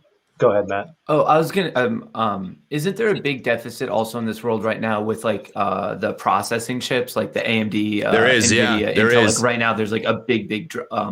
So like, is that more of the metal that they're trying to mine, or is just like the demand for it? Especially like speaking of which, Bitcoin obviously hitting new all-time high today. Like, 60K. I'm pretty sure those. Yeah, 60, like just above it. I mean, I think we might. I think it's going to be at 75K, like surprisingly soon, in my opinion. But anyway, with those chips, well, another upstream way to play it in general. But what is that metal that they're mining that like that's just like another issue that we don't have enough of that metal? Antimony? Antimony. I thought could be. Lithium? Lithium? It could be lithium. Lithium. Yeah, I think you're right, Max, with that. I don't know. Lithium's pretty abundant. I don't know if they're just still not getting enough of it, though. just demand supply. Anyway, all right. Anyway, what were you saying, Max? Though back to I took us we were off. talking about how like buying into Boeing is a recovery play. I was going to say there's actually one more step beyond that. I haven't really spent too much time digging into it, but there's a company called Spirit Aerosystems that builds the fuselage for Boeing planes. Okay. And so there's kind of a double play there. Maybe we could look into it here because I haven't, really dove into it yet. Because if we remember, Boeing had those 737 Maxes that were grounded, the plane that was grounded because 2 of them crashed. They're not grounded anymore. Plus, people are now taking more flights. So the Spirit Aerosystems company kind of has 2 ways to extend revenue now that those planes are being created again, and more airlines are just doing more flights. Interesting. Is there, this was more of like a couple months ago. Have you done any hardcore looks into specific airlines? Like which one you like? I like Southwest Airlines the best. Their debt is just by far better than anyone else. I have a buddy who works there, and he's constantly telling me too about all these new cities that they're picking up because other airlines have dropped so many cities during the pandemic. And Southwest has such a good cash position, such a little debt position that I don't know the exact number, but they've picked up something like 20 locations in the last year, 20 new airports. I mean, we definitely don't need to name names, but it's like a pet peeve of mine when there's financial YouTubers on YouTube pitching American Airlines, because I feel they literally just Googled airline stocks and like alphabetically picked the top. Because when I was doing it, like American Airlines came into 2020 with like in an awful, like not just leverage, but leverage, like it was horrific. And that was coming into the world blowing up. So like, I don't know, like it is doing well. The whole airline industry is doing well, but man, like American specifically, and like some people have said that about Spirit, ticker symbol SAVE. I think that's a little bit different though. Like I have a sneaky suspicion that especially like people in our age demographic in America right now, we're all itching for like a budget friendly trip about now. Like we've all been cooped up for a year. So I think there's a little Vegas. Just something like that. Cause like the trip, it's budget friendly. People like it. Like, well, I mean, it's not the most enjoyable service, but it's just like a very cheap flight trip. So I don't put that exactly in the same thing, but Southwest in terms of big airlines, that's by far my favorite. And then in terms of little airlines, JetBlue and Alaska, like also pretty solid like positions. Spirit too, I think, has a partnership with Disney, if I'm not mistaken. So there's kind of a double play there as well. Once Disney is completely opened back up. How do they partner? I think that I don't remember the exact. I haven't spent too much time digging into it, but I want to say it might be like the official partner, or something like that, where they have some kind of package deal with Disney or something. We could dig into it.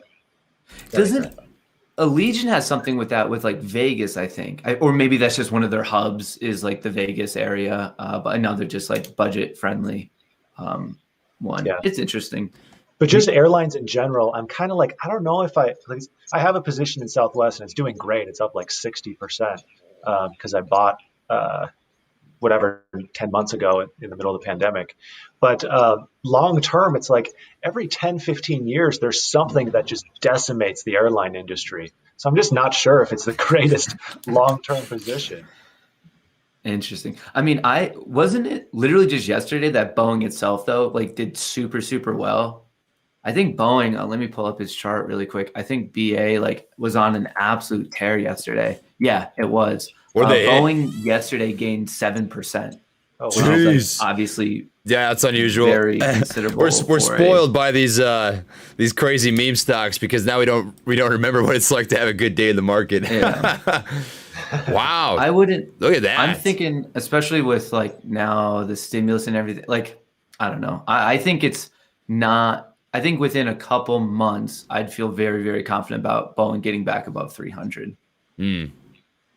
Like just with this world getting to normal. Totally. I think airlines are a good midterm play.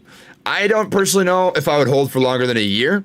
I think that'd be my cup of tea, just because I think there's other better growth stocks out there. But recovery-wise, kind of like you're saying, with COVID quarantine opening up, like we're seeing the effects start to take place now. I'm totally on board, man. I mean, the recovery play is there, definitely. 6 to 12 months, great stock for sure. I think the same, like it's almost the exact same thing, but the lodging industry. And I'm like Marriott, Hilton, like they're okay stocks, they're strong stocks, like they're not like anything absurd. But man, like I don't know, like I don't know if I'm like bandwagoning it with Airbnb because of the recent IPO and everything a couple months ago. They've been crushing. But it's just like as a business, it's such a unique model because their overhead is so much less compared to just like owning all of that property. And like I get it in the end, like I don't know. I just it seems so cool to me, and I don't know. Have you looked into that? Any three of you, like the specific numbers of it? Because like I'm a big fan of it. I haven't looked into the numbers, but for something like Airbnb, to me, it'd be 100% on price.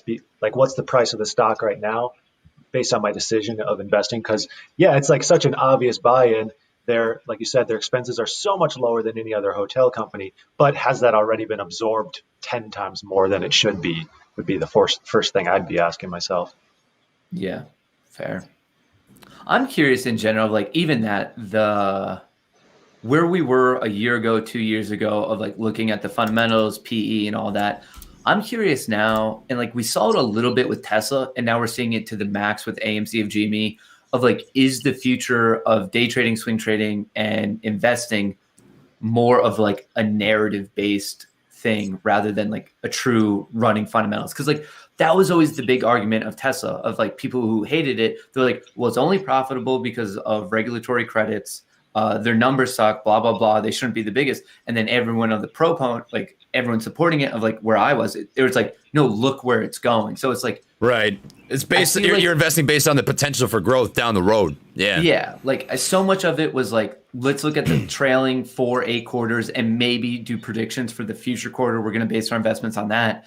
And Tesla, it ran from whatever, like the S&P 500 when it was added there from like 400 to 900 of the concept of no, it will dominate EV 5 years down the road.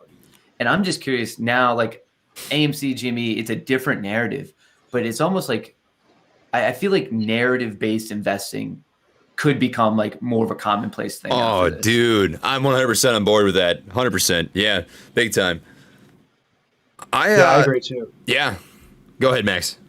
I was just gonna say I agree too, but I question, is that just going to be the thing for 2-3 years? And because I think long-term earnings will win. What produces cash, spitting out cash into your account. But in the short term, like you said, narrative-based, story-based investing, where you want to just get behind this movement. I mean, we're seeing it. The hype is driving everything right now. I think if I were to guess, of course, you might as well flip a coin. But if I were to guess, I think we'll continue to see things hype up, and then there's going to be some kind of correction where either companies are going under that were so hyped up because of the narrative-based investing, and then the strong will survive, and necessarily the strong are going to be the ones who are producing cash and producing earnings because they're going to have the ability to survive. There's only so much capital that can be injected into companies when all companies are down. So I think there's kind of a combination there. That's why I thought Dave Portnoy from Barstool Sports, his whole concept of that Buzz ETF of like just the social sentiment one, it's a unique idea. I mean, it didn't have the best start. I think it's been trading now for a week and a half. It got listed at a bad time. Yeah, it's like right now back up at its high. So like hasn't had that big of a range. But more so what surprises me is like, I mean, he's another guy like Elon that like certain people understand the psychology of the internet so well. And I think Dave Portnoy is one of those people. He just plays the game well. Like he knows how to spin everything like in a favorable manner, which is cool. But what surprised me is he launches it, BUZZ, that ETF. And I think the volume's been super low, the volume on Friday was 1.27 million, and it's a $25 thing. Wow, and then AMC is like, I get it's half the cost, but like the volume was 111 million. Right. I'm just like, yeah, it doesn't add up. Like, I just thought it would generate, but I do in general like the concept of like this social sentiment. I don't know. We'll see how it plays out. Like you said, Max, it could be here for like 1 or 2 years, and then like we go back to like a more common type of investing. There's a classic. Sorry, go ahead. You can go ahead. I'll say it after you're done. There was just a quote from Benjamin Graham, value investor, Warren Buffett's mentor. He says, in the short run, the stock market is a voting machine based, popularity contest. In the long run, it's a weighing machine, which company, produces the most value. And I think that's going to just ring true long run, but I don't know how long. You're spot on, man. I think you're not going to lose qualitative and fundamental investing by any means, but I think you are going to see an increasing in emotional investing and in social media and social aspect investing. Like now that we've got Reddit, YouTube, Discord, all these different platforms that people can connect and share a wealth of information on, right? Hey, look at the numbers on this stock. Hey, look at people sleeping on this stock, XYZ, XYZ. You're gonna have opportunities for stocks to move in ways that they never would have before because of the connections that people can make. So I think you're still going to have your fundamental meat and potato companies that are going to continue to grow. They're going to hold true. But the volatility of the market is what I'm interested to see, because I think you're going to see huge swings for stocks that you would not have seen 20 years ago. Like from what I've heard from people who have been investing for a long, long time, the market's not supposed to move. You're not supposed to have days where stocks go 15, 20% runs for 5 days in a row. That doesn't make any sense. Like, you know what I mean? And I think that just speaks to the age that we're in. It's the age of trading. Like, more people are trading than ever before because it's so accessible. Like, just think about the people our age. How many people have got onto YouTube and learned how to play options or learned how to swing trade that probably never even heard of it a year ago, And this is only going to keep adding to itself. It's just going to keep feeding into itself because COVID and quarantine has showed so many people that you don't need to have a brick and mortar location to work. You can work from home, which gives people the opportunity to do exactly what we're doing right now and talk about stocks and swing trade. You do whatever they want. It's trading is picking up. I really do think that. Are you for those meat and potato stocks though? Are you worried like a year or two out? Because I mean, like the overall market, the S&P 500 just hit like a brand new high, and anyone that doesn't agree that there's like a massive disconnection between our stock market and the economy right now. I mean, it hit a new high because like not only has the Fed been backstopping it, but now we have a brand new $1.9 trillion in the system. And like when this all started like a year ago, I tried to be a little bit more knowledgeable, and I found out, so 2008, 9, 10, that time period, the amount of stimulus put into the system was now considerably less than the quantitative easing we've been doing now. Like it's a fraction of a percent. Like it's more far less. And they tried unwinding it sometime in like the past decade. And when they did it, when they tried to take the position off the books of all the stimulus, they didn't know why, but like the market started to fall. So they just stopped and they like kicked the can down the road. They're like, the next SEC and Fed chair will figure this out. And so they just never did anything. Like it just was sitting there. And now we have like exponentially more. And I'm like, I mean, I'm no economist. I'm no like PhD like in economics or anything, but the unwinding of this and like, man, like I guess I'm thinking about it more because of like, I was watching an Andre Zick video about like, what's it, the long-term like debt cycle, something like that. And basically a credit system only lasts for so long. And timing wise, ours kicked off really at the end of World War II when we were like switching everything from the gold standard to the fiat currency, blah, blah, blah. And now everyone's getting so stoked about crypto of like, this is it. Like, we don't care about the US dollar. Like we're like speeding up money velocity. We're shoving inflation through the roof. Let's just hop over to Bitcoin / Ethereum and like call it a day. And I'm just like, I don't know. It's weird. Like right now, short to medium term, the market looks super strong, but like, I mean, we've been in a bull market with all this craziness and it's lasted since what, 2010? Like right. That's insane. Like something has to happen. Like you just can't keep doing this. So that's the question, right? Is that there is shaping up to be a serious narrative of what had happened 100 years ago, right? Is that we had a humongous bull market. People started buying on margin and playing with money that they, didn't belong to them and they were afraid to lose. But then is it different from 100 years ago with all of this coerced buying, right? That Forbes article, be it mainstream bait and switch or be it actual like foreboding news, but the coerced buying is what happened in 2008. It's what's happening right now with AMC and GME. Not only are shorts necessitated to be bought in the future, but also the fact that the gamma squeeze is now a relatively new invention is also an effect of coerced buying. So at the end of the day, is the market just waiting to blow because of these people jumping in that don't understand exactly what's happening? Or is it because of a brand new invention that the market is trying to reel against? Interesting. I think the wheels on this bus are not going to fall off yet. I think it's going to take some time. I think you're right, 100%. I mean, it would take an extreme dingus to not see that the market's been on a bull run for 10 years, you know? But I think what we saw right now was a correction. I don't think, like, you see those YouTubers out there that are like, the market's crashing now. Get out of your stocks. Like, you're done. Oh, that's not it. I think you're right, Matt, in saying that there is a crash coming. And I talk about that in my videos when I talk about the market correction, but I don't think it's yet. I don't think we have enough of a catalyst to push that over the edge. So, like, what I think about is that 2008 market crash, right? When all that BS went down. Like, it took a lot. Like, there was some pretty crazy stuff going on for a long time. Like, that was probably a 1.5 year long process. And for this to fully unwind, I think might take that long, you know? I just don't think we're there yet. I think we need some sort of, we don't have enough substance for me to justify a crash is going to come even in this month. You know, maybe we'll see like a little mini correction again, but maybe that tech bubble is like a precursor to what could come down the road, if that makes sense.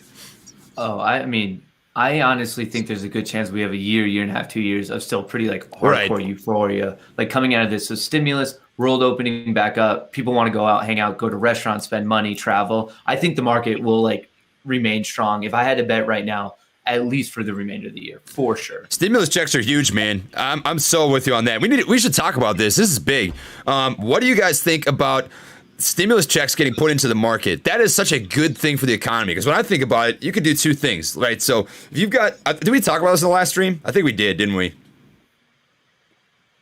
No? You guys remember that? Oh, no, Max. You were talking about, you had that poll that like 50% said they would be putting some money of the stimulus in. Yeah, that's what it is. Yeah, there was a poll on CNN, I think, that they sent it out to a few thousand people. And I think, so based on age, the younger the person, the more likely they were going to put money into the stock market. I actually did a poll on my channel too, and it lined up almost perfectly. Wow. I think like 43% of people on my poll said that they were going to put their money into stonks. Stonks. There was like 5 people who were like, what are stonks? I love it.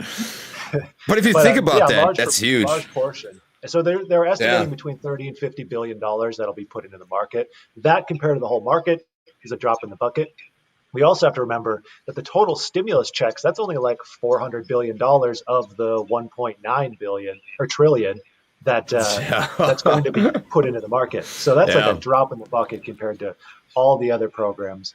But I was actually reading the stimulus bill this morning. So if you have any questions, I'm happy to answer. Walk us through it, man. Yeah, tell us. Well, I mean, just economy-wise. So one thing that kind of bugs me, Janet Yellen, the Treasury Secretary, has zero concerns about inflation at all. Every interview, she's like, not a problem. And that really worries me whenever someone's like, don't even worry about it. You know, not an issue, just so confident. Because that just, when you're that confident, you don't check on things as much. You know, like if you're constantly worried, you have your eyes on everything. You're more likely to catch something. So she's not worried about it at all.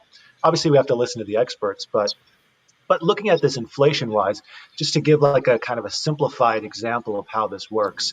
So let's say you have an economy of $100, like the cash in your economy is $100, and in a healthy time, the velocity of money is 5. Basically, that money exchanges hands 5 times to get the total value of the economy, the GDP. So you got $100 times 5, the velocity, total economy size, $500. Then a pandemic happens, and that lowers the velocity of money to 2.5, let's say. So you got your $100 in cash times 2.5, total value of the economy, $250. So the government comes in and says, all right, we need to pump more cash into the system. Let's up our cash position from 100 to 200. Velocity of money stays the same, 2.5. That brings our economy size back up to $500.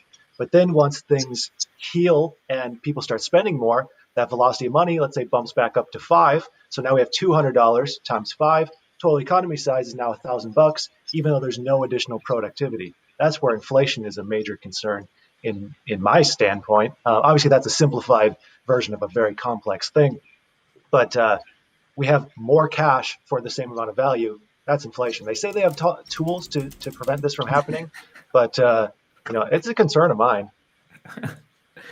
Are you hedging that in any way? Like, are you invested in crypto, gold, anything like that? Yeah, more and more.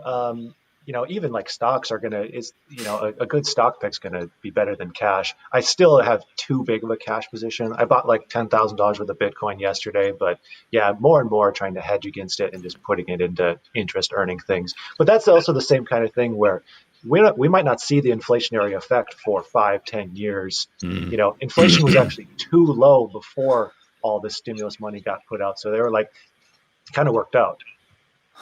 So you're the one that pushed Bitcoin up above 60K. Yeah, I was about to say, you timed that to a freaking T, dude. You're just a stock god, stock Jesus. The SEC is at your door right now.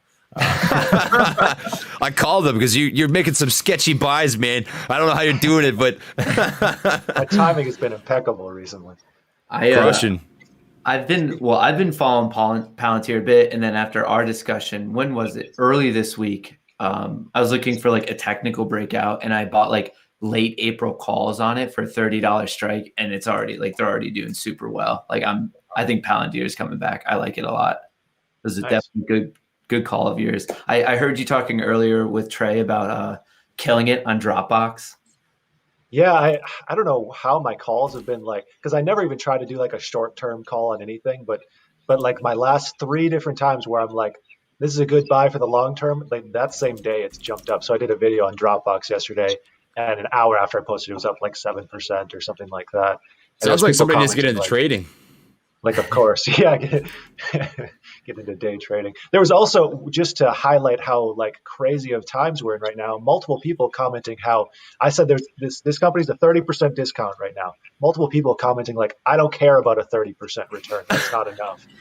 I'm like, this is. We've been spoiled by AMC, man. Yeah, we have AMC and GameStop.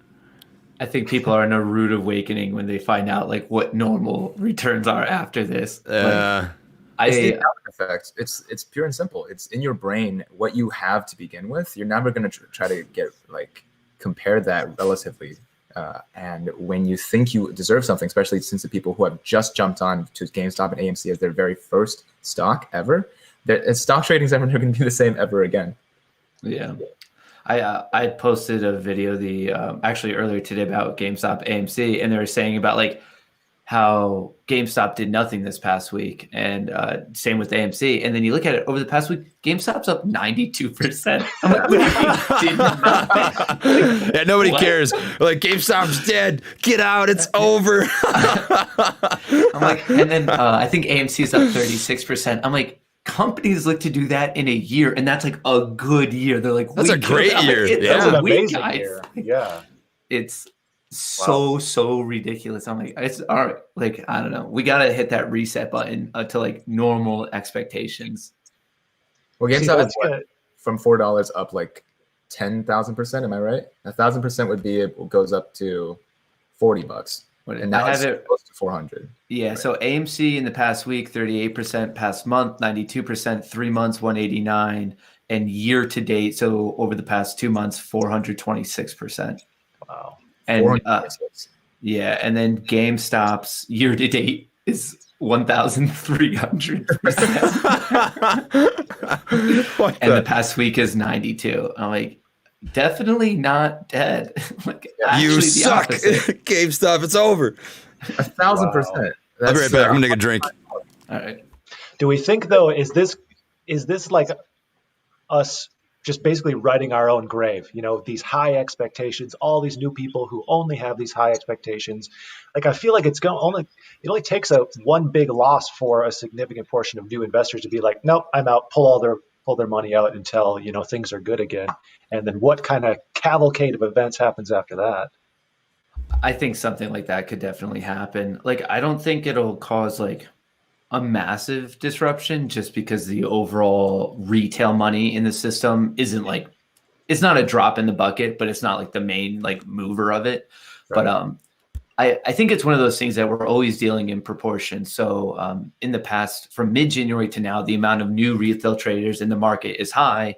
And of course, like, it's going to come down. Like, we just saw a huge up, and like, we'll keep a certain percentage. And I mean, I'm sure you guys are too, but I'm getting messages of like, didn't know anything about stocks, obviously excited about AMC and GME, but like now they're just realizing like, okay, like it makes a little bit more sense of what I'm doing in my 401k. Like, I just get it more. So like, you get a certain percentage that will be like a nice sticky audience. Yeah. And so, speaking of timing, Stonk Jesus, master of timing. People, It is the way of Jesus, Stock Jesus, preferably. Stonk Jesus. For people who are worried about that bubble, right? The question might be in their head that, hey, maybe I should just exit the stock market entirely and then just come back later full force. What do you say to that? No. Even though I'm devil's advocate, Yeah. People probably think that, right? If the stock market's dangerous, then get out. Right. Put it in something else for now. What do you say to that? even though I'm the prophet of timing, you can't time a market. I don't ever try to time anything.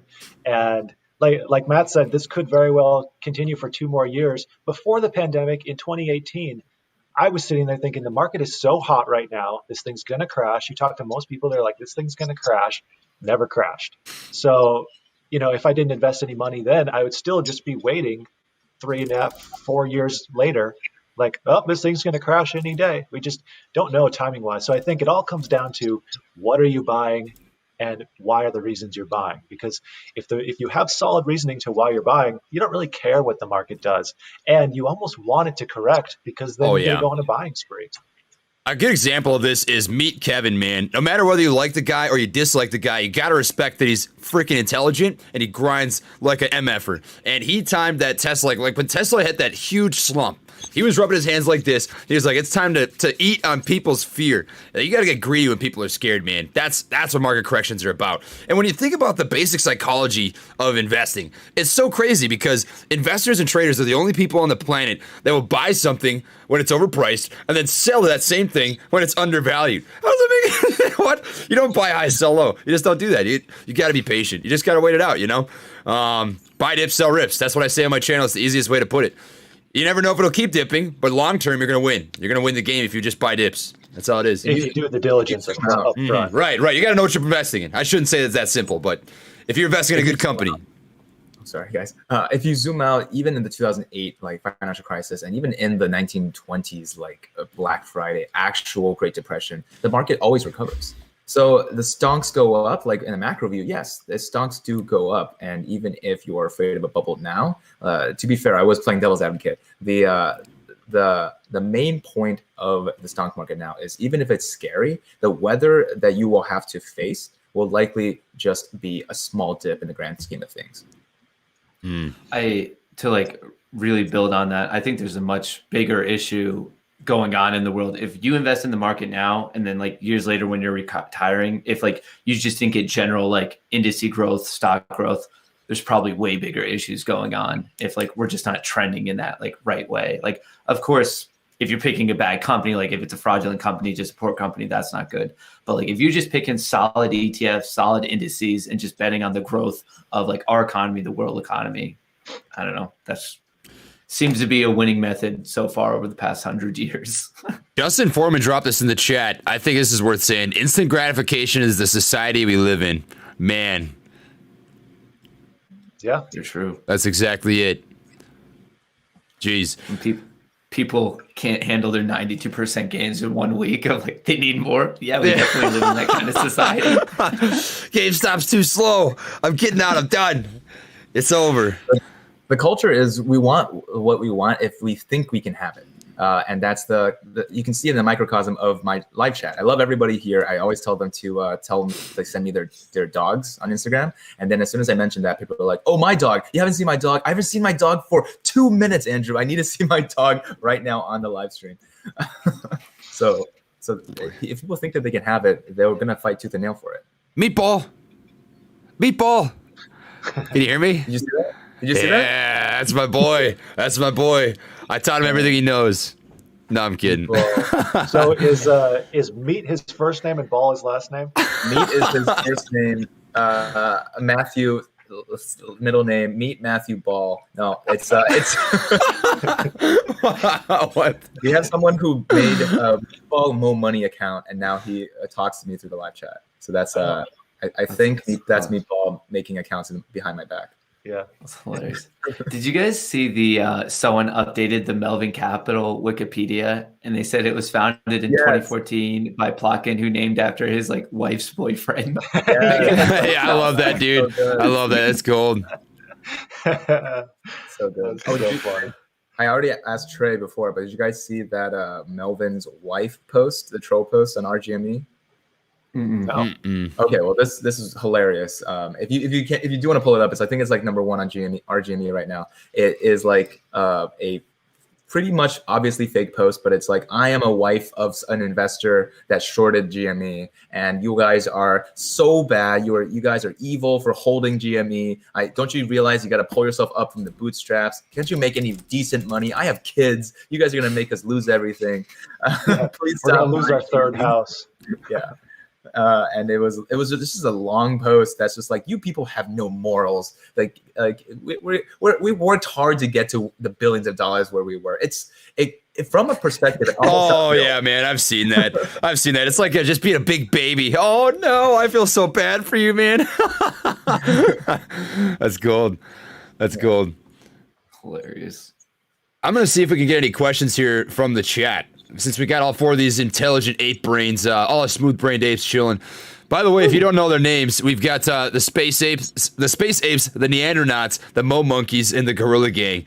It's not a coincidence that we've got 4 freaking monkey-like species rocking here in the chat bar. That's for sure.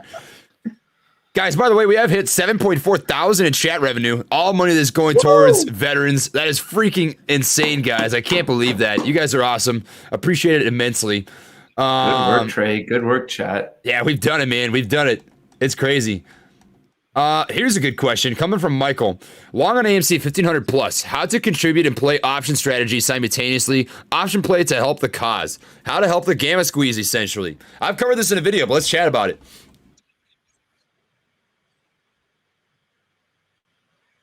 Who wants to go first?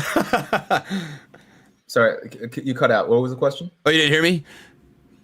Okay, so it's how do you contribute and play the option strategy simultaneously? How do you play options to help the cause? Oh.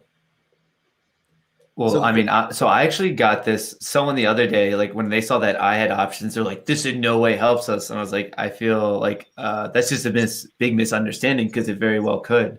Right. With options, it's just like that's what leads to gamma squeeze, and I guess it's like less discussed. We were talking about that actually when the 4 of us were talking before about like not being as tracked, and I was almost wondering, it's like in the stock market, if we do have a gamma squeeze, if people like have just maybe in the past been always calling them a short squeeze, like that was just like the generic covering name. But yeah. In general, like a high level thing, a gamma squeeze for everyone who's like, this is the first time you're hearing it. When people are buying out of the money options, as in like, let's say AMC is trading at 11, if people are buying anything above that, 12, 13, 14, 15, if you buy a lot, as the stock goes upward, market makers are the biggest seller of options. They are the ones creating those options for sale. They have to protect the risk in their own book. So as the stock goes up, if they're going in the money, they know that those could be exercised. So then the market makers themselves have to buy shares of the stock. And obviously when you're buying shares, it's putting upward pressure. So that's a gamma squeeze. So it's just like inherently more upward pressure, but still the same as a short squeeze. That missing puzzle to both of them is the initial upward movement to start adding the pressure. And then it just snowballs. Right. Essentially, what's cool about gamma squeezes is they can happen infinitely. Like if you just have gamma squeezes, call options that just keep coming in because it feeds into itself, right? FOMO kicks in. People always seem to buy when stocks are moving and not when they're consolidating. So stock just keeps moving, right? Like March 19th is an example of that with the quadruple witching. That could be one of those catalysts where the next week following, more call options come in. And the week following that, more call options come in. And if it just keeps driving up and those calls become close to in the money or in the money, they have to be hedged for, which is just going to further drive up that price action and could trigger a short squeeze, which is huge. I think once we get to that $20 mark, man, that's when the short squeeze will begin. $20.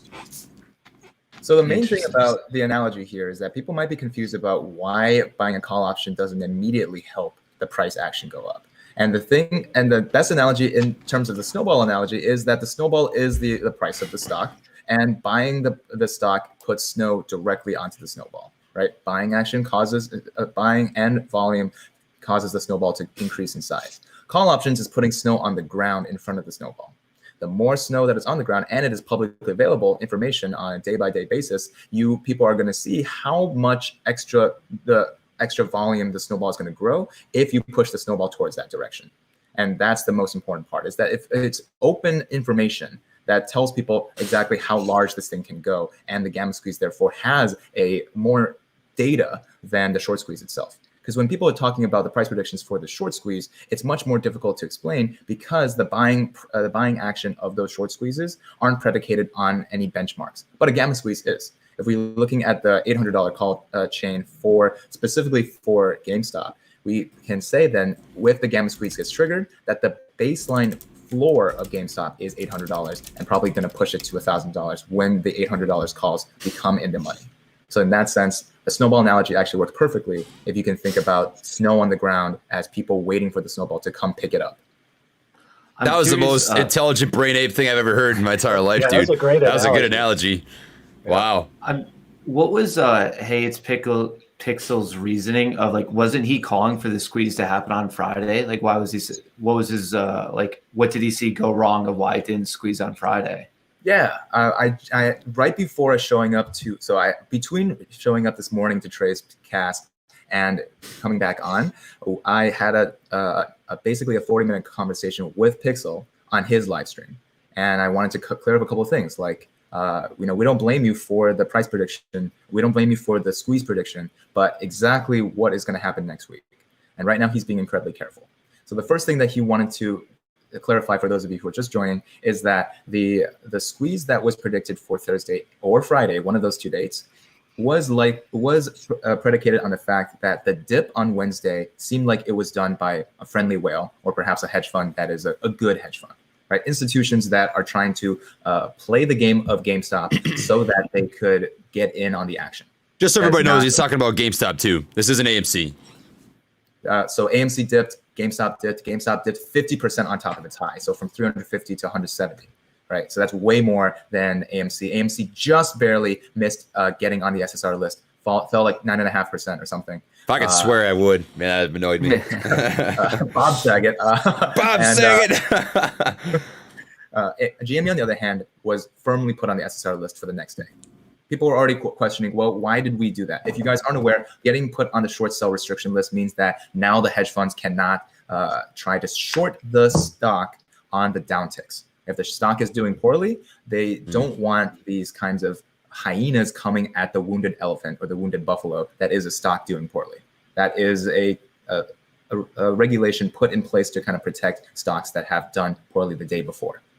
Now, that said, when the GME was put on the SSR list, it basically was guaranteed to trade sideways unless a bunch of paper hands sold, right? That's why we always get scissors in the chat right now. Let's see some Guerrilla Gang action. Scissors in the chat to cut out those paper hands. When that traded sideways, we were expecting all of the call options that were added on during that dip to cause the gamma squeeze, right? Why did someone buy a bunch of call options during the 1 hour window in which the price dipped 50%?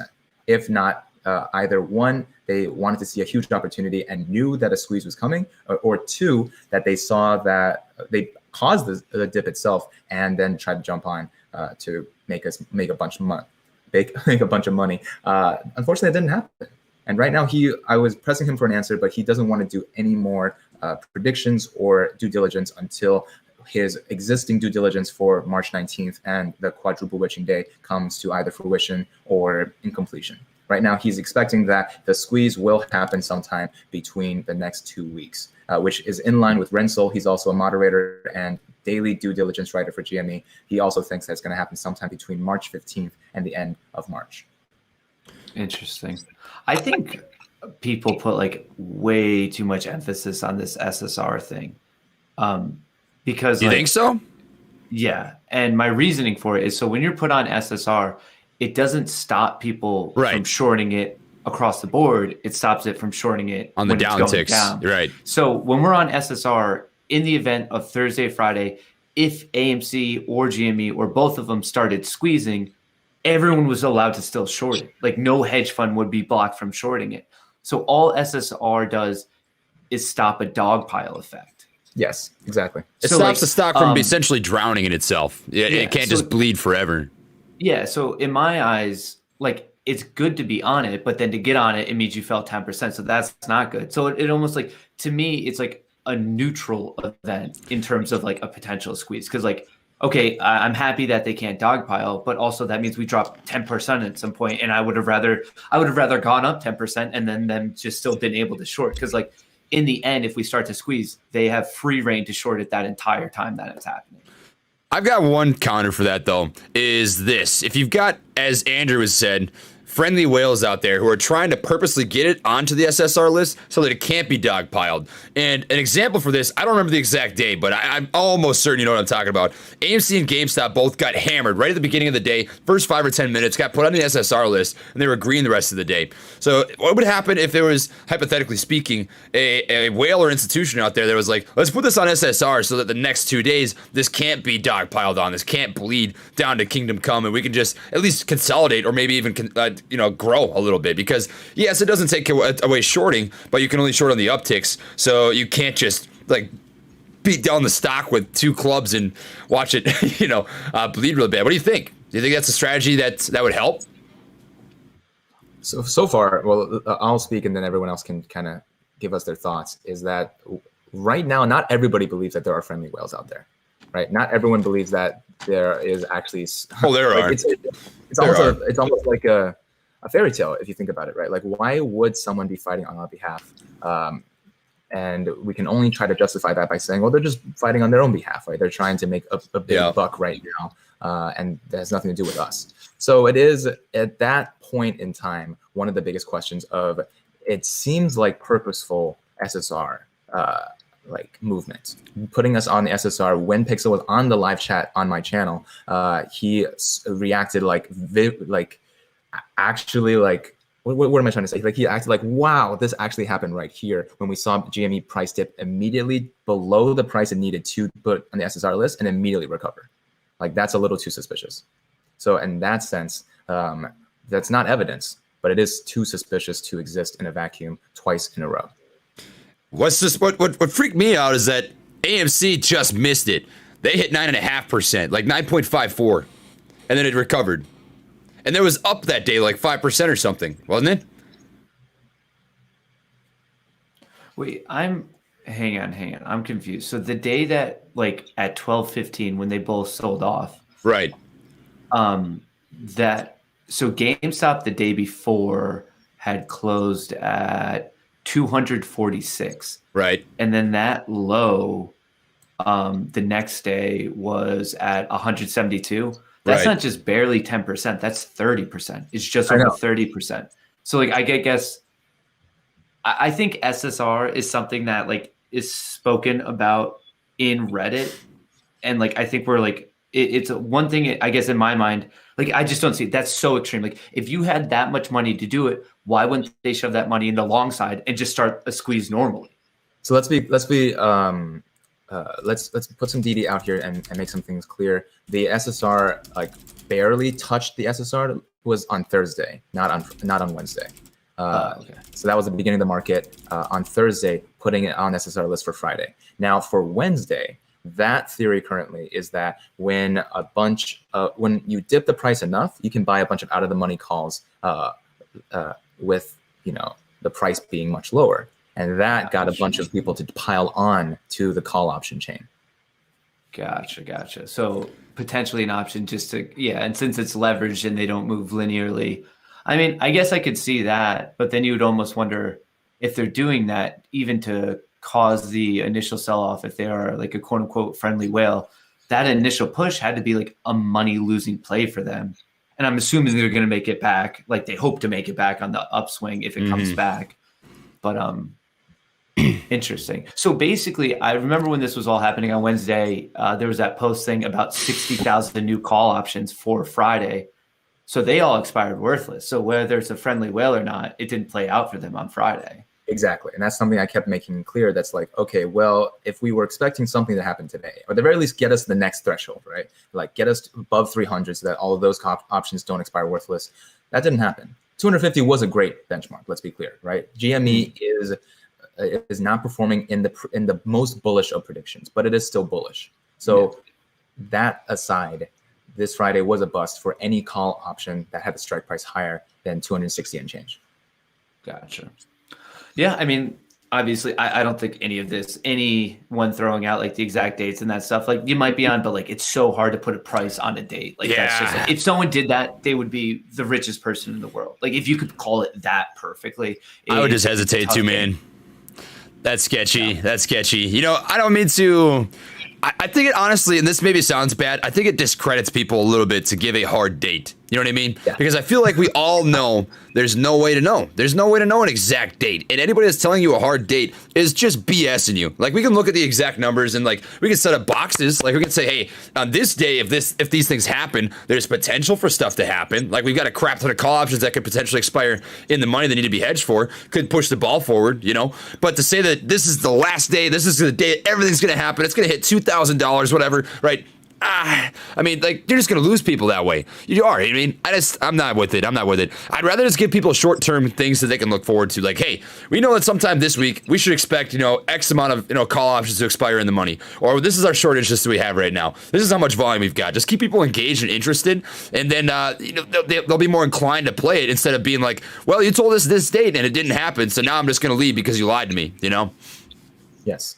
That's the biggest problem with how anxious I was when Pixel came on and made a hard prediction. And I'm like, the biggest problem with making that hard prediction on Thursday was that your prediction that you made 3 weeks ago or 2 weeks ago is still on for next week. So if you're going to discredit yourself right now, that's going to make a bunch of people really scared for next week.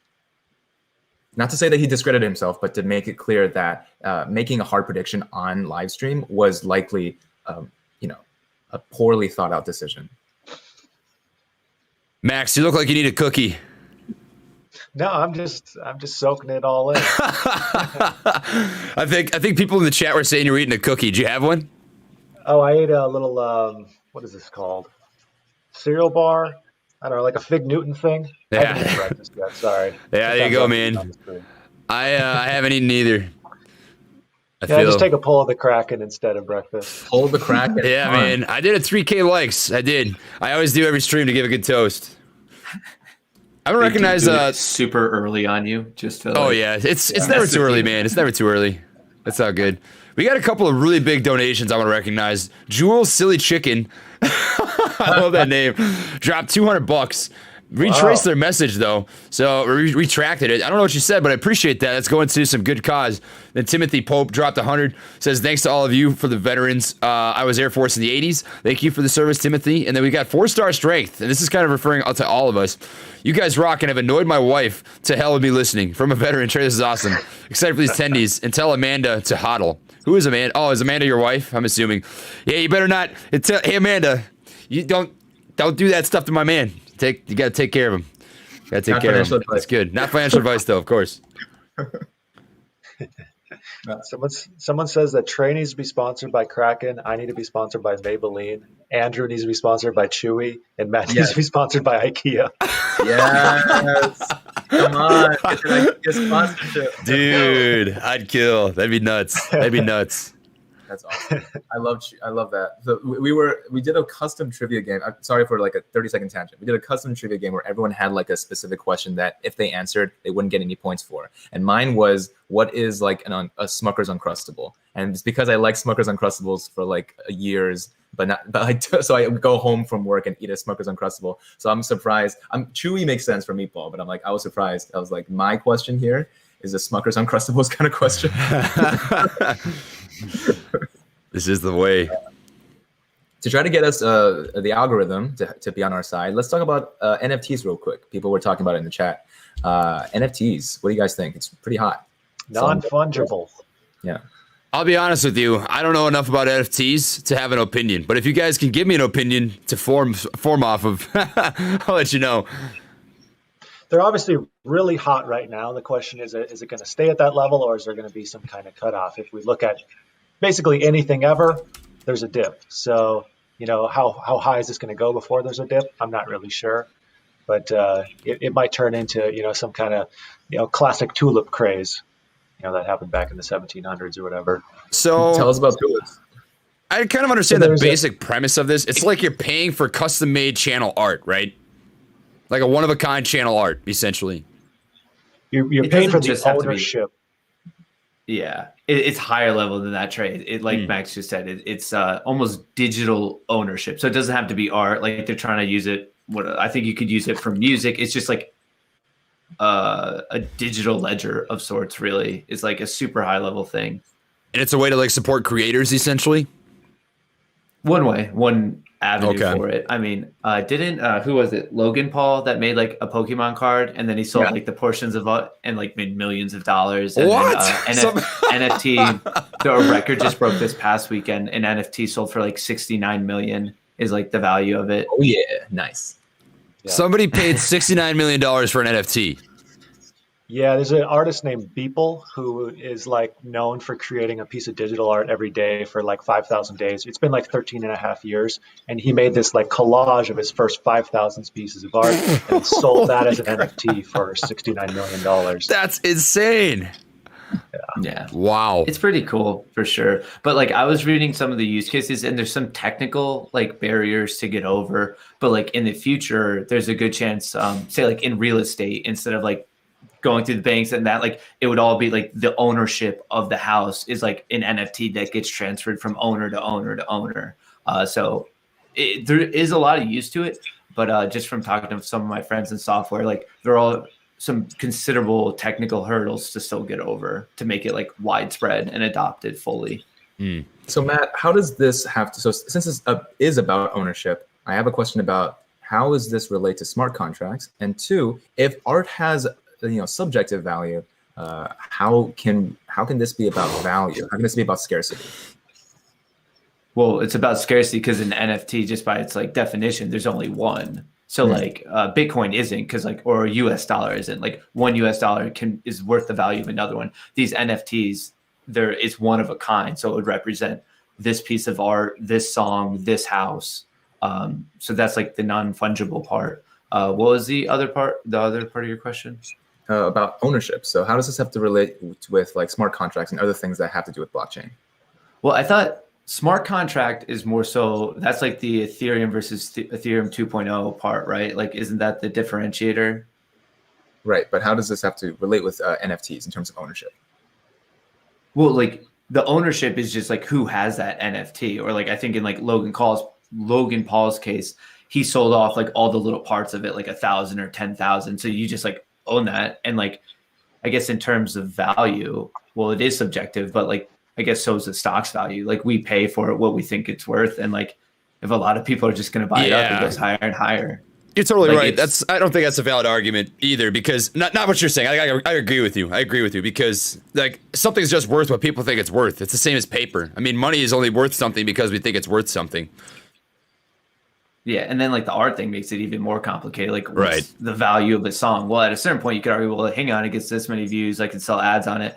But in the end, it's still like, do you think people like the song or not? Like why does the Mona Lisa have any value? I mean, I don't, because people perceive it to have value. Somebody commented this. I was wondering if we wanted to address this. NFT is just rocketing because it's new. It's stupid. As soon as the normies get involved in speculators, it will crash, like Bitcoin last time. But my response to that is look at Bitcoin now. I don't feel like that's a valid answer. Yeah, I mean, I'm sure it'll go up and crash and go up and crash. That's the way things work. There's trends in everything. There's plenty of use cases for it right now. We're obviously in a real hot period where more and more people are learning what this is. But it makes sense that it's a thing. Should it have this much heat behind it? I'm not really sure. I mean, maybe it's just a time coming for digital artists who create this art and then it just gets ripped off and screenshotted, everywhere. So it's definitely important to be able to verify the ownership of something digital, but where it heads from here is anyone's guess. All right, I have to thank Caden. He dropped $500 in the chat. He said, GameStop has made me a millionaire, and I'm not selling anytime soon. This donation amount is my target price for next week. $500 bucks. Yes. You are a 500. freaking G, dude. 500. That's nuts. That's the biggest super chat I've ever gotten in my life. All going to the Wounded Warriors Project and veterans. We are $8.3 thousand right now, and I am donating $100 for every 1,000, which means that we are sitting at, I'm not good at math, but I think that's $9.1 thousand. Not bad. They're saying for the biggest chat in chat, they're saying because that's the biggest super chat that you should take another shot, Trey. Let's go, Work on Trey. that Kraken Let's sponsorship. Yeah. All right. For $500. Finish the bottle. Finish the bottle. Let's all get something going. Last Matt, night I was hanging in have both the nothing. Discords that I'm in. I'm part I of could go grab the. something, I suppose. All right, Max, you grab something. I'll grab something. Make it happen. Make it happen. All right, break. While I'm done. I would like an NFT. This is made by my girlfriend. This is a little meatball painting right here. That's awesome. Make it That's an pretty sick. NFT. Yeah, I like it. Do I would it. rather own NFT than real art. I think that's pretty cool. So my business partner that I work with for my back end of things, transactions for the channel, we've been talking about NFTs, and I just don't know what I would do. Like, what kind of art do I have to offer for an NFT? You know, it kind of. What do you think? I think one Are you thing getting I into think them? you could do. Yeah, so like I was thinking about it, and like I mean, there's so many other things I need to get figured out first. But like the way I thought of it was like, okay, that picture that someone gave you, like of like you hitting the ground like the Superman down. So what I think you could do is like, well, you could print it out, put it on your back wall, like of all your streams. Honestly, like, I don't know. make I it haven't yet. yeah, so print it out, and then you could sell off like so many like certain percentage of it. Like say everyone is worth like 100th, and you sell off 100, so they feel like that they're like part owners of that and the show, like just something like that. Like that's like one way, but it's like you can do so much. It's a very high level general thing, and like I haven't don't even know. thought I of think that. Wow. Steve Aoki just made one like or two or something, and they sold them. I mean, NBA Top Shop's going crazy with their digital moments. Like you're the owner of a dunk, like of a dunk that happened in time. Like it's insanely high level. You could do okay. like a ton of things. I really like that fan art that was made for me. The one that's my profile picture on YouTube, dude. That's got to be one of my top favorites. Either that or like the one where it's me sitting on the desk and I'm like sitting back laughing. It's got my microphone drawn up, my mugs, my speakers, my computer. That was just it's just crazy how talented some people are. Yeah, You've got the best fan art, like God to stonk Jesus to heart. It's the best. It's insane. People are telling me to check my P.O. box. So I tried checking my mail. I know that I've got some whiskey glasses coming in the mail from somebody that made me some. But I stopped by and they shut down early. Bunch of silly chickens screwing me out of my rightful. I appreciate you guys sending me mail, though. I promise you, I do open it. I do my best to check it all out. So thank you. with a PO box, might be a crazy question, but like, do you have to buy a certain size and it has to match the size of the packages, or like they put slips in? They just put slips in, and then you got to ask. Okay. Yeah. Yeah, I need to get one because like people are saying it, and like that art that you just got, Max, was like crazy. Like I don't know, dude, that is the coolest thing I've ever seen. Wait, show it again, Max. I'm at my house. That's at my office, unfortunately. Okay. Well, cheers to you, Trey. Thank you for doing this. Yeah, yeah, man. Cheers to you guys, the four Hodelman, and to Caden for $500 for the veterans. Good stuff. Oh, bottoms up. That's awesome. It's just like candy. Kraken tastes like not candy. I have actually to hop on just actually a business call. So 3 p.m. Eastern for me. I need to hop up, but congrats, Trey. This is a huge success. Good talking to you, Max. Andrew, guys, don't forget, drop a like, help this with the algorithm, get it out to more people. If you're in this situation that you can, drop a super chat. He is matching it. This is an awesome, awesome cause. This was great. I will catch all you guys up soon. I mean, a lot of people like the four of us just chatting around, so I'm looking forward to doing it again. Dude, we'll keep on keeping on, man. I appreciate you stopping in. You're a real one. You're a real one for sure. All right, have a good one, team. Appreciate it, brother. All right, and then there were the three Hodelman. We've got the Neandernauts, the Mo Monkeys, and the Gorillas, the Gorilla Gang. Rock on. Good stuff. So, what are we coming up to next? What do we want to chat about? Do we want to stay on this NFTs topic, or do we want to come over to AMC, GameStop? Any stocks that you guys are researching? Any entrepreneurship stuff? We can talk more NFTs. Are you pretty well versed in it, Andrew? I only understand it from the blockchain point of view. So like exactly what the part of the ownership is and what the kind of scarcity is. That's why I wanted to kind of like didactically ask Matt. I didn't mean to put him on the spot. But generally, when you think about non-fungible, that actually adds another layer to the equation, because for Bitcoin and other like actually backed tokens, we are looking at two main factors, right? One, the actual technology itself of the scarcity of how finite the amount of Bitcoin can actually be ever, and then the perception of Bitcoin, like being able to take Bitcoin, or even now, I guess, Dogecoin, go to an ATM and actually get it out of an ATM, be able to pay for your Tesla with it, be able to pay for Apple transaction with it. And if it actually goes through an Apple, and then you can use your iPhone and your Apple wallet to pay for almost anything in Bitcoin, that would be huge.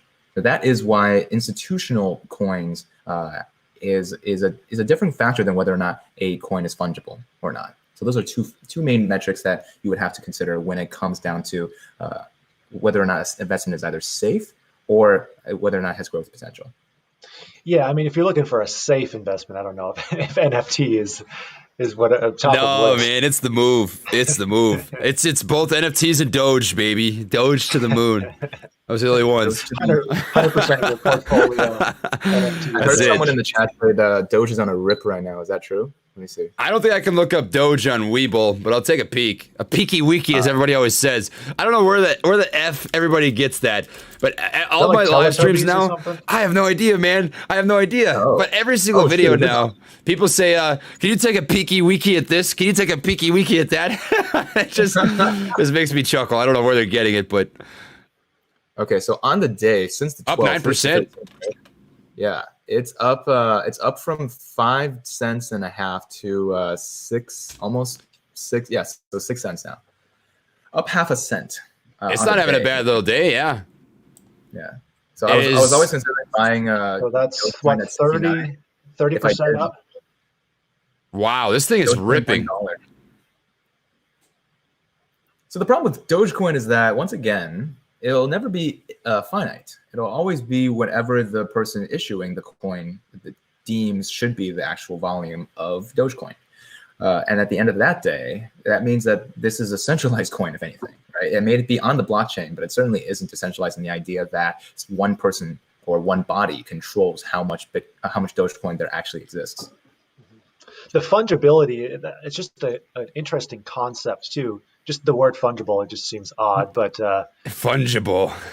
Yeah, I dig that. I don't know if fungibility is even a word, but fungible, I guess, for those who aren't aware, like something that is fungible is exchangeable for the exact same thing. Cash is fungible, gold is fungible, water, any kind of commodity is fungible. Water, corn, anything that you can trade. Fungible just was making me feel weird, man. I don't know about that word.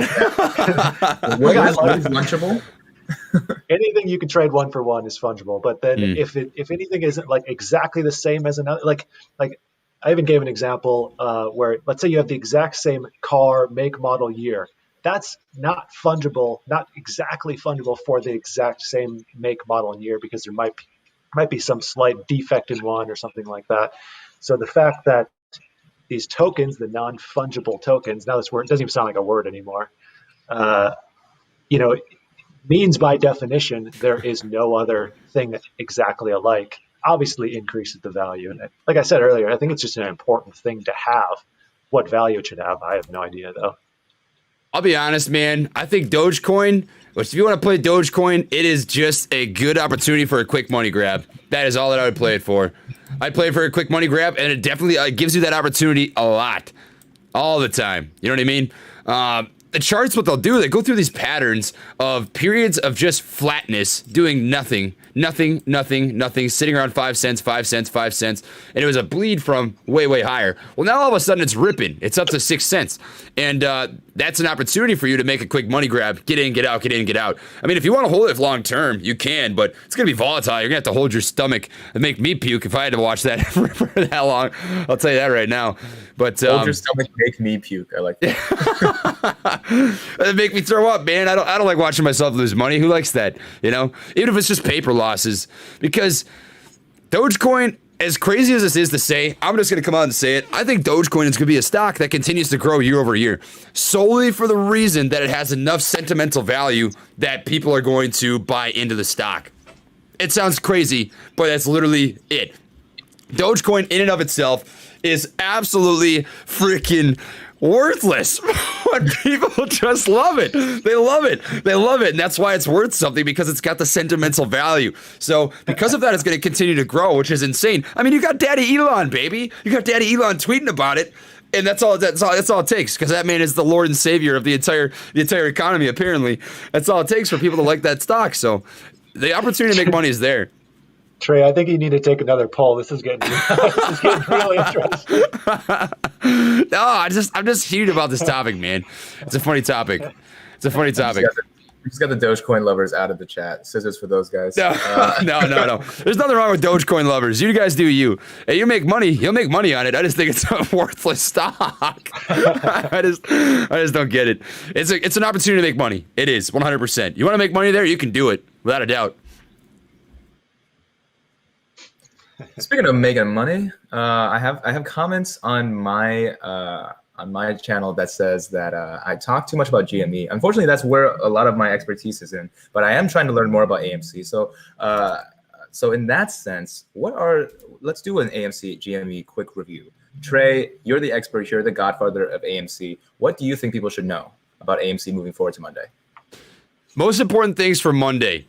What are we thinking? I'll tell you this. Stimulus checks are going to be absolutely huge. I think with 3 people in here, I'll be able to share my screen a little bit better. So if I can draw this up, I'm going to do that, if that's cool with you guys.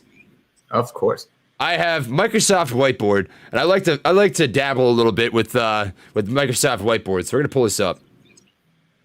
So, big things, stimulus checks. And why is this important? So what did you say the number was for the amount of people between like age 18 and 30 max for who are going to put money into the stock market? Do you remember? The exact percentage, I'm not sure, but it was close to 50%. 50%. Man, you know what that total number was? They were getting stimulus checks. But 180 million people are eligible for stimulus payments. So let's say 90 million. 90 million. Sorry? Then? So should we just say 90 million then? Half of 180, 90 million? Yeah, sure. All right, so if you got 90 million people that are getting stimmies, Ooh. right? Just like this. Stimmies. I got a stimmy right now. You already got now one? Now we're demonetized. I'm just kidding. Yeah. I love it. So 90 million people getting a stimulus check worth $1,400, right? That's how much it's worth, if I'm correct, Max? I'm not getting one, sadly. Every single dependent, and also you get $1,400. Oh, true. As well. We'll assume the worst. We're going to assume worst case scenario that everybody's getting $1,400, because I'd rather be let down, or I'd rather be wrong than be let down. So $1,400 for 90 million people, right? Let's assume that 10%, only 10% of these people are going to put money into AMC. That would come out to 9 million people. Now let's just assume even more than this, right? Let's assume that out of those 9 million people, they're only going to put $100 into AMC or GameStop. Right? So 10% of the people investing in the market, if we have that half of 180 million being correct, right? 10% of that would be 9 million. They only put $100 in AMC or GameStop out of that $1,400 stimulus check. Just assuming the absolute worst, that would come out to, I'm not good at math, but I'm going to do it on my calculator just to make sure. I know I should know this. Everybody in the chat is going to say I'm stupid. That's okay. You can do that. $900 million. $900 million worth of stock that would be bought for AMC. Now, how much is $900 million worth of stock? Well, divide that by the current stock price. That give you an idea. But that is a huge, huge, huge factor. $900 million like 10% divided by of their market cap. Yeah, that's 81.8 million in total volume off of just that alone. Now, get this as well. This is only one piece of the pie. I mean, what I said was that 10% of the total stimulus check money, it would come into AMC, which I think is honestly maybe a little bit of a liberal assessment. However, if we were to look at this, right, and say, okay, well, how about the rest of that 90%? So you've got, let me come back and check what this number looks like. I always forget to do this. So $1,400 times 90 million is a crap ton of money. That's just to say that they're all investing $100 in. So 90 million times $100 would come out to, I think, $9 billion. Does that sound right? Yeah. So $9 billion out of that. So if you've got $9 billion and you've already just cut off, what was the total dollar sign here? Looks like 900 million. So we'll just call that 8.1 billion. $8.1 billion getting pushed into the market. You know what that's going to do? that is going to create an insane push for the NASDAQ and the market as a whole. It would be crazy green. And you know what that does is it encourages people to buy, because there is nothing that sucks more. Let me just ask you this. Do you want to buy in a stock that's going like this? Or do you want to buy in a stock that's going like this? You want to buy a stock that's not moving that much, right? This is obviously the right answer. People are afraid they're going to get the rug pulled out from underneath them if you've got a stock that's just ripping and dipping over and over and over, which is why people won't buy into AMC if you've got a bad red day in the market. It sounds backwards, but it's the truth. And this is what you're looking for. A good day in the market would give you this picture, and that's exactly what we want. So if you have $8.1 billion potential, and that's only if we have $100 of that $1,400 stimulus check pumping into the market, $8.1 billion pumping in, that is going to be a green day. Green days force green days on other stocks, right? So if the NASDAQ is green, I'm telling you, that is going to affect AMC to a T. That's what I'm excited about. I'm really excited about that stimulus check. Only downside, this is a con. Con is, some of these guys are not going to have their stimulus check in the account by Monday, right? But that would come into effect, throughout the rest of the week. So when everybody gets their checks, you're going to have it come in at different times. But overall, you're going to see that money flow into the market if what we saw in the polls is true. Correct me if you feel I'm wrong at all, Max. Feel free to add. Well, about 50% of people will receive, 50 to 60% will receive it electronically. And those people will receive it within about 10 or so business days of Thursday when it got signed in. Then after that, majority. Yeah, so that might affect it a little bit where, every single day more and more people are receiving it. It's not like one day, boom, $100 billion into bank accounts. So that might piecemeal it a little bit each day as far as buying into AMC or anything like that. So that's one caveat. As a market sizing endeavor, I always try to put major caveats in there. So some pros to your analysis already is that, one, we've already started to break down the amount of money, right? We're only taking $100 out of the $1,400. One, we're also already taking into account the number of people who said that they wanted to actually invest into the account based on an open poll. Right. So that is a caveat there. We've already done that part of the math. We're not assuming that everybody's going to invest $100 into the market, but taking that poll into account, well, it's probably going to be a little bit of self-selection bias. And the people that are answering this poll for us major, right. Totally. Market. Yeah. So that's one more caveat. The next one is the fact that people that are ending up with that money might not be buying the stocks that we mainly care about, which is AMC and GME. And that is one of the things that we consider for that much money, $8 billion over the course spread over across a week, seeing how they might not even have an account to buy stocks with. Maybe they have to clear it or they have to fund their accounts. That's going to be a couple of days delay. And then finally, when we consider the support for GME and AMC, we always get chilies in the chat for my live chat when we ask them, if you get your stimmy, are you going to put it directly into AMC or GME? And we get a lot of chilies, right? So that's a good confirmation bias right there for the number of people who are watching this stream who are also going to invest their stimulus check into the AMC and GME. However, that is an important bias to consider. Yeah, the poll that I saw said that between $30 and $50 billion will go into the stock markets as a result of stimulus checks. So, so even in my estimate was low. $9 billion is a really low estimate. Right. But is all that going into AMC? Right. No, probably not. Let's say 1% of that's going into AMC, $30 billion. That's $300 million. That's still a lot. That's a lot of money, man. That's a crap ton. $300 million divided by a stock price of $11. That's about 3% of the company's market cap. That's 27.2 million total shares. That's about 10% of the market cap. A little less. And that's if 1% gets put in. Right. But what I think about is this. The majority of people between the age of 18 and 30, the young people, the millennials, the Gen X, whatever the heck they call these different people nowadays, I can't keep up with that crap. A lot of those guys are paying attention to the AMC GameStop movement. A lot of people investing in the stock market right now got in because of the AMC GameStop movement. I think it's got a lot of attention. Maybe not so much in volume right now, right? Because the volume's pretty flat on AMC.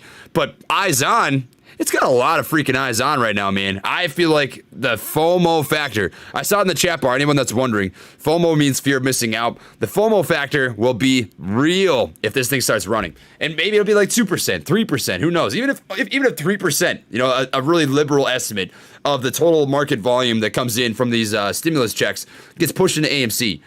Or if it would be a win. It would even be a win if it got pushed into GameStop. Because if it gets put into GameStop, AMC always follows suit. When GameStop starts ripping, AMC does the exact same freaking thing. You know what I'm saying? So either way, it's a win. They feed into each other. It's a feedback loop, you know? And that gets me to the end result of the question first, right? Is that people think like, oh, if you don't support AMC or GME all the way, then you're a shill for the other side, right? No. We always see that these two ride in tandem. Either is it because they're in the same ETFs or they're the same people investing in it. Doesn't really matter, right? We're on the same side here. When one rips and actually goes to the moon, you can bet your tuchus that half of them are going to take their earnings from that moon and put it directly into the other one. Like this is just pure and simple. The squeeze potential for both of them is humongous, and if one of them wins, the other one will definitely win as well. Guys, so I was told by some people here in the chat that Stock Markets with Bruce put out a video talking about AMC. I think some of them want us to watch it. Okay. Let's watch it. You guys want to? Yeah. People said that he rips AMC the very first second, so I've been wanting to watch that too. When I had him on, it didn't sound like he was against AMC. I didn't think so either. I had him on, and he discussed AMC with me as well. I'm guessing it's this one, 38 minutes ago. So let's just pull it up. Markets might be on my channel if he ever responds to me. All right. Plus top channel. We don't need to listen to that ad. We'll wait till the ad's over. YouTube TV. They're really getting their money's worth on this ad. I know. All right. Can you guys hear this? No. AMC is saying the rent will rise significantly as a result of deferred obligations. Max, can you hear that? No, I can't hear it. And AMC was operating at 20. You can't hear it? No, it's probably an OBS thing. Oh, they can hear it on the live stream, I think. Shoot, so that's pretty useless. Let me see. Yeah, because it's picking up audio. Yeah, that looks goofy. That looks real goofy. Is there a way that I can share audio with you guys? Oh, but no. It might end up pulling up to you guys then. So how about what we do is we just watch this video. Can you guys watch it on your screens? And then we just come back and just chat about it? Is that a thing?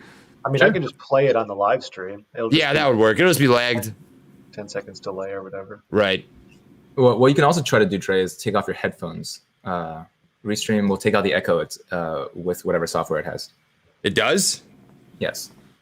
I'm trusting you, man. If this sounds like someone putting my voice through a meat grinder, I'm coming after you. I always listen to you with my headphones off. I'm not wearing any right now. Gotcha. Okay, let me try that. Oh, that messed me up when I was streaming with Bruce, actually. It was echoing me on his side. Uh-oh. Okay, So we'll see. Well, that was it bad. worked for me. Can't guarantee if it works for everyone. We shall see. Bob Saget. Bob Saget. I'm Is he not doing a tech getting more guy. Kraken? What did you say, Max? Is he getting more Kraken? Yes. Pull the Kraken. I think this corner is going to be too far away. When we get the Holdelman together next time, we should have a cosplay day. People want to see Trey's Naruto cosplay, Kakashi cosplay. They want to see my meatball cosplay too. No. Since we have Meatball in the chat, let me grab my cat. Show everyone. Oh man, in the meeting of the mascots, meeting of the minds, the actual brains behind the operation. Well, I think I'm the only person that's mic'd in here. So what's going on, you guys? Make sure to hit that like button. Make sure to care about the troops. If you do, go ahead. That every single dollar goes into those troops. And let's get some scissors in the chat, just for fun. Let's get some scissors in the chat. Cut out the paper hands from your life. AMC, GME, we are on the same team. Let's get going. This is Ender, everyone. Ender. Oh Ender my Wiggins. God. Ender. How old is your cat? He's 2. Just turned 2. So young. Yeah. Ender, and did you name it after a certain book? Yeah. Named after Ender Wiggins. All right. That's awesome. But that's such a good name for a cat. From Ender's Game. He's tweaking out a little bit. All right, he's gone. That's such a good book. Love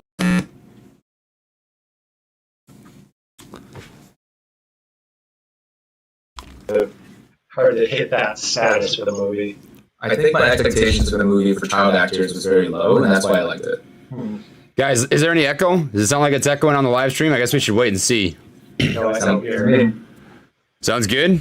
Yeah. All right, then we will start this video up and let me know if you can hear it. Just waiting. Hold on. Here we go. AMC is saying that rent will rise significantly as a result of deferred obligations. And AMC was operating at 21.9% of leased and partnership international theaters as of March 5 with limited seating.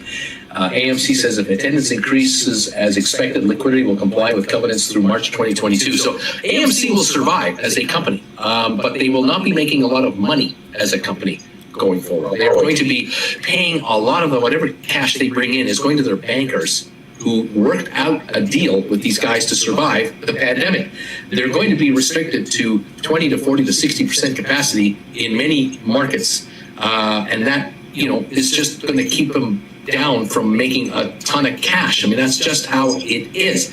And so if you're thinking that AMC is just going to become a cash cow and just run to the moon, not going to happen. They can't charge you $100 a seat for a theater because you're not going to pay it.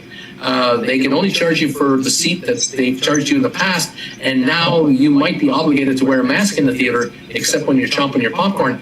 It's not going to be the same experience that you're used to, and so welcome to the new world. It's going to be, somewhat yucky, but that's what it is, and they can't open up 2,500 new theaters next week because that doesn't work that way. And movies aren't coming out from Hollywood every week, 20 a week. I mean, that's not going to happen. The studios are going to feed out movies as they can get the audience to the movies. This is all has been throttled down. The whole movie business is throttled down. Cruising won't start till next year, I don't think. And so cruise lines aren't going to be at full capacity either for a long time. This is just expect this, and it'll be the online world where there'll be unlimited upside. Is the online world, and that's where we talk about. GameStop. We talk about GameStop. We talk about other online marketers and e-commerce companies that are doing well. The stay-at-home economy companies are going to do very well. We are 10 years down the road now for the stay-at-home economy. We are 10 years ahead of where we're supposed to be from a year ago. Because a year ago, we were still commuting to our jobs. At least a lot of you were. I was here talking about cruise ship holidays. The commuting was being done, and people were listening to. Does anybody know if that's all that we're supposed to have? Is it just the beginning of the video talking about AMC? Well, I think people are really tackling the idea that he said AMC not going to make lots of money. So I think that's all that we need to watch from that. That's enough of my fill for that. Let me put my headphones back on, but hopefully everybody was able to hear that. I think they were. I'm not sure if the first 2 minutes had a lot of info in it. No? Keep playing? Well, no. I'm not saying to keep playing, but like in the sense that this is a bearish sentiment, like everyone knew you're going to have to put on a mask in the theater. You think you were going to have to you're going to sit there not 6 feet away from a crowded, basically an airplane amount of distance away from people. Like this is the end result of a pretty surprising earnings report that ended up being positive. But at the end of the day, having people change their expectations of how movie theaters will work for the rest of the year, or at the very least until everyone gets their vaccines. Seemingly, there's going to be a vaccine for every adult by May, as of the announcements that I heard on news this morning. But that said, right, May is still 2 months away. 4th of July is still 4 months away. So as of this quarter, AMC has to deal with the realities of what there is, and that doesn't mean it's bearish. It just means that everyone changes their expectation. Yeah, man, I think you're spot on the money, man. I mean, I don't think there's a single person out there, and if you feel like you have anything to say, Max, feel free to step in. There's not a single person out there that got into AMC because they're expecting it to be a cash cow. You know, we all know where they're at. We know that it's a COVID quarantine play. We know that we're getting into it for a future recovery play. No one's expecting them to come back to full capacity within 3 months and be like, yep, you guys, we expect you to pull in $200 million in revenue this year or this quarter or whatever it might be. Like, we're not expecting that. We understand. Like, that's just a baseline fundamental. Like, you don't need to be a freaking genius to see that quarantine is going to take some time to actually get out of. Like, we're not there yet. We're beginning. But that's not where we're in AMC, right? I mean, what's wrong with that video? And I have no disrespect for Uncle Bruce, but I think he's not doing enough DD on AMC. I don't think he is, personally. I think he's just stuck on GameStop. But anyways, he's not taking into consideration the AMC Amazon acquisition, that there's a lot of actual signs pointing in the direction that this could actually happen. I mean, that 500 million share dilution, which everybody was freaking out about, right? The one that we're getting voted on, as we came to the conclusion of, could be a sign that, hey, 500 million share dilution could be a way for a company to have more shares available so that a company such as Amazon, if they wanted to acquire them, could purchase enough to have a major stake in the company for voting rights, right? There's that. You've got investors from both AMC and Amazon that bought in between 2 days of each other. 5 different companies that did that, right? That's just one piece of the puzzle. You've got that. You've got this the sentiment. There's more that goes into things than just the financial breakdown or the spreadsheets on a company. And Max, you know that better than anybody. You know, that's a piece of the puzzle. That's not everything. There's potential for growth. There's sentiment. There's qualitative and fundamental analysis. There's potential for growth in VR, AR, streaming services. That's just such a bad DD. That was terrible. Honestly, it kind of frustrates me. I'm a little annoyed by that. I mean, we also have to just remember it's one person's opinion. You can have an opinion against literally any stock. You can make an argument against any stock. Even the company that I'm most bullish on right now, Palantir, I give 5 reasons why there's risks to this company. There's arguments against, jumping it, It's just, are the arguments against it worth, not jumping in as investment? That's what you have to ask yourself, I suppose. 100%, man. I mean, if you want to point out the negatives on every single stock, feel free to do so. But why are you even long then? You know what I mean? Like, you could look at Tesla, which is like the powerhouse freaking stock of the United States. Like, it's just been a bullish rampage. And then look at their P/E ratio and be like, why is this stock worth $800? I mean, obviously there are things that play into stock price that's more than just one factor. You can't do that. You can't cherry pick. That was cherry picking to a T, to my opinion. Yeah, I mean, it's just one person's opinion is all. So yeah, right. It's good to have opinions all across the board because I would rather if I'm looking deep into an investment, I'd rather everyone tell me what's their opinion against that, so then I can weigh those opinions and then be like, well, does that merit not jumping in or not? Like, I want to hear everything against an investment I'm looking at hopping into. Show me why I'm wrong, essentially, right? Yeah, exactly. No, and I totally stand by that for sure. I think it's important to just ask questions, ask questions. Don't just believe what you hear, because there'll be times when like I find a hit piece about a stock that I like what's an example for me? SOS. I was actually really bullish on SOS before I found out they're pretty likely a fraudulent company. And then, a hit piece comes out, get a new opinion, a challenge of why you think you're right? And if you challenge it, you do some research, you think about it, and it turns out you're wrong, have the pride to admit you were wrong and get the heck out, just be careful. Make sure you ask questions. Ask why. Why is this wrong? Why am I wrong? Right? Just because they say something, like Max said, it's an opinion. You have to do that research for yourself.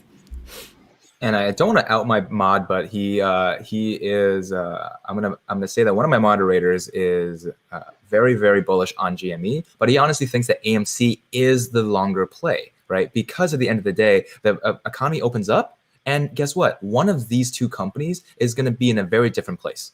Because GameStop, you could have played video games at home. It didn't change exactly like the pandemic opening up or not. But movie theaters have just been closed, or at the very least has been restricted in its capacity in a completely crippling way. And when the pandemic eases up, one of these two companies is going to be a different spot. Now, that said, it doesn't change anything with the research that we did about the squeeze potential and the gamma squeeze, but the short squeeze potential and the gamma squeeze potential. Those two things are still in play. But when it comes to actual valuation, the fundamentals, AMC seems to be the longer term play here.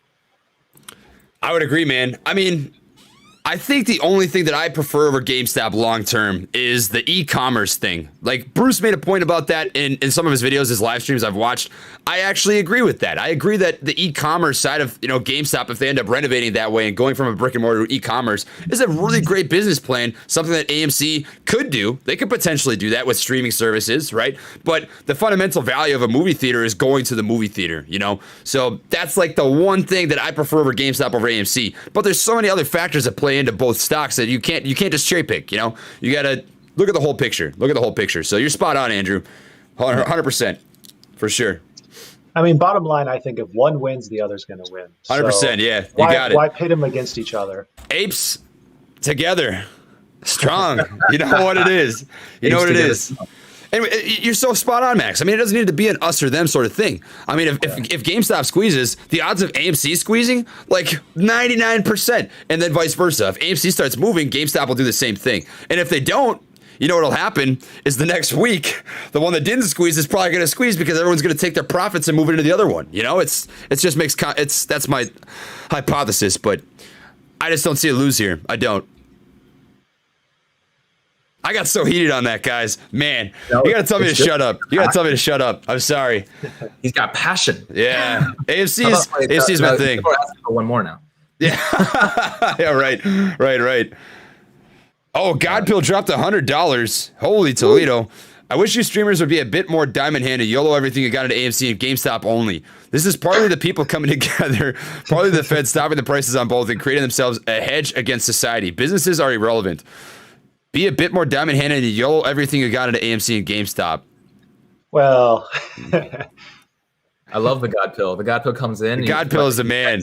Dude, you laid it on the line. 100 supers, and because he has a message that's too long, so he has to send two $100 supers to send them. Really? That's a power move. Dude, what a guy. Man, I'll be honest. I've thought about it, but we'll see. I've had this conversation with a couple different people, and I'll let you guys know what I end up doing. I'm going to keep it quiet for now. So at the end of the day, when you're thinking about this as a play for certain people, and I saw that in my chat, I see it in your chat too, people are looking at AMC and GME as a way to make rent next month, right? Some people are looking at AMC and GME as a way to come out of a bad financial situation. Some people. And now they're looking at Quadruple Witching Day this entire week as the final chance, AMC, GME, make my day. And we talked about how some people are suffering from the endowment effect, right? Prospect theory makes it so that you are always going to be risk averse. You're always going to think of a cost as a loss, whereas you should be thinking of costs as equal weight to rewards. So that's the whole point of a cost benefit analysis. However, people don't think that way, right? If you told me a week ago that I was going to gain 20,000 subs, I would be like, okay, but if I lose 5,000 subs today, that would be devastating to me. That's the difference between a guaranteed loss as well as a possible loss. So people right now are thinking about that question. There is going to be a possible reward when the squeeze actually happens. There's going to be a possible reward if the squeeze doesn't happen and the stock keeps trending upward. However, the intention, the perspective is that we are trying to get rich or come out of our financial situation, and people are getting annoyed and frustrated, impatient. So people are already asking me, when is the best time to sell? Like, how do I get out of here? And unfortunately, right now, that is going to be the attitude all week leading up to Quadruple Witching Day, where we are going to have to meet our maker and see exactly what's going to happen. It is a valid question, though, right? Like, what is the exit strategy? That's important, and we've talked about it a little bit, but I feel like every single live stream we talk about AMC, we should at least mention it to some extent. I'll tell you my hypothesis. I know Andrew follows a pretty similar guideline. You let me know what you think, Max. We can just get three different perspectives. These are opinions. It's not the answer. You guys do what you want to do. I'll tell you what I plan on doing.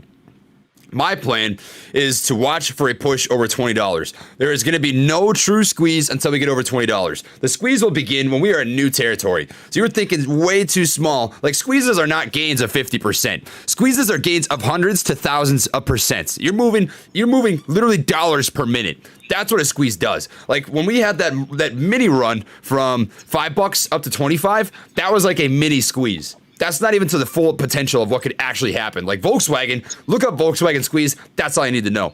So once we get over $20, you're going to know that the game has begun. The ball has started rolling. From there, it's about watching the price action. So how violent is the price action? How quick are you moving? Because the quicker you move, the more you get back on the flip side, right? Too much, too fast works both ways. So go up too much, you're going to go down a little bit too much, right? So from there, I'm going to sell on the way down. And I know that Andrew has the same hypothesis, the same reasoning. And you got to get this in the back of your mind.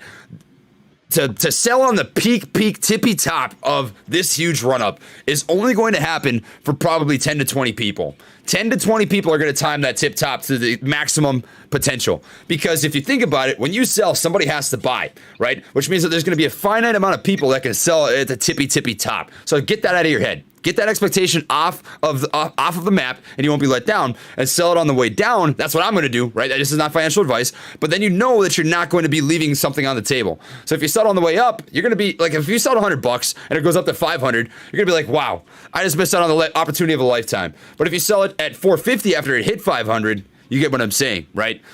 So I would much rather sell it on the way down than on the way up, because then you know that you're not missing out on squeeze, but it is 100% up to you guys. That's my hypothesis. That's my plan. You guys say what you want to do.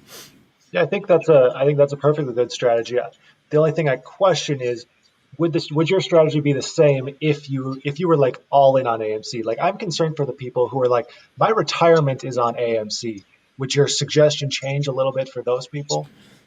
For people who have financial money sitting on this that they can't afford to lose, to be honest with you, I would probably urge that you you sell when you have to, right? We don't want you to go bankrupt. So if there's a situation where you like your dollar cost average is higher than the current price, right? You don't want to be there. You don't want to be there. If you're playing with money that you can't afford to lose, which we've talked about the entire time, please make sure that you are taking care of yourself, feeding yourself, keeping the roof over your head, paying your bills, the whole 9 yards, right? But if you have to get that money, take profits when you have to. But just know that, and I'm not trying to be rude in any sort of way, but the squeeze depends on apes all agreeing and holding and diamond handing the crap out of this thing. Seriously. That's what it comes down to. And I'm not trying to cherry coat this at all. I'm going to say this legit, just how it is, right? If you decided to YOLO your life savings into this, that was your decision. That was your decision. You're responsible for that. I'm not, he's not, right? That was your decision, and we've disclosed that from the beginning. So knowing the game and knowing what's going on, it's going to take every single person deciding, hey, we're going to hold this until this happens. That's when the squeeze happens. And if people fall out, it changes the game. And maybe that sounds rude, man. Maybe that sounds bad. I'm not telling people what to do, because it's up to you 100%, but I'm just telling you what it's going to take. That's what it's going to take. Does that make sense? Was that a ramble? I know I always ramble, man. I mean, it's terrible. It was terrible. Fair enough. There has been exit strategies that have been, and chats, I already see nobody wants to hear exit strategies, but when it comes down to have the question of, don't play with money that you aren't afraid to lose all of it. But if you have already done it and now you're in a different situation, how about this? Take part of that money that you are actually not afraid to lose, and then keep that diamond, right? This is not financial advice, but if you imagine however much that is, 50%, even 30%, keep it diamond no matter what, and then follow Trey and my advice that you sell from the top downward. The rest of the money, set price goals. Don't do it automatically, right? Don't do trailing stop losses. Don't do take profits either. Like, just sell when you get to a number that you would be happy with. Sell like a portion of it. Like, if that is specifically money that you have already gambled with that you weren't ready to lose, then sell on the way up. Now, that said, you are going to mess up the prisoner's dilemma for everyone else on the way, because everybody is trying to hold. Everybody would love to sell, especially those of you who are, millionaires already because of GME, right? You obviously want to ensure that. Who needs that much money? If you can become a millionaire versus becoming like 100 millionaire, right? Who needs more money if it can guarantee you a solid life for the rest of your life? That's the biggest question that you have to ask yourself.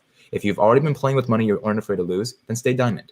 If you have already played with money that you are afraid to lose, then keep the portion that you aren't afraid to lose diamond, and do whatever you need to with the rest. Fair enough. I think something that's interesting to talk about is what is the ceiling for AMC, right? And we briefly started talking about this, Max, but I'm going to cover this with the actual original Reddit writer the DD of the $2,000 theory for AMC. And I'm telling you, it's insane. It sounds insane, but the math, I was looking at that article and I was thinking, I want to find a reason why this is wrong. And I read it like 3 times and I thought, where is the mistake here? And I couldn't find it. So we're going to walk through that tomorrow. I'm going to have a live stream with the guy who wrote that DD of the $2,000 price target on AMC. And we're going to give you the reasons why. That's not a saying it's going to happen. It's an opinion, right? But the base factual information that he put together on why he thinks there's going to be a $2,000 price target on that. So, Andrew, solid point. Max, man, I feel like that was good things that we had to say, for sure. Well, I mean, by definition, if there's a squeeze, the infinite potential. Infinite, yeah. So $2,000, $10,000, they're all possible within the context of a squeeze. Exactly, man. It looks like people are saying that Big Dawes TV is in your chat. He has 7.5 million subs and he's bullish on AMC. You want to join, man? We'll throw you on the call. I have no idea if that's true or what's happening. Dude, yeah, I've seen him in here. I threw him some love. I don't want to interrupt anybody. Have him come on, join on in. Big Dawes, if you want to join, man, I'll shoot you a link. You just got to send me your email. Or actually, I'll send you mine. Here we go, man. This is my business email. Please do not spam it. I get people that have sent me nudes on this. Please don't do that. Now you're getting more for sure. Yeah. Oh, you know what? At least one from me. Oh, man, Max, that's okay. From Stock Jesus. I mean, how can you reject a dude from Jesus? Life is okay. Life goes on. All right, that's my email, though. If you see that, man, Big AMC guy. Yeah, Big Dawes TV says Big AMC guy. That's my email right there, man. If you want to check it out, you can send me an email. We'll throw you on if you're down. Rides with the Apes. We got a fellow gorilla in the chat, man. That's sick. Rock on. When I get on my email, I think people have sent me raps that they have written to my theme music. I have yet to read them, but 2 independent people sent me raps. Completely different people, and I have yet to really? read them. Yeah, I've gotten one. That's sick. Big Dawes TV says he's naked, so he can't. Fair enough. That's not a good excuse. Oh man, no, it is because I said that I've gotten nudes in my email, so he's protecting my eyes. That's good. That's good. Shorts and options are naked all the time. That's not a good excuse. Right. Yeah, true. So here's an interesting counter argument from the God Pill. He says, Trey, I respectfully disagree with your exit strategy. I'll be posting about my 100K YOLO Monday and exit strategies. The price doesn't crash, and the big baller options players will buy your stock for any dollar you apes can imagine. So I think what he's saying is that the price just isn't going to come down. What do you guys think of that as a potential? No. I mean, I don't want to go against the God Pill, but I do want to read his DD. If the price won't come down, what is keeping it up there, right? We've already talked about the forces that will coerce buying, but when the shorts are covered, that's going to be it. So let's reverse engineer, right? The end of the peak of GME or AMC is when the shorts are all covered. When they have all covered, that is the highest the GME can possibly go, because guess what? There's no more coerced buying to be done. No one's going to buy it at that price because people are just looking at that delicious price to sell, right? So let's Meatball, please. I know selling is the word. It's his safe word. Meatball didn't like that. Meatball said, "Quiet down, Mo Monkey. That's not a word we like." The difference between like how high the price can go and whether or not it's going to stay there is all of that coerced buying. And now let's reverse engineer. How are we going to get to that peak before the shorts have to actually cover? Well, the shorts are going to cover when the hedgies get margin called, right? And they're only going to get margin called if the amount of money that they have liquidated all of their assets is less than the amount of money that they owe, the delta that they owe to the amount of money that they've shorted before, right? So if they can't cover their shorts, then they do have to liquidate all of their assets and then cover those shorts. This can happen to you. If you buy on margin or you short and you suddenly don't have enough money in your portfolio, the big man upstairs is going to come to you and margin call you. So this is going to happen to the hedge funds too. So now that we've reverse engineered all the way back, there is nothing keeping the price up as far as I'm understanding the situation after all of the shorts have been covered. I mean, the only way for the price not to fall is if everyone just held after the squeeze. Yes. So And are we even rich if none of us realize our gains? I think the only argument that I can make is the way that stock prices go up and down is so simple. It's if you have more buyers and sellers, stock price goes up. More sellers and buyers, stock price goes down. So if you have neither, if it just consolidates, so all the shorts cover, right? They have to buy back their shares, pushes the stock price up, but nobody decides to sell. They all just continue to hold, right? The stock price would stay there because everybody would still be holding. There wouldn't be enough selling to mess up that algorithm system that the market makers use to push a stock price around, right? So it's hypothetically possible that you would have the stock hit $2,000 and not tank. But the problem is you're banking on people not being greedy and saying, that's enough for me. I've got my cash. I'm out. You know what I mean? Like that's the flaw in the hypothesis. So I guess I'm not sure. Yes, it's a prisoner's dilemma all the way up. So my theory that I just said like 10 seconds ago, it was already ignoring the fact that people are going to be selling on the way up all the way to the peak. But when there's finally no more coerced buying, you can bet that there's going to be a lot of selling. The selling that the coerced buying was trying to fight against all the way up is going to ultimately have no like equal and opposite reaction pushing against it. So then boom, all the way back down. And then hopefully you catch the knife on the way back down. Man, we have hit almost 9,000 in chat revenue. That's nuts, guys. What happens at 10,000? You polish off that Kraken? Yeah. Polish it off. You guys are trying to kill me. You guys are trying to kill me. Right. That's crazy. We got to do something. What should it be? Yeah. I'll match you, man. Let's take a shot again. But Matt, I do have a question about DTCC. DTCC steps in and FTDs happen. What's the process look like? The CEO of IBKR says a wave of bankruptcy will happen. FTDs will take forever to short out. Will trading stop, et cetera, et cetera. What is DTCC going to do when the FTDs happen? So I put together a little video on this and explained it. So essentially, the DTCC, that new SEC rule, which we are waiting approval on. By the way, not approved yet from what I've read. So if you come over to the SEC website, they tell you basically when they're expecting that to be approved. And when it is approved, it will be enacted within 10 trading days. So within 10 days after that approval, that new rule will be in effect. And essentially, you can think of it like this, right? So I'm going to come back to my old trusty Microsoft whiteboard. I love drawing up on this thing. Absolute blast. Let me find it. There we go. Kind of a wizard on that thing. Dude, it's a blast. I just love this. It's too easy. All right. Get it ready. All right. So that should be good to go. Let me just adjust this so that it doesn't look all goofy. All right. So you've got a relationship right here, right? So you've got brokers who essentially borrow to short positions, which we're going to call hedgy. And then the last person in this relationship is tendy, or the market, right? So brokers do this. They have X amount of collateral shares for borrowing. Let's just assume that the collateral that they have available is 100 million, right? So what you got here is, let's say that you have 3 hedge funds, right? 3 hedge funds say, each of them, hey, I want to borrow 100 million shares so I can sell them into the market and destroy AMC and GameStop, right? So a broker over here sends out 100 million shares to the first hedgy, right? This guy's like, sweet, I've got my 100 million shares. I'm going to sell these into the market.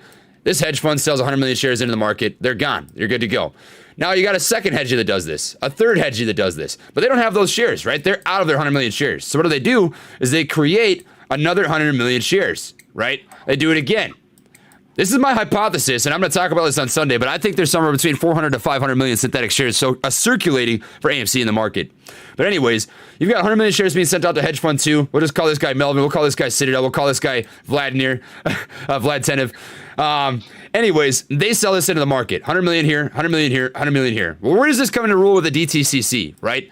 This new DTCC rule, what you had before is a 21-day failure to deliver, the FTDs, right? It gives them 21 days, trading days, by the way, which comes out to a freaking full month that they can try and get the stock price back down so they can come out profitable and return these shares to the brokers. However, DTCC rule is saying, hey, basically, we reserve the right within any period of time to basically give you the equivalent of a margin call. We can go up to you guys, hedgy, and say, hey, you do not have the collateral. You have 48 hours to essentially cover your position, or we are going to liquidate your account, and you are going to get screwed. And if they don't, bam, Hedgie is going to be out that money. They're going to get closed out, and then broker essentially just has to come up with the collateral from Hedgie over here and take care of that position. So it puts pressure. It slows down or speeds up this timeline, right? So instead of 21 days, it could be 1 to 2 days. You could be looking at 1 to 2 days in which these FTDs have to be closed. These failure to delivers, these IOUs, synthetic shares, because that's what these are, right? If you have 100 million total short shares available that should be available for lending, but instead you've got 300 million circulating, that means 200 million of these are fake. They're phonies. They shouldn't exist. It's a bunch of garbage. It makes no sense at all. It's such absolute BS, which is why when people tell me that GameStop's the only stock that can squeeze, they're wrong. I just don't buy that, because that's not taking into account the circulating synthetic shares that are likely existing right here, which is why the DTCC has likely created this rule, because they see this happening before their eyes, and why AMC is doing a share recount, because they likely realize that as well. Long freaking explanation, but I just like getting into that as deep as I can, just so that people can understand the process. That makes sense. So, at the end of the day, we have forces that are not fundamental analyses that are affecting our golden boys, AMC and GME. The forces at play have not changed, although they are different week to week, specifically because the gamma squeeze has not yet happened. So looking at that option chain, looking and understanding exactly what factors are relying on this gamma squeeze week to week will help educate you from the beginning. So if you haven't started your research quite yet, if you tune in on my channel or Max's or Matt's or Trey's to get all your information, we would strongly recommend making sure that you start there. Look at options and make sure you fully understand, one, what they are, and two, what the profile looks like each week, because they do get updated on a daily. So you can at least give yourself a quick 10-second look, just like when you give yourself a quick 10-second look to your credit card or your bank account or your credit score. Have that be part of your financial routine so that you can continue your financial education along with the four of us. Too easy, man. Stock Jesus, what do you got to say? You look like you're just contemplating life. I'm just going to say, keep on learning. That's all that matters. You know what it is, man. You know what it is. That's all that matters. The more you know, the more money you make. It's somehow that works. That's a strange concept. I don't know if I believe that. You better back it up. That seems like some bogus. No, I'm just kidding. Ignorance is bliss, right? Ignorance is bliss, but ignorance isn't money in your bank. I think I have to head out for at least a little while. I need to eat breakfast. Oh, man. All right, man. Yeah, I suppose you better take care of yourself. Sure, do it an hour, right? An hour left for a while. You only have an hour long. Okay, I probably won't pop back in then.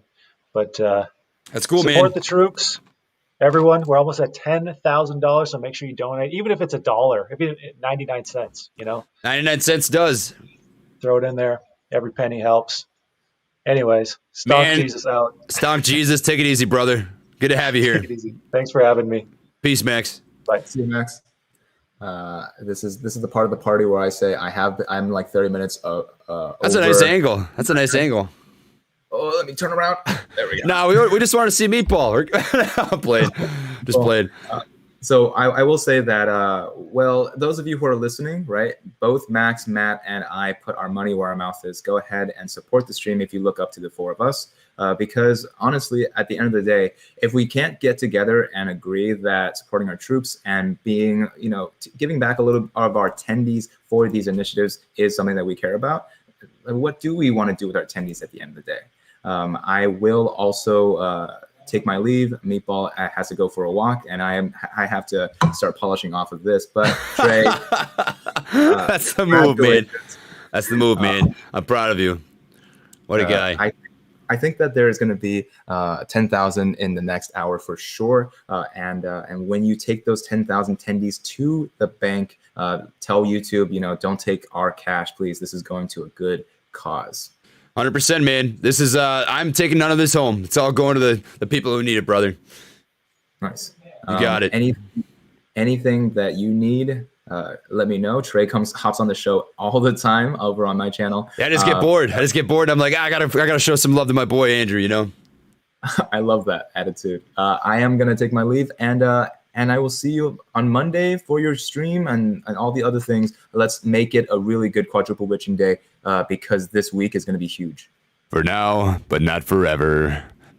Peace. Hey! Oh man. Okay. There we See you, go. brother. Take it easy. Oh boy. Oh boy. All right, guys. I am going to take a quick bathroom break, but I will be back. We'll be going until 4 p.m. Central Standard Time, which is another hour and 7 minutes. So just give me a second to go use the John, and we'll be back and answer some of your guys' questions. I know we have not quite been able to get to all of them, and now is the time. So give me just 30 quick seconds here.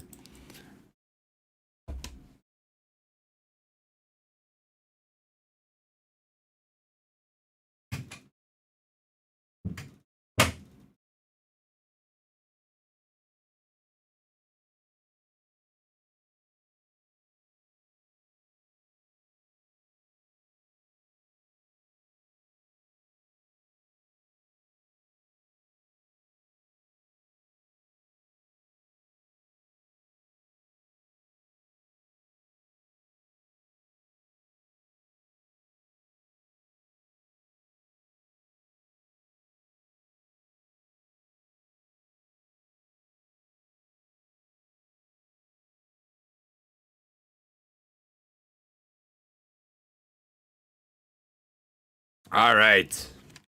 We're back.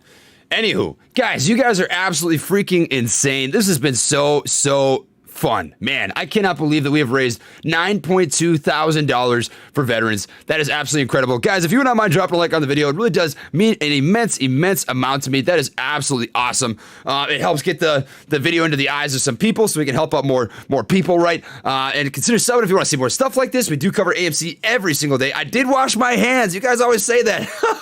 I washed my hands. I was washing my hands. Oh, man. You guys are hilarious. So I'm going to try and read off some of these super chats. Thank you to everybody that has been donating. I am taking none of this home. In fact, I am matching all of the donations that are here with every $1,000. I'm going to be matching with 100 of my own personal dollars, which means it'll be $1,100 total, which is huge. All right, we got Chase Garrison. Thank you, man. And Destin, Chris, Tyler. What do you think about 1150 calls for Friday? I think those will treat you really well, man. Really well. 100%. Numbers don't lie. Thank you. Tina Perry, thank you for all you do for us. It's too easy. Chris Wood, thank you. Chad Nelson, you know what it is.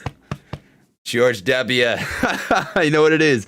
ML Gamer, Javier, Chris Evans, dude. Chris Evans, man, he is a man. I like that dude. 801 coming in. You know what that is too. We got Andrew Hawkins. Hey Trey, you guys have a great weekend. Love what you guys do. Appreciate that immensely. Thank you, Jason Beanie.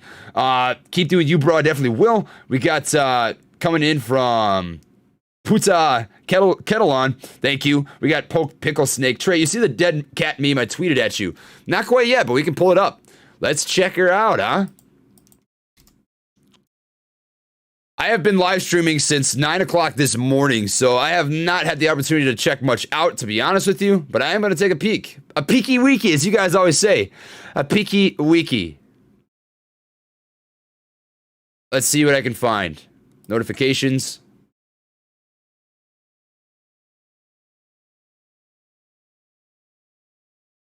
Big Daz TV says he wants to join, huh?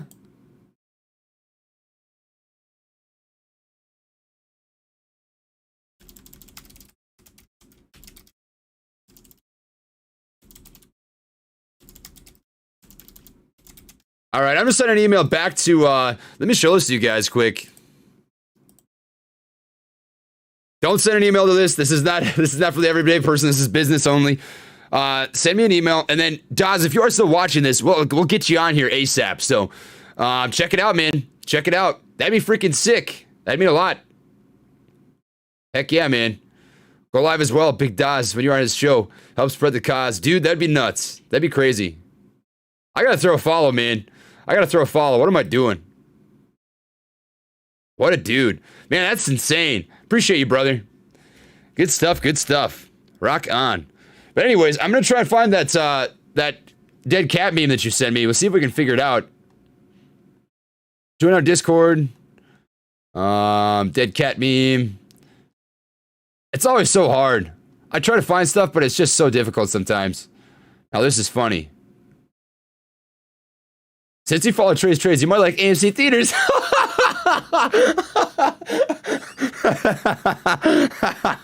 That's gold. I love that. Not bad. Not bad. Not bad. I see you, AMC. I see you, AMC. The four Hodelman. You know what it is. Man, you guys have been going nuts. Waiting for Monday. That's good. Monkeys on the moon. That's all we're about. That's all we're about. Anywho's, I'm not finding it. If you want to send it to my inbox, I'll check it out there. I'll check it out there for sure. For sure, for sure. Thank you. All right. Coming back here to the live stream. Diamond Hand AMC, thanks to Trey. Support our vets. You got it, man. 100%. Too easy. Michelle, thank you as well. 801, you know what it is. Linda and David, and we got Jake Groth dropping $100 freaking dollars. All the love from Minneapolis, Minnesota. Thanks for supporting the troops and bringing the Hodelman together. OG, right on, man. It's all going to a good cause, and I appreciate you being so generous. That is insane. Absolutely appreciate you helping out the people who need it. That is freaking so cool.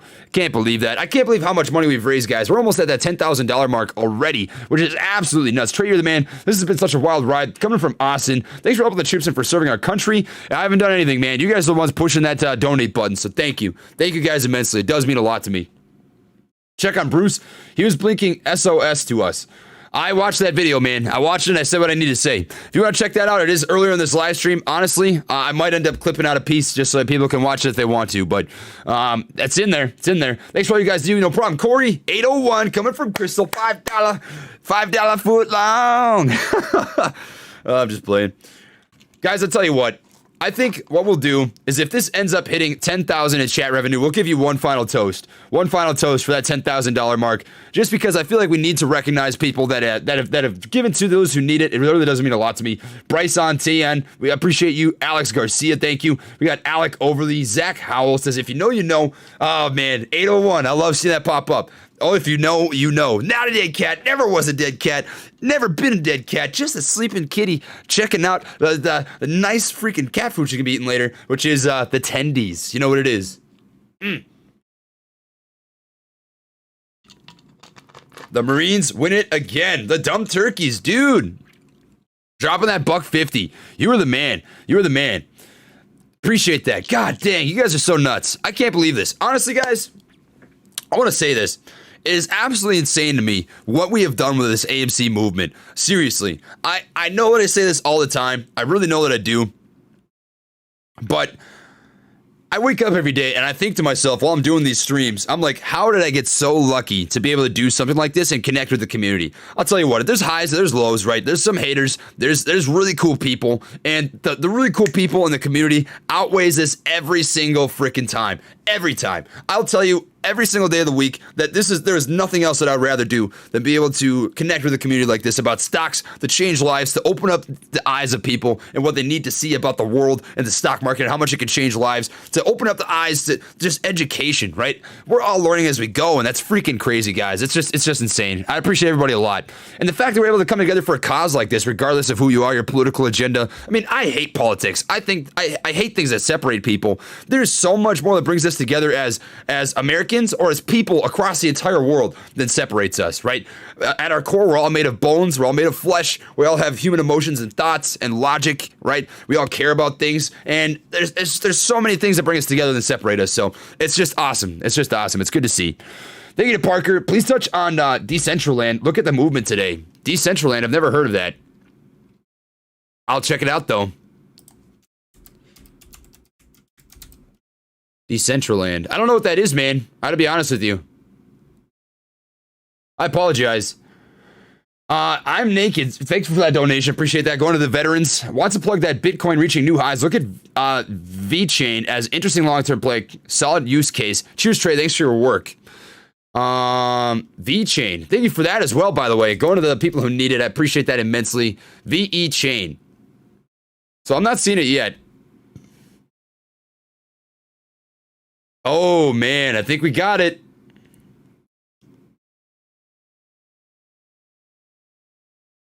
There we go. There we go. All right. So guys, I'm gonna send out a quick restream.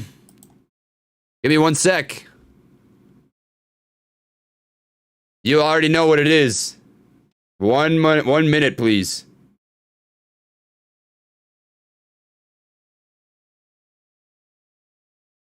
All right, dude.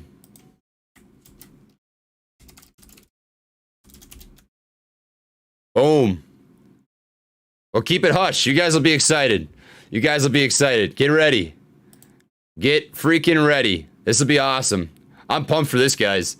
You guys are gonna have some fun. Dope. Rock on. All right, back to it. Anyways, VE Chain. So as far as blockchain companies go, I think the stock that I like the most is probably Mara or Riot. Probably Mara or Riot. So I'll check it out, though. I'll check out VE Chain. I'll check it out for sure. Have you looked into Recaf? So we got somebody coming on here. I'm going to check this out. Give me 1 sec.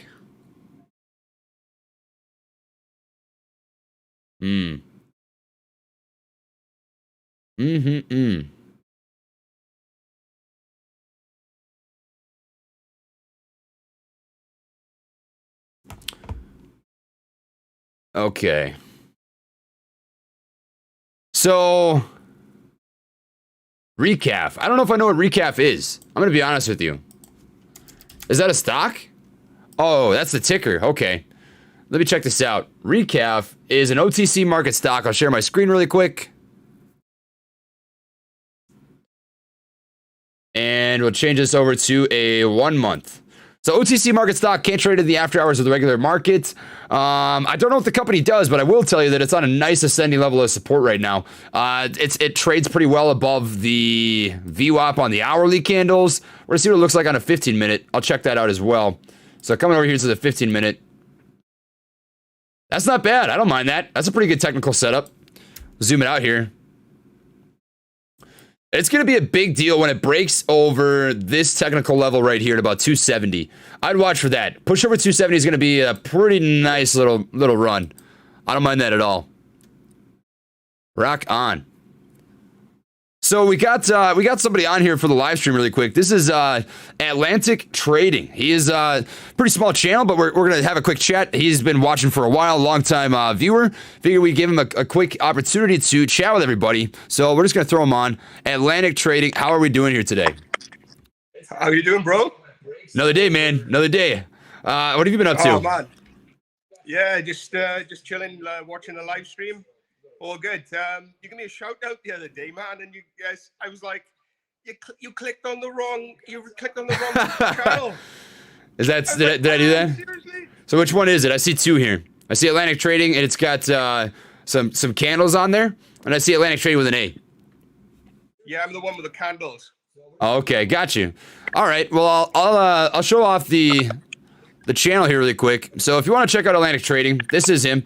I always like to throw subs to small channels to help people out, so I'll sub for you for sure. Looks like you're keeping track of AMC and the GameStop situation as well as some other companies. I'm also bullish on Torchlight, Metamaterial. Hive is pretty solid. Yeah, not bad. There we go, man. Oh man, seriously, like absolute legend. No problem, brother. Rock on.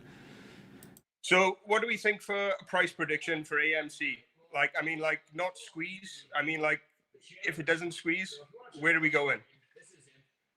If it doesn't squeeze? Yeah, if it doesn't squeeze, let's say in the unlikely event it doesn't squeeze. I mean, I put the details into the discounted cash flow model, and I was pretty conservative in my estimates, and I got like $20+ per share. I may be wrong, but No, you're good. You're good. So if it does not squeeze, I would think the stock is worth anywhere between $18 to $25. That would be my guess. But I don't see a situation here where the stock doesn't squeeze, to be honest with you. I think that the damage is unreversible. I think the amount of failure to delivers that IOU synthetic shares, the naked options, naked shorting, the ETFs that are being shorted behind everybody's back, right? All these different numbers that are crunching together, there's no way for them to undo that unless they just dump all those short positions at one given time. And you throw that on top of the call options, the gamma squeeze potential, it's inevitable. I think there's no possible way they don't come out. They come out unscathed. I just don't see it. Completely agree. There's absolutely no way. There's too much short interest. There's too much of the gamma squeeze going on. I just can't see a way that it doesn't squeeze. But even if it doesn't, like the point I was trying to put across to people who were worried about holding the shares just in case it doesn't squeeze is that don't worry. Even in the really unlikely event that it doesn't, your shares are still going to be worth more than like $10. So there's absolutely nothing to worry about whatsoever. Right, man. I'm totally with you. There's so many different ways that this can play out. This can play out as a Amazon acquisition. This can play out as a COVID recovery play. This can play out as a squeeze play. There's so many different scenarios here and so many good things pointing in the direction of a win for AMC that I just don't see it not coming out on top, you know?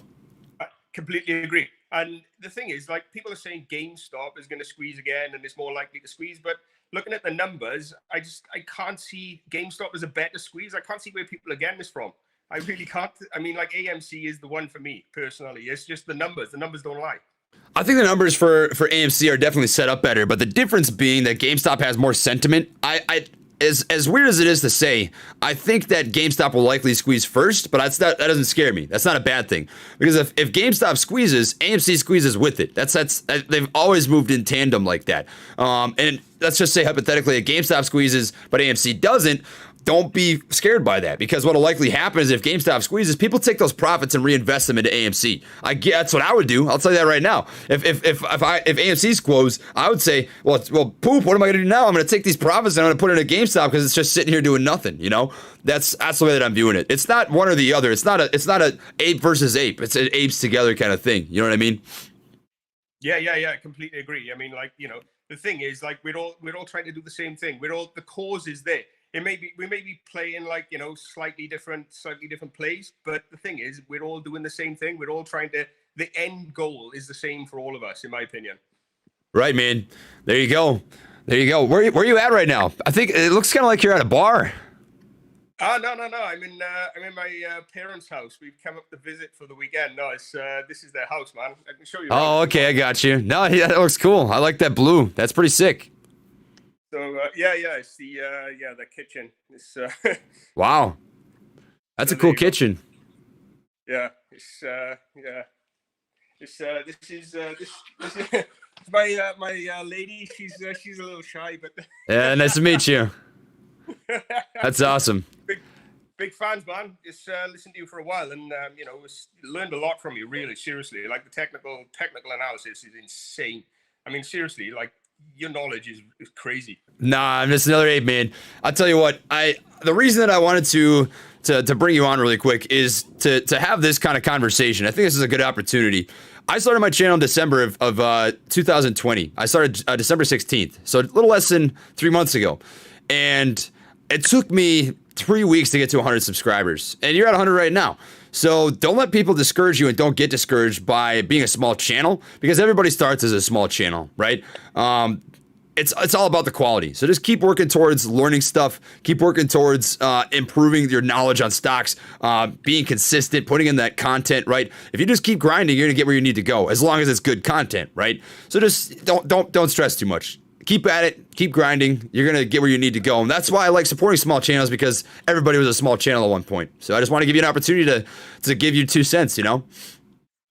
Oh, man, really appreciate it. I mean, like, seriously, like, I'm just really happy for you that you've done so well. And you've done so well, not just because of your knowledge and your technical ability, but I mean, like, your personality. This is why you've done so well, is because you genuinely are relatable. You're a genuine guy.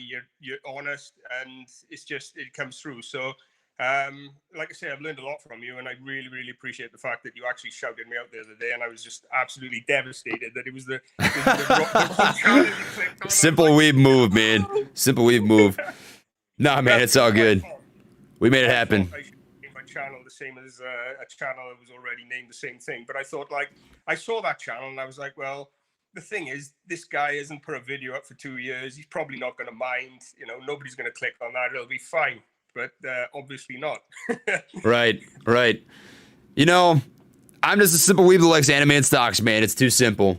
Hey, if you haven't had the opportunity to check out his channel, I did share this on the screen, but if you haven't seen it, it is just Atlantic Trading, the one with the candlesticks in the picture. He's got 106 subs. Let's show him some love. I threw him a sub. It never hurts to help support a small channel. We'll give you what we can for some help here, and see if we get you up at all. You're already at 145, man. Went up 40 just like that. Seriously, bro. Seriously, like that. That's insane. That is genuinely insane. I can't actually believe that. Thank you so much. I really appreciate it. And like I say, just absolutely in awe. And I keep watching your channel. And I always will. It's if I can even get even close to the videos you produce, then I'd be a happy man. Nah, man, take it a day at a time. Take it a day at a time. You be you, don't be me. Right? We're all individual people. Be the Atlantic Trader. Don't be the trades. Yeah, man. I'll try. I try to do my best. I mean, like my sort of forte is more. I mean, my background is in science. I'm a geologist with a petroleum engineering background. So I'm into researching. I was trained in research. So the technical analysis side is I'm still learning it.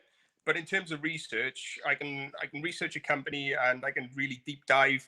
And then present that information in a way that people can understand. So I'm trying to go down that route, like you say, be me. So that's what I do. Rock on, man. There it is. That's awesome. I'm happy for you, man. You're going to do it. Just find what you like doing, find what you like talking about, and make it your own thing, Oh, thanks, man. Really appreciate it. Like I say, love your channel. It's awesome. Amazing. Awesome, brother. Appreciate it. You too, bro. So, just curious. I'm just curious. What are your thoughts on, I've noticed COS, GameStop, AMC. All right, recently they haven't been sort of mirroring each other so much. But why are the charts all mirroring each other so much? All the meme stocks. I mean, it can't be a coincidence that all of these stocks are trading along the same sort of chart. And not everybody who are trading these stocks can be buying and selling all at the same time. I mean, the amount of millions of people that are buying and selling these stocks, there's no way that everyone is buying and selling at the same time to make the charts almost mirror each other. I'm just wondering what your thoughts are on that, because I can't figure it out. I think that you likely do have some of the same similar buyers and sellers that step into those stocks, but more so, I think you've got the same whales or institutions that step into those stocks long at the same time and that go short on them at the same time. So to touch on that, what I would mean is, like AMC, for example. AMC, this is a really sly thing that happened in the after hours. I don't even know how many people noticed this, but the last 4 minutes of the extended hours on Friday, you had a 4-minute push where the stock went from $11 up to $11.35. And I would bet you money that was an institutional buyer stepping into the game. On the flip side, when the stock is just ripping really hard, it's going down, it's just dipping down and come down to the shadow realm. That's likely whales, like what we saw on Wednesday, right? And the same thing happened with GameStop at the exact same time. I do think it's very likely that you've got institutional shorts that are stepping in, hedge funds that are buying and selling at the exact same times. And it sounds crazy, but I don't think it's out of the question. We know that there has been collusion between institutions and big buyers in the past, big sellers in the past. 100% possible, big time. Yeah, it is absolutely crazy. I mean, it's you wouldn't expect it. Which, if you're seeing that, it does give you the impression that these guys genuinely are sort of all talking to each other and they're all doing the same thing at the same time. Which, again, it's they cry when we do it. When there's millions of, say, Reddit investors and us guys, just the retail investors, doing what we can and trying to earn a buck. They're all crying about it on CNBC and they're all whinging, we shouldn't be allowed to make trades within half a second on our phones. But then at the same time, they're all getting together and they're all buying and selling the same stocks at the same time and manipulating the market like that.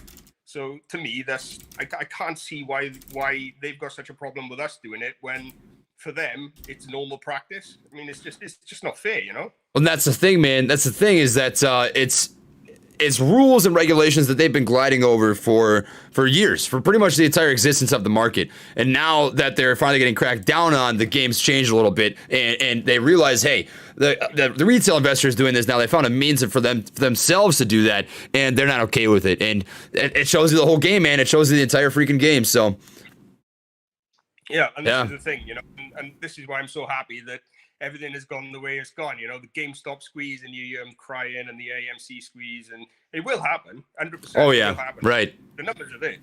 I mean, like, you just look at the numbers. There's no way it can't. We've got to stick together and hold. That's the biggest thing. This is what I keep trying to say in my videos, is that we all just have to like stick with the cause and hold, because what people need to realize is that there are only so many shares. There's not an unlimited, infinite number of shares in AMC. So these people who are short, and they're going to need to buy them back at some point, and they're going to have to pay whatever we want to charge. So we need to hold them. I mean, like, if I had 10 Ferraris and somebody really needed to buy a Ferrari and I was the only person who had them, I could charge them wherever I wanted. This is the way I'm trying to put it across. It's like we are in charge. As long as we stick together, everybody has to stick together and hold. And then all of us decide at one point, yeah, okay, you can have them, but it's going to cost a lot.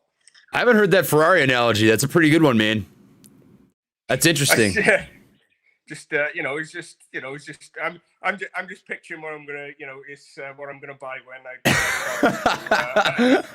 yeah, man. I tell you what, I'm gonna buy myself a Tesla. I love Teslas, man. I drive myself a 2020 Honda CR-V. It's a pretty nice car. I enjoy it, but I think I'm gonna give that to my mom, and I'm gonna buy myself a Tesla, and somebody else a Tesla as well. We'll see. Actually, I owe it to him. I already said I would. I said if this hits $600, that I'll buy a subscriber a Tesla. So we're gonna stay true to our word. Man, that's so kind. You know, you're gonna give it to your mom as well. I love that. I really love that. And it's Mother's Day tomorrow, so it couldn't be more perfect. Is it? Well, in the UK it is. I'm not sure if it is in the US. I was gonna say no. I haven't bought my mom anything. I was about to freak out, dude. You scared the crap out of me, dude. Don't do me like that. Don't do me like that. Holy Toledo. Oh God. I was about to lose it. All right. Yeah, I forgot. I forgot you're not from the States, dude. Oh my God. I was about to lose my basket. All right. Wow. Yeah, I want a Tesla too. I want the new, the new Type S. Is it called the Type S? The S Type. Yeah, you got it, man. The Model S. 520 miles range in like 0 to 60 in under 3 seconds. I mean, that's faster than most roller coasters. That's some serious stuff, man. Right, man. You got it. I'm definitely buying one, but maybe I buy some Lucid Motors as well. I don't know. Lucid Motors. I think that'll be a ways down the road, but it'll definitely be solid. I think it scared a lot of people to chat with that Mother's Day thing. Jeez. No, it's only Mother's Day if you live in the UK. You're just like the class. Yeah. Yeah. So if you're living in the UK and you're still scared, you need to get out and buy a card in the morning, like straight away. Holy Toledo, man. That was a big Holy Toledo moment. That was rough. That scared me. Whew. All right. Seriously. I'm sorry. No, you're good. You're good. I mean, it's just one of those things, It's right, man. Yeah. So what time are you planning on getting off, dude? I'll be on here for another 40 minutes. We've been streaming since 9 a.m. today, so it's been about 6 hours and 20 minutes or so. And our goal, my goal is to raise $5,000. We ended up hitting that in the first hour. So everything from here is honestly just freaking awesome. It's a bonus, and I'm glad we can help out some people for sure. Yeah, seriously. Like, I see myself as one of the apes, exactly the same as everybody else. So I'd like to take this opportunity to just say thanks for everything you've done, and in terms of for the veterans and everything that you're doing. I just really just for all of us, for all of our apes, I sincerely thank you for everything you've done. It's awesome. Gorilla Gang, man, that's awesome. No need to thank me. I didn't do anything. You guys are the ones donating. I'm just the messenger. It's too easy. Yeah, you did. You're taking your time, man. But seriously, it's all good. Rock on, brother. Cool really beans. Appreciate the time you've given me too. Yeah, you have a good one. Best wishes to you and your family. You too, bro. You and your family and your missus. I hope you're all good, and I hope all the health things clear up as well. I really hope you're all good. How's your eyes, by the way? I can see out of one of them. Sounds like you're at 300 subs, by the way. Really? Wow. The power of trade. Seriously, man. You're like the dawn of the internet. Yeah, you're at 302. We doubled you up, man. I'm glad we could help out. That's awesome. I'm happy for you. Oh man, I'm really grateful. Really appreciate it. You're awesome. Rock on, brother. Have a good one. You too. Cheers, bro. Peace. Peace. All right, guys. Thanks for having Atlantic Trading on here. We just I love showing some love to the people in the community who are traders that might have small channels. You know, you never know. You never know when the next guy is going to be. So that's awesome. I'm glad we could have him on. Bruce is too easy eating bagels and selling coffee cups. No. It's all good. It's all good. Donation going to Wounded Warriors Project. You already got it. 100%. All right. Whatever happened to Brian Jung? So Brian Jung still does create videos. He's a little I wouldn't say slower, but he just takes his time. He takes his time, right? He had a lot of issues with the AMC situation. It kind of affected his mental health, and I respect that. If people need to take a step back from YouTube to take care of themselves, that is what it is. So I'm 100% okay with what he did. The man is awesome. I still talk with him. I've had a couple phone calls with him over the last couple weeks, and I'll continue to chat with him for sure. All right.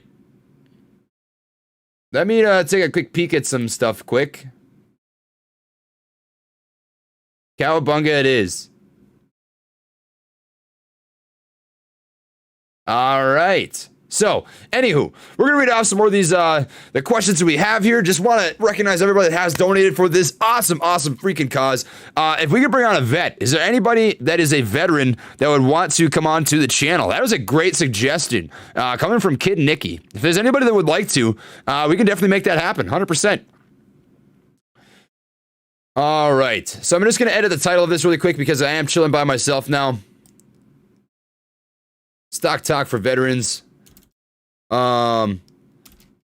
We've raised $10,000. Actually, $11,000 because I'm matching a K already. Look at that. That's freaking sweet, guys.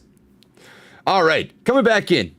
I'm naked. Thank you, dude. Want to plug that BTC? We already touched on that. Thank you to Austin. We got the Mikey ETF. Made a channel so I could subscribe again and donate. You are changing lives both in and out of the market. Please don't stop your videos. Freaking awesome, man. I'm happy to hear that. That makes my day. We've got Elko Riano. Thank you for that as well. DW. Thanks for all the info for entertainment purposes only. You know what it is. I appreciate that you said that. I appreciate you said that. That's sweet. Coming back up here. What do we got? I want to recognize everybody that dropped these because it's not going to me. This is all going to veterans. I'm not keeping a penny of this, so appreciate everybody immensely and for donating to the cause. All right. What do we got? Oh, you guys just go nuts. You guys go nuts. I look away for a second. And you just blow this thing up. You blow this thing up. I am mentioning the Discord that I'm in. I do mention that.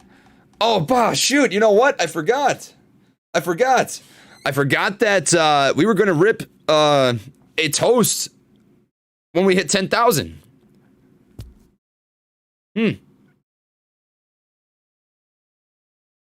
Well, I suppose. Guys, we have been going for 6.5 freaking hours. You guys are absolutely awesome. I appreciate everybody here. And we're just going to give a toast out there to everybody who has helped out this channel, that has helped out this live stream, helping out veterans, right? Absolutely incredible. I appreciate everybody immensely. It's mind-blowing to me. I can't believe what's been going down. I see people talking about Bruce a lot. Guys, we don't need to over sweat about that. I'm still waiting for an email from Big Daz, by the way. Shot a cracking for the vets. Thanks, Trey, from an Army vet. Annister, appreciate that. Salute to all our servicemen and servicewomen. You guys are awesome. Jesus. All right, I want to read off all these guys. Once I read through these super chats, I will give a toast to everybody out there for getting us to 11,000 total chat revenue now, all going to veterans, all going to a great cause. You guys are freaking insane. I can't believe what's going down.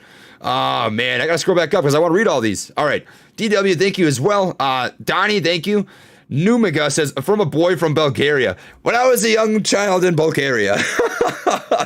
Listen to the show every day. I'm here to learn. So cheers and thanks to you. Thank you, Jared. I appreciate that. Thank you to X0. You're the man. Keep up the grind. Thank you to Will. Been tuned in since the start of the stream. Love the channel, what you were doing. Man, that was a long time. Cheers to you, brother. Holy Toledo. Whoa. What a guy. We've got Jonathan Owens here. Thank you to Jonathan. Trey, thank you and the rest of the military for your service. Left you some fan art on Twitter. My Twitter handle is Bulls on Parade. I mean, I got to check it out. Bulls on Parade, huh? I always love these fan arts. I wish that I could get to more of them. Thank you for everything, bro. Keep up the peaky wiki. Oh, this is sick. Look at this. That's actually really cool, dude. AMC, GameStop. I think, so this is me. There's Matt Coors. There's Andrew Mo Money. There is our boy Max. And we got a gorilla. 4 men and a prayer. 4 men and a prayer. That's getting saved, dude. I love it. That's gold. That's absolute gold. What a dude. Oh, man. Not bad. Not bad. If anybody wants to do me a favor, I will stick around longer than 4 o'clock. If we can get Daz TV on here. If you guys want to do me a favor, check this out. I'm going to come over here, and I'm going to just go like this. Daz TV. Oh, I'm probably... Big Daz. I'm doing that wrong. Big Daz. There we go. If you guys want to retweet this and help me out, let's get him on. I'd love to have a conversation. Hey, man. Love the frickin' AMC bull that you are. Let's chat stocks, man. I'll stay on the stream as long as you are vibing and want to join. AMC. If you guys want to do me a favor and retweet that, it really does help out. I'd love to have a conversation with the dude. I saw he was here. Saw he wanted to join. I think we just missed him. And if we can make it happen, that'd be freaking cool. That'd be so nice. All going for a good cause. I'm taking none of this home, right? This is not for me. Anywho, we're going to be giving a cheers out there to all the freaking veterans, all the people who have served in the country, right? I have nothing but the utmost respect for everybody here. And it means an incredible, incredible amount to me. I realize that I'm not streaming myself right now. There we go. That looks better. Okay. Anywho, coming back. So cheers to all the veterans out there, everybody who has served. Cheers to all you guys who have dropped super chats, who have donated to the cause, who have done, even if it was just $1, if it was $5, if it was $100, if it was $500, you contributed to something bigger than yourself, right? That is what is awesome about AMC in this GameStop situation. It's not about us. It's about the little guy giving back to take care of the other little guy. And I always take pride in doing that. If we can, as a little guy, give back to the little guy, that's all that I can ask for. So that's a cheers to this. Cheers to you guys. Cheers to giving back to the little guy. And cheers for the little guy getting the W for the 4th time here. Absolutely beautiful. Bottoms up.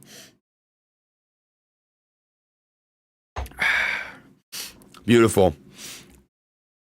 All right. Thanks for the day stream. Been here all day. Appreciate that, dude. That is insane. I can't believe that. Tracer Facer, thank you. Our Lives, thank you. We got Keyshawn's GG all day. The Dumb Turkeys, kill.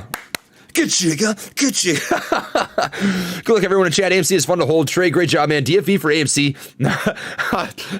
That makes me feel so weird to say. I don't know how I feel about that. Thank you, sir. I'm just showing some support. Been following for a little while now. Appreciate that, man. Trey, great cause. Thank you for your service. Little tip. Get an XP pen tablet off Amazon. $32 for all drawing, including whiteboard on computer. Thank you later. Dude, I know I got to do it. I will. I'll get to it. I promise. All right. Sweet. Oh, we got it. We got that email, guys. We got that email. All right. We're going to get our boy on. Here we go. Big Daz has sent us an email. Let's get the boy on. I'm excited to have a chat, man. I love chatting AMC. This is the way. As we always say. All right. Here we go. Let's do it, man. Hop on in. Cowabunga it is. Oh, I see why. Because I sent it to the 2. All right. So here we go. We're going to bring in Big Daz, guys. Let's do it. Train cheers. You know what it is, guys. Oh, man. Absolutely loving this. Okay, so I'm gonna keep reading through these guys. I absolutely appreciate everybody that has come and dropped these. So I just want to recognize everybody. Trey, great cause. I will do that, by the way. Julius, 500 AMC plus 10 contracts. Started dipping toes in the market in December. I come to your show daily for your energy to get through all this volatility. Thank you for all you do. Absolutely appreciate it, man. That is sick. Thank you to David. Thank you to Jackie. The Z man. Not much, but thank you at all. Thank you all. No, dude. $1.99 is $1.99. You're taking the time, which is freaking cool. That's sick. Thank you. SFS Mama Bear, appreciate that. You know what it is. Annie says $22. Thank you for that, Brendan. Wubble up a dub dub. Wubble up a dub dub. Yeah. How come you always get to pick all the adventures, Rick? Why can't I ever pick any of the adventures, Rick? Rick Diamond, Hands Flare, appreciate that. Kurt Hod, thank you, Trey, for all your hard work. Shout out to all the USMC brothers. Yas, thank you for your service. Awesome, man. Appreciate that. Kimberly, appreciate this. This is all going to the veterans. Love for all our vets. Excited for the coming week of trading. Let's go AMC. You know what it is. Thank you to iSpicer. Thank you to David Garcia. Brandon for the Kraken. Thanks for doing this. We got Joshua. Hope YouTube doesn't take any of this for our service members. Thanks for all you do, Trey. I am working through it. I promise you. We got Gerald Jowood. Thanks for all you do. Support our troops. Trey, too easy. Appreciate it, big dog. Too easy. I do say that a lot. And yeah, man. I know I say yeah, man, a lot.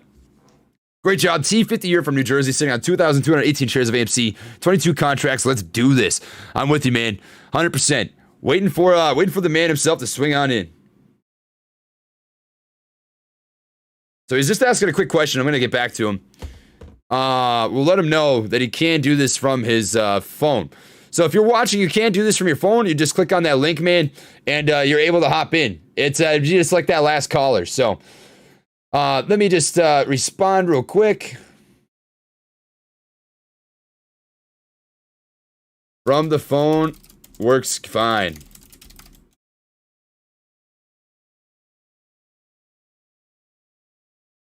Rock on. All right. You are awesome. Thanks for the great work and support for WW. Guys, I am just going to keep reading through these super chats and recognizing everybody that has taken the time to donate to the Wounded Warriors Project, the veterans, because it is immensely appreciated. We are going to have Big Daz come on here, Big Daz TV, to talk about AMC and his opinion on things, pick his brain. Be an awesome opportunity to chat about different stuff. So I'm very excited to have him on. AMC, for if you're just tuning in, if you're a new listener, which I'm assuming most of you are not,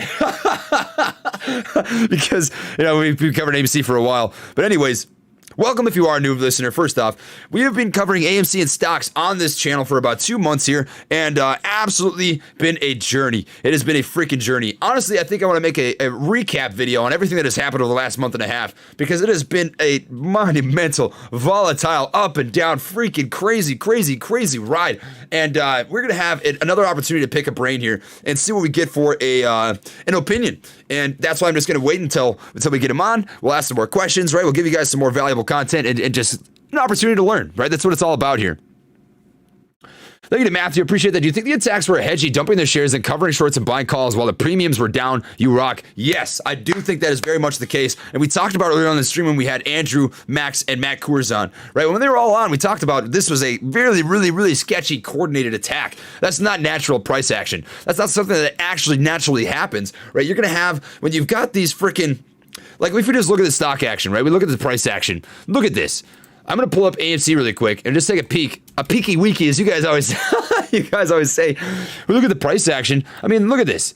Do you think this is a natural sell-off right here? That is not natural. This does not happen. You're not just going to have people that randomly dump their shares, right? That's not it. That ain't it, Jack. That ain't it. That is not it, right? I just don't buy that. So I do think that was a coordinated attack. Yes, 100%. Big time believe that. So just waiting to see what we hear back from Big Daz. All right. We got Austin Wilkinson. Cheers, Trey. My girlfriend is so annoyed. I'm always watching your vids. Hey, my girlfriend is probably wondering where the heck I am, because I've been on YouTube for almost 7 hours now, but life goes on. Thank you to Steven. I appreciate that. Greetings from Serbia. Good to see you. For Jane Dots, thank you to I for that $100 donation going straight to the Wounded Warriors Project, going straight to veterans. I am matching for every $1,000, $100 of my own dollars, which means I'm putting in $1,100 towards this cause. You guys are absolutely awesome. Can't believe what's been going down. Truly, truly, truly blessed. Thank you guys. In deep and GME, but I'm going to buy AMC because I love all you hodling apes. Hodling is the way. It is the only way. It's the way and the only way. I love that. That's awesome. Paul Manson says, Kachiga. Oh, man. That's too good. That's too good. I love it. Trey Dog. I love you, Trey Dog. Thanks for your service. No problem, brother. I'm not doing anything. I'm just the messenger. We will have people on here before. Trey, do I ever eat? I do eat occasionally. I should drink some water. Give me some water here really quick. Hold on. I recognize that I have not had water. I always get people that yell at me to drink water. Let me go do that real quick.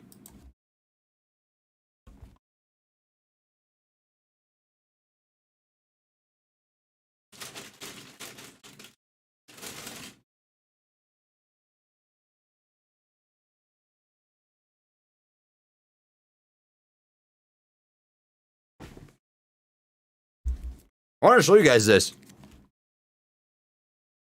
Check this out. This was given to me by a friend that I met in Kentucky. And I think this is really important message. It says this. I don't know if you can read it. It doesn't look like it. Well, it says, goals may change, but the mind stays savage. I always thought that was a good note. I just wanted to share that with y'all. Goals may change, but the mind stays savage.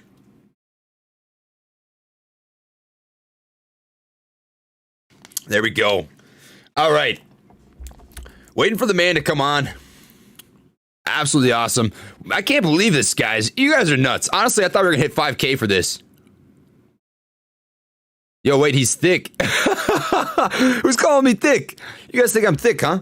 You guys think I'm thick? You think I'm thick? It's just the hoodie.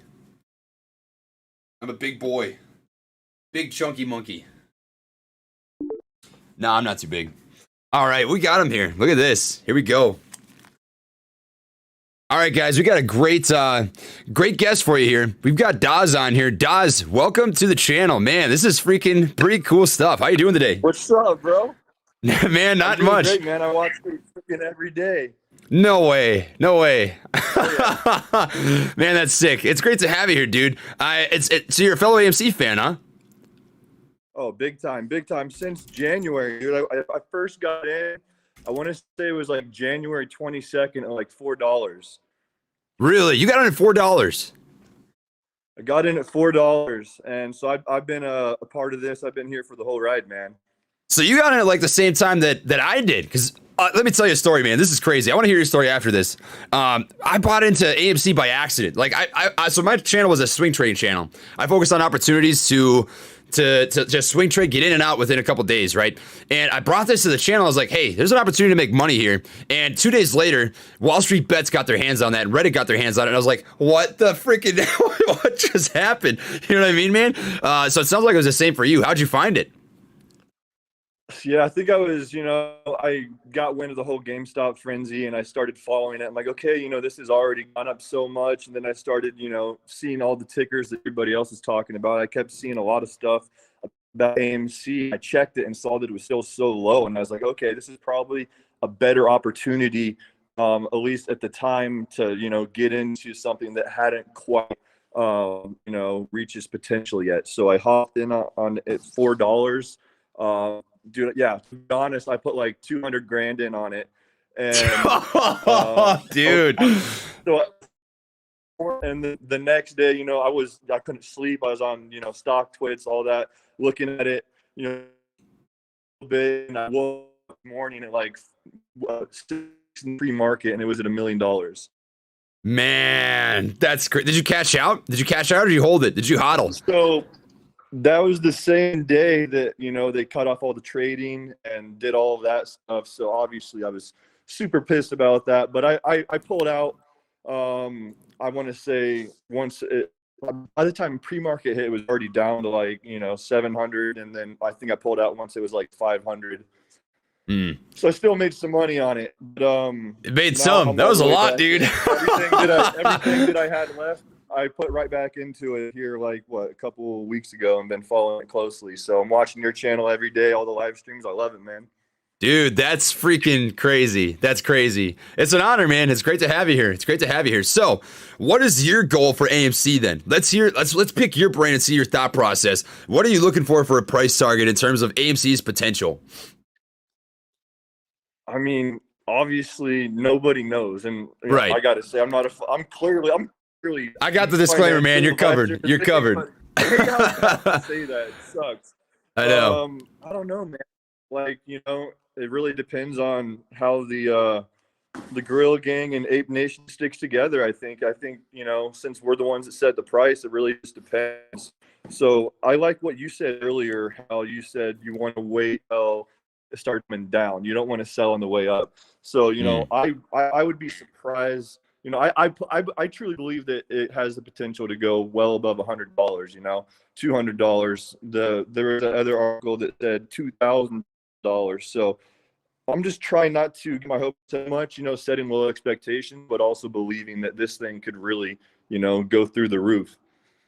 Dude, you're spot on, man. So this sounds crazy. But AMC to 2K is a legitimate possibility. I read a crazy due diligence article on Reddit, and I tried finding ways for the numbers not to add up, and I couldn't. I couldn't find a way. Like, it sounds crazy, but it's not when you think about GameStop, right? So GameStop went from $5 to $10 to $20 to $50 to $100 to $200 to $500, right? It's possible. Like, you can have infinite upside with a gamma squeeze or a short squeeze situation, which takes place with AMC and both GameStop. It's just like AMC is like the little stepbrother. He just hasn't had the opportunity yet. Exactly. He's too young, right? So we just gotta wait for him to mature a little more and get older. And as that time comes, it's gonna move. So that's awesome, man. Rock on. Yeah, man, I love it. I'm telling everyone I know, I'm like, hey, dude, you got to get in on this. Like, the community is also what's so awesome. Like, giant family, everybody's in on it together. Everybody's, everyone's just waiting for this thing to explode. And I think it's a matter of time. Man, I'm with you 100%. And it's been a freaking emotional roller coaster. Did you rebuy when it was at $5 for like a straight month? No, I wish. I got back in, I think, at about $8 or $9. Man, it was a roller coaster. There were a lot of people that thought it was dead for sure. That was challenging times, man. Not a dead cat, dude. You really do watch this. That's crazy. That's insane, man. That's sick. Rock on, man. It's not a dead cat. It never was. It was a napping cat. It was a freaking napping cat. Exactly. Yeah, man. And I just want to say, man, I love how, I can just tell that you truly love this. You're such a hard worker. How, you're in the Army, right? I'm not allowed to say that anymore, but I am. Yes. Okay, got it. Yeah, no, you're good. You're good. No worries. I didn't say it. You did. Like, you're going to work all day and getting up at say 6 a.m, making your videos, pumping out so many videos. It's incredible. I admire the work ethic, and I think you're gonna do great things, man. Dude, I appreciate that. That means a lot. That means a lot coming from you. Seriously.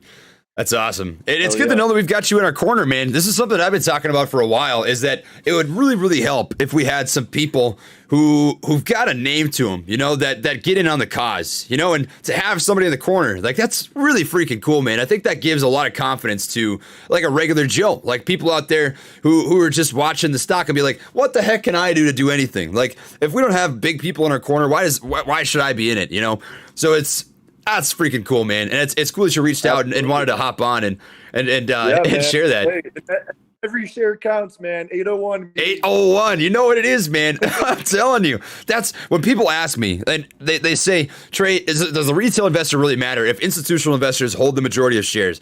801. That's the exact example you need, man. You really think we'd have hit 801 if we didn't? Like, that's a difference of maybe 100 shares, maybe even 50 shares. 50 shares could have made that difference, which is crazy. That's insane. It is. Yeah, absolutely mind-blowing, man. Okay, so did you ever touch GameStop, or are you just an AMC monkey with the rest of us? No, just GameStop a little bit. When it was first kind of going up, I don't know, I want to say I kind of got in at like 120, rode it to like 180 or so. And that was like the day before I went all in on AMC. So I rode that wave just for a little bit. But yeah, I respect the GameStop peeps. You know, obviously we're in this together, but I'm an AMC guy. That's what's up. That's what's up. We got a fellow gorilla on our hands. We got to give you a name, man. We got to call you Silverback Dawes. That's got a good name to it. That's got a good name to it. Silverback Dawes. Drop some freaking gorillas in the chat, guys, for Silverback Dawes. He deserves it. Show him some love. That's what's up. Love it, man, love it. You know, the interest for AMC, the numbers have been greater than GameStop pretty much the entire time. I mean, especially over the last 3 weeks. I've been watching it religiously, like just covering all the numbers, looking at the different things. And the only difference that I see between GameStop and AMC is this. GameStop has a lower overall float, which just means there's less shares available, and it's got more sentiment. So there's just more people interested in it. But the numbers for AMC, right, it actually has higher utilization. There's more short positions that are being lent out. It's got more short volume on the day in comparison, right? It's mind-blowing. Like literally the only difference is how many people are buying it. So if more people bought AMC, the squeeze would be like freaking you couldn't even measure it. It'd be nuts. Dude, I'm just excited to see. I'm in it for the ride. And you know, I think regardless, AMC is, you know, what, in 2019, before the pandemic hit, you know, it was at $16. So that's right. You know, I think is a company altogether, and you know, I feel like they're in a good spot. Everything, all the stars are kind of aligning with everything that's going on. There's just so many things that are happening in our favor. So just gets that more amped about it. Yeah, man. Dude, you put it in the best possible way. The stock was trading for $16 pre-COVID. That's all you need to know. That's all you need to know. Worst case scenario, 16 to 20 bucks. I think 25 even. I think 25 bucks is very possible, especially with all the attention on this now, you know? If there's not a squeeze, which I just think it's inevitable at this point. It's like the Avengers, man. I am inevitable. That's AMC, man. Snapping his fingers, just sitting here with the 5 Infinity Stones, waiting to smash the universe to oblivion. It's gonna be sick. It's gonna be awesome. Love it, man. Love it. Yeah, I gotta have you on my podcast sometime. I'd love to, you know, get everybody that, you know, watches my channel more aware about everything that's going on, because my whole life and my whole career, like, you know, really big on just, you know, saving my money. I've always been so scared to like invest it. And what really got me into investing like in the last year is just the way that the dollar is headed. I feel like, you know, it doesn't make sense to have all money just sitting in a savings account with, you know, inflation and everything that's going on right now. So that's what got me into investing. And then I started, you know, following stock twits, and then I can't even remember. I think I found you on stock twits because everybody under the AMC ticker is always posting your videos, and then like, oh, this guy's sick. So started watching you, and now I'm full on, like, you know, it's all I can do. I can't take my freaking eyes off my phone all day. The value of the American dollar decreases every single year. So if you're just putting your money into an interest savings account, right? What are you hoping for at best? Like a percent? 2% a year? You could put your money into some random ETF and just throw a dart on a board of random ETFs, and you would double or quadruple that. You'd triple it. You'd make way more. So like, you're totally right. And it's just like a lack of information that gets passed around. Like, I'll tell you what, when I was in high school, nobody ever told me about investing or stocks. They said, if you put money in the market, you're gonna go broke. Like, put your money in 401k, just put it in your Roth, whatever. Don't even think about it. Just do as I'm saying, you know? All just a bunch of BS. It's just crap. You're totally right, man. I agree, man. That's something that would be cool. It's something I think we need is, you know, classes in high school and middle school about learning about the stock market and investing yourself. And what what's funny is like our generation, I think, is changing everything, because the older generation, like my dad or like my neighbor that I talk to, always like, you know, you should get, you know, if I tell them check out AMC, they're like, oh, call my, you know, my stock guy. And I'm like, you know what? It's like all you got to do is download an app and you can be in control of everything. So, right. You know, I think just self and being in control of your own money and having the access to, you know, do it all from your phone, I think is just a game changer for our generation. So here's a question for you. Moving forward after AMC, post AMC, what's your plan with the profits that you make off of AMC? What do you want to do with that? You know, I'm not sure. I haven't thought about it too much. There's a few like crypto mining stocks that I've been pretty interested in. One of them that I've been looking at is CLSK. Yeah, I got you. Right. I think I don't know.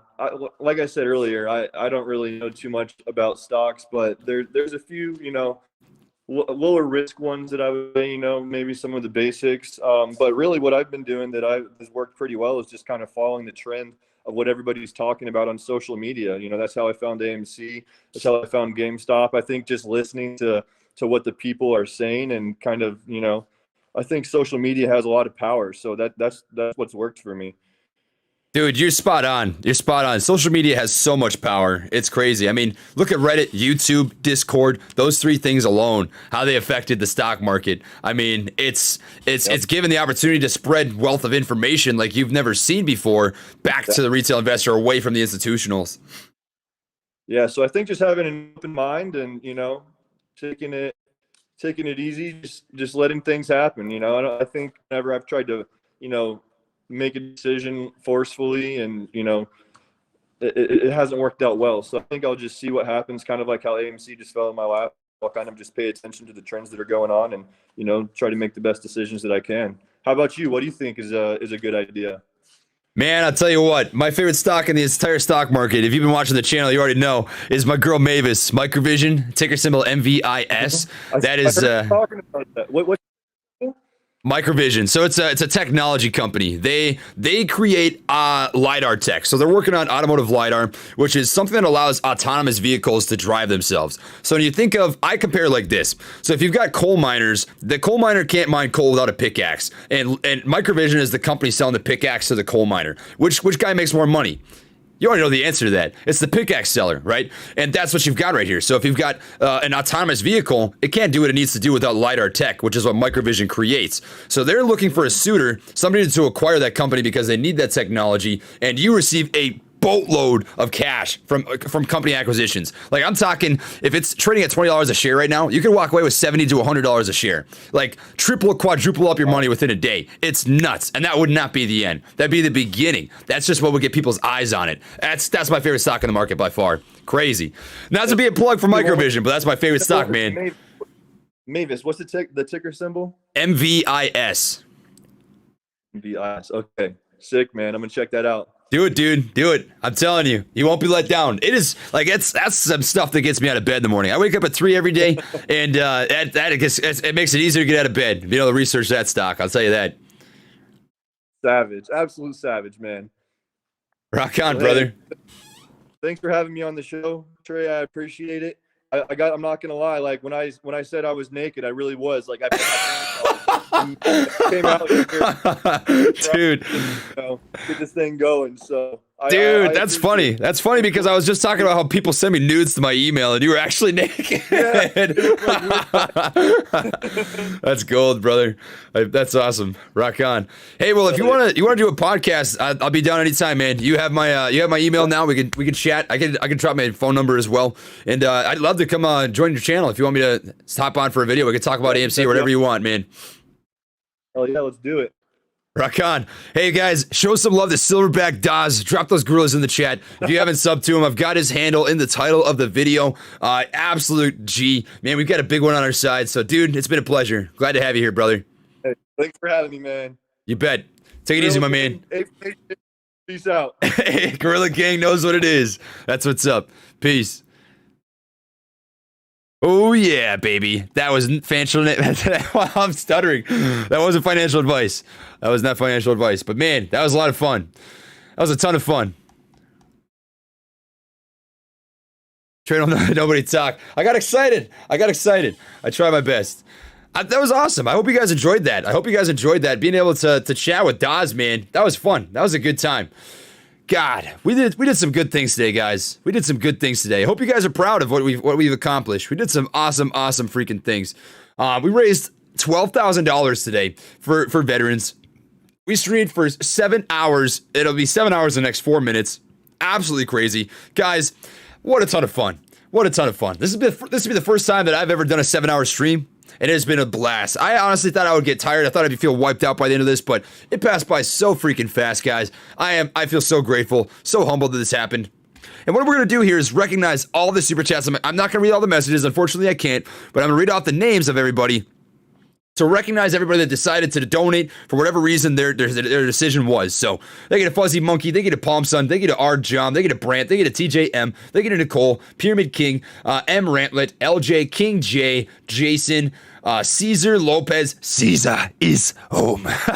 Lenny Davis. We got Puffla Bleezy, Eric, they get a Boomhawk. Appreciate that. That's going to a good cause, brother. Desert Raider, Only Ken Dog, 1C, R. Johnston, Evan Howe. Mental health, positivity, support for our troops, a light in the dark. Can't say enough about your macro perspective on life and larger support for education and sharing. Wake up every day with hope. Community is everything. 801, you know what it is, man. Dude, that means so much. Seriously. It's a blast. It's a blast. Miss Beautiful, thank you. We've got Elgen, Tim Norton, Daryl, Chemistry, Bro, Jody, Brentley, Christopher, Daryl, Jared Wood, English Patriot, my daddy hate my eyes. That's so good. I love it. I love it. Jesse, thank you. Eric, recent sub, Gorilla Gang, America. Guys, you guys are so freaking crazy. I love it. This is so awesome. This is so awesome. Gotta recognize everybody. We're almost through it. We're almost through it. Gotta scroll back up. I thought we were, maybe not, but I am gonna take the time to recognize everybody. Oh, man. Oh, I think I wasn't even close. There we go. Mike Harrison, thank you. Alan, Jesse, shot a cracker for the vets. I did take one. Hopefully you caught that. Mike Castle, Anster, Kersel, Seth Weber, Alexander K, Chris, T. Ganache. It's Jalen. We got J-Rod. Appreciate that so much. Sarah, your energy is unmatched. Nah, dude. I'm straight chilling. I just like stocks. I'm a fellow weeb who likes stocks. Too easy. Which charity is it going to? It's going to veterans. It is going to the Weird Warriors Project, as well as a couple other corporations, not corporations, charity organizations that I will be choosing out. But I will show everybody. I'll be completely transparent. So when this chat is over, I will take a screenshot of exactly how much money we raised, and I will post it on my Twitter so that you guys can see, you guys can watch. It is going to be a blast. Guys, absolutely awesome. We got Jules Silly Chicken. Retracted my message by Silly Chicken mistake. Send some love to my fellow COVID ICU nurses. We love the servicemen and women. Much love to my bro who just got word his BFF, who is head of police in Kenya, passed on due to COVID. Oh, man. My thoughts are with you. Seriously. I'm so sorry to hear that. But I will. I'll definitely do that. I'll show some love to the ICU nurses. My friend is an ICU nurse. Got a lot of love for them. Thank you for all you do. Thank you for the $50. Anything for Salinas. Hey, thank you for that super chat. Thank you for that super chat. I recognize that name. If you know, you know. If you know, you know. Cowabunga it is. Hold AMC to the moon. Cheers. Thank you for that. Tim, appreciate that. David Sean, thank you. Robert, Nims, This is the Way, Destin, Brentley, Wretch X, Tim Laws, Patrick Hawk. Who is Mike Jones? I don't know. Who is Mike Jones? Who is Mike Jones? I have no idea. Oh, man. Thank you to M. Randlet. Thank you to Agent W.M. Kelm, Chris Ryan, Brandon Bell, Adrian, Jared Cole. We got Mojo, Weston, Roger Lederer. Best upcoming buy price to add more AMC. Under $10. $9.50 is my buy target. Bex, we got Don, we got Joshy, suggested username.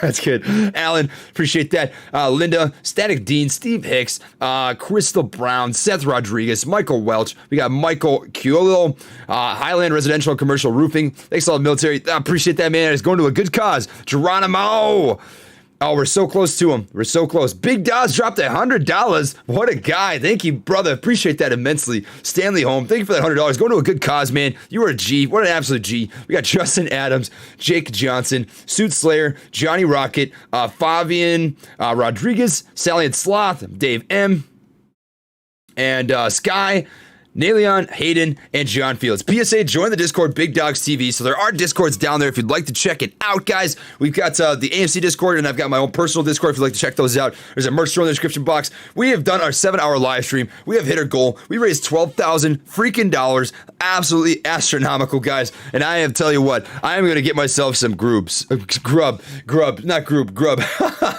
get myself some grub. So, guys, you're awesome. Getting in contact with my friend Yuri Lowenthal, Spider-Man PS4, and Richard Epcar, who's the voice actor. See if they can help you out. No way! If you can make that happen, dude, I tell you what. You've got my email. It's in the About section of my YouTube. If you make that happen, I would be so freaking pumped. My life dream is to be a voice actor for an anime or a video game. That would have a blast. I'd be blown away. So, seriously, guys, that is it for me. That is it for me. I'm wrapping up this live stream. It has been an absolute blast. I have loved every single minute of this. We've raised money for some great cause. None of this is for me. All this is going to some veterans who need it. Little guys helping out the little guys. So, guys, Absolutely appreciate you tuning in. If you took the time to watch this for even a minute, thank you so much. If you dropped even $1, thank you so much. That is all I've got for you guys today. Take it easy, my friends. My fellow Gorilla Gang, fellow Gorilla Juice drinkers, peace out.